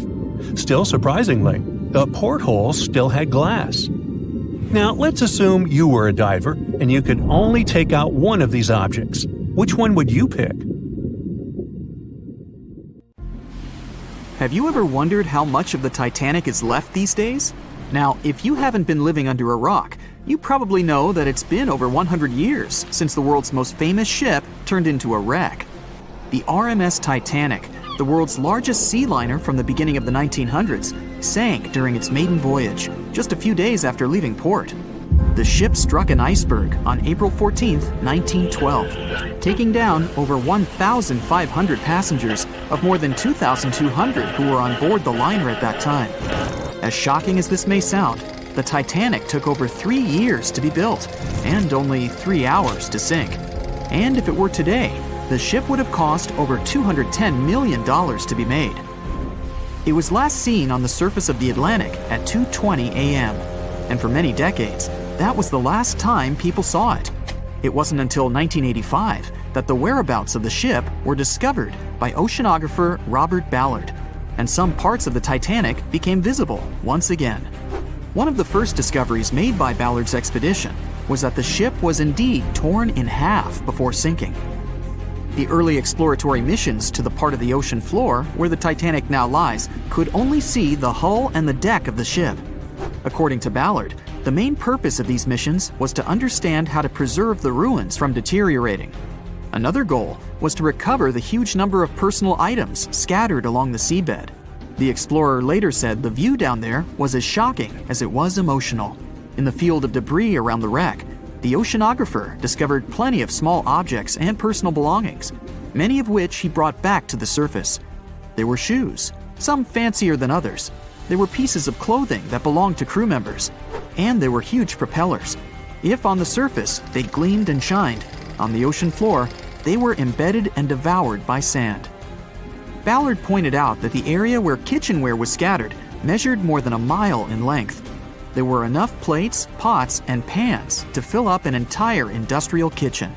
For the first time ever, 3D animation footage reveals exciting images. The simulations show the Titanic's evolution from when she first set sail in 1912 until the state of her ruins today. But simulations weren't enough for deep-sea explorer James Cameron, who envisioned traveling to the heart of the wreck for the first time ever in the history of the ship.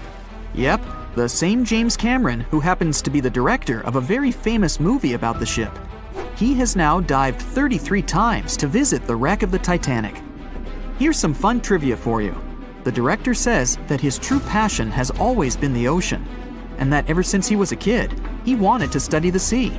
Directing, let's say, just happened to be his day job.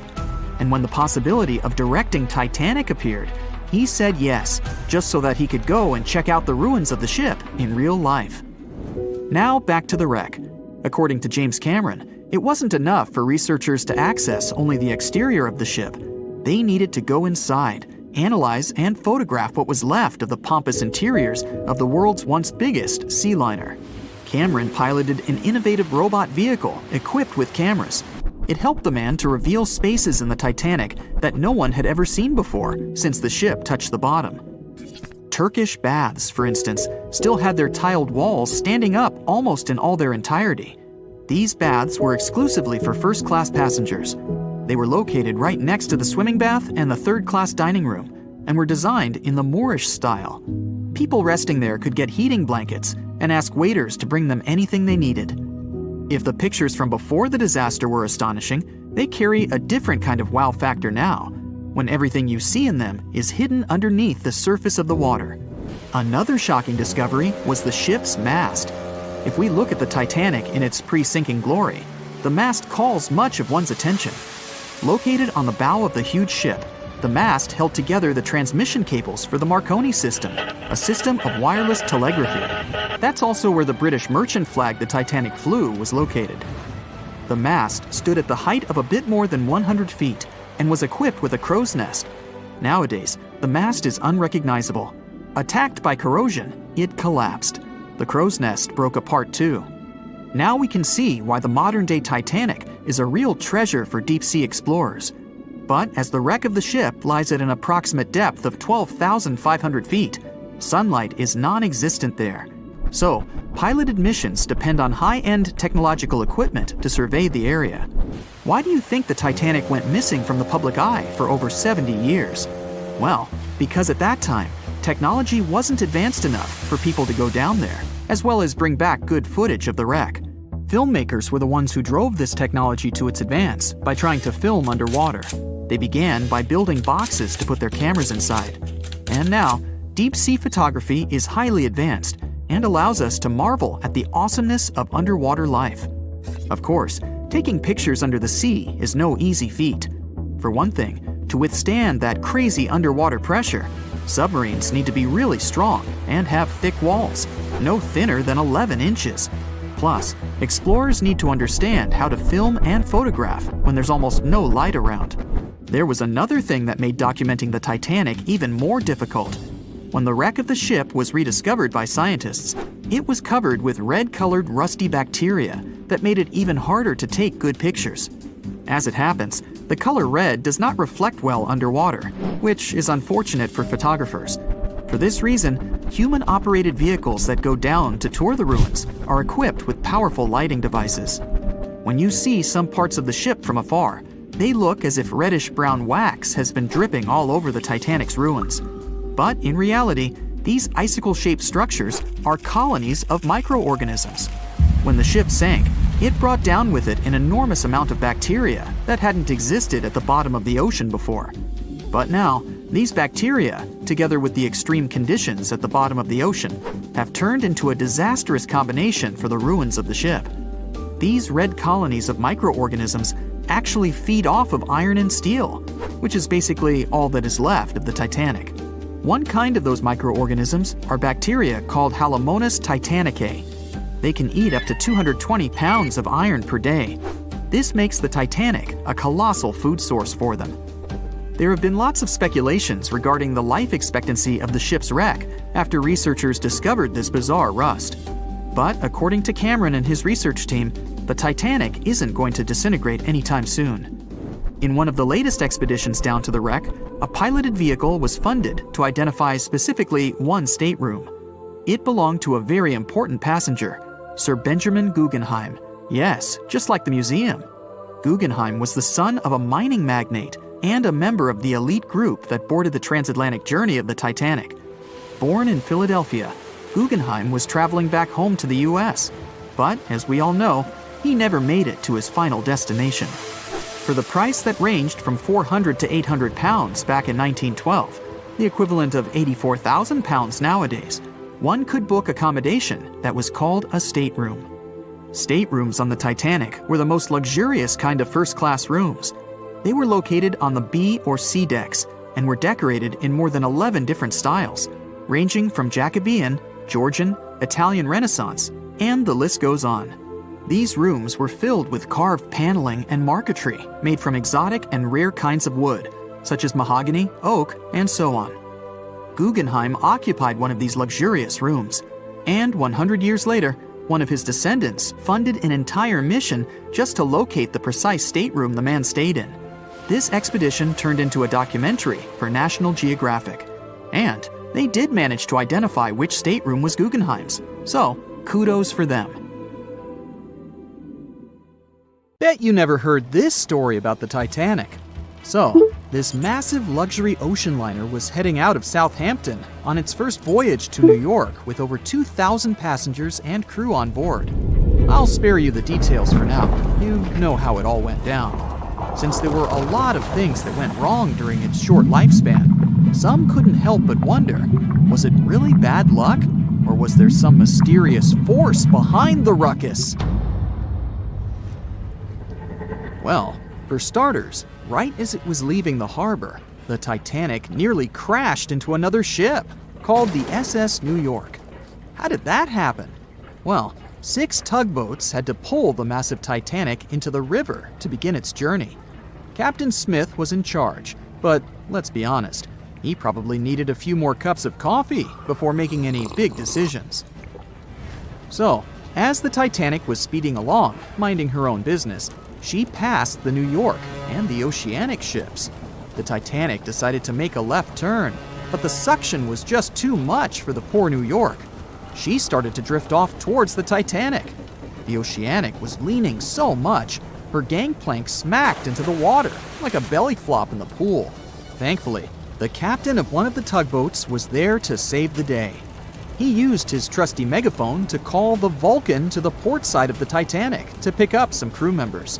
He then noticed the New York in trouble and acted quickly, throwing a line to slow her down.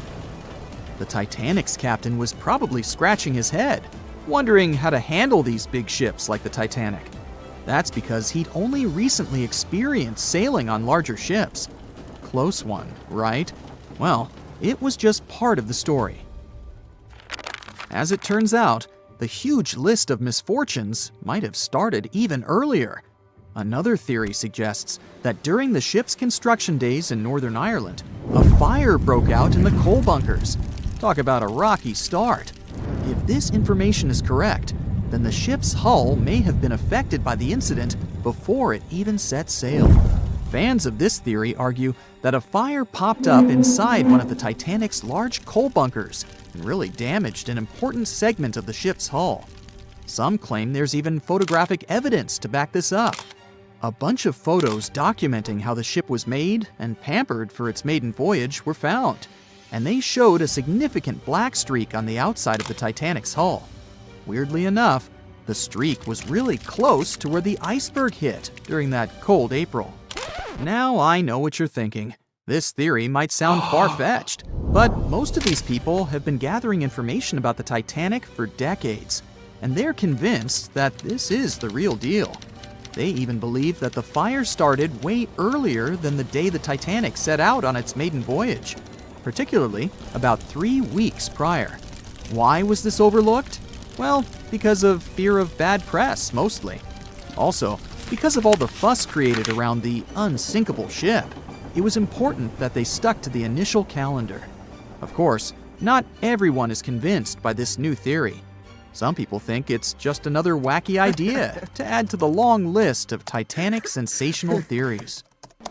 What if I told you there were even rumors about part of an ancient Egyptian coffin being on board?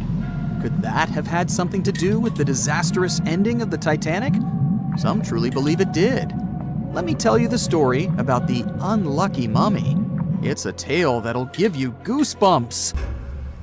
Back in the 19th century, this ancient Egyptian artifact, a mummy case lid to be exact, was brought over to Europe. And as soon as it arrived, strange things started happening.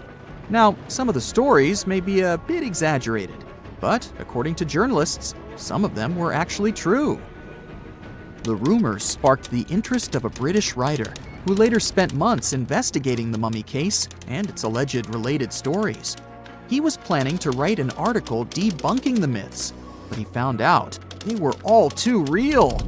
Unfortunately, he never got to finish his work because he passed away suddenly. Others believed that the mummy case was guarded by Egyptian elementals. They warned others not to mess with the artifact. The mummy case's history is just as spooky. It was found in Egypt and sold to a certain someone conveniently named Mr. W at a party organized by a well-known English lady. When the mummy case arrived in England, it was given to Mr. W's sister, who immediately suffered from financial losses and other troubles. A photographer who took a picture of the case claimed that he captured a living woman's face on the film. The mummy case eventually ended up in the British Museum, and it's still there today. However, rumors say that it was aboard the Titanic and was responsible for its sinking. But don't believe everything you hear. Some sources claim the mummy case never left the British Museum, and the rumor was started by a journalist named William Stead. He was actually a passenger on the Titanic, and he supposedly told his fellow passengers about the ill-fated mummy before the ship went down. Is that what happens when you tempt fate? Seriously doubt it, but it does make you wonder, doesn't it?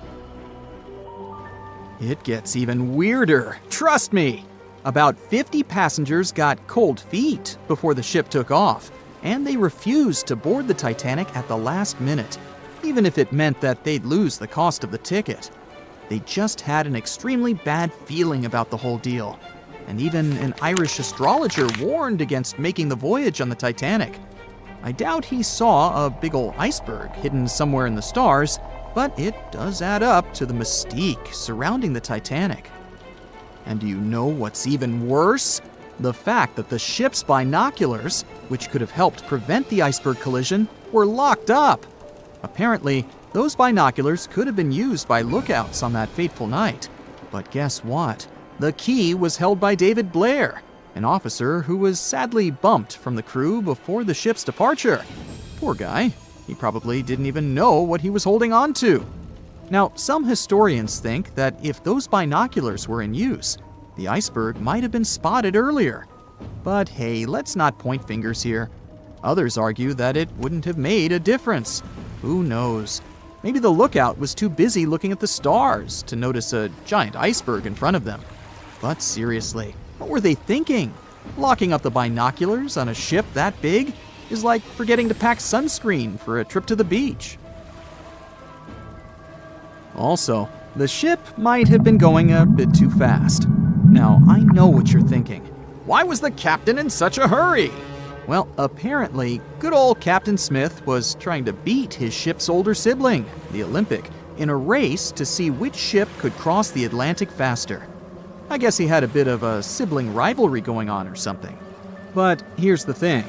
Even though there were warnings about icebergs in the area, the Titanic just kept on chugging along at full speed ahead. I mean, come on, guys, it's not rocket science. If you know there are icebergs around, maybe slow down a little bit, right? And then, close to midnight on April 14th, 1912, the Titanic hit that iceberg and sank in the North Atlantic. It also famously had a mere 16 lifeboats and 4 collapsible dinghies on board. No wonder it ended up being one of the worst maritime disasters in modern history. After the whole event, people started believing in life beyond the veil and contacted mediums, hoping for signs from the ones they had lost at sea. Can't say I blame them, though there's no verified story of someone managing to contact a Titanic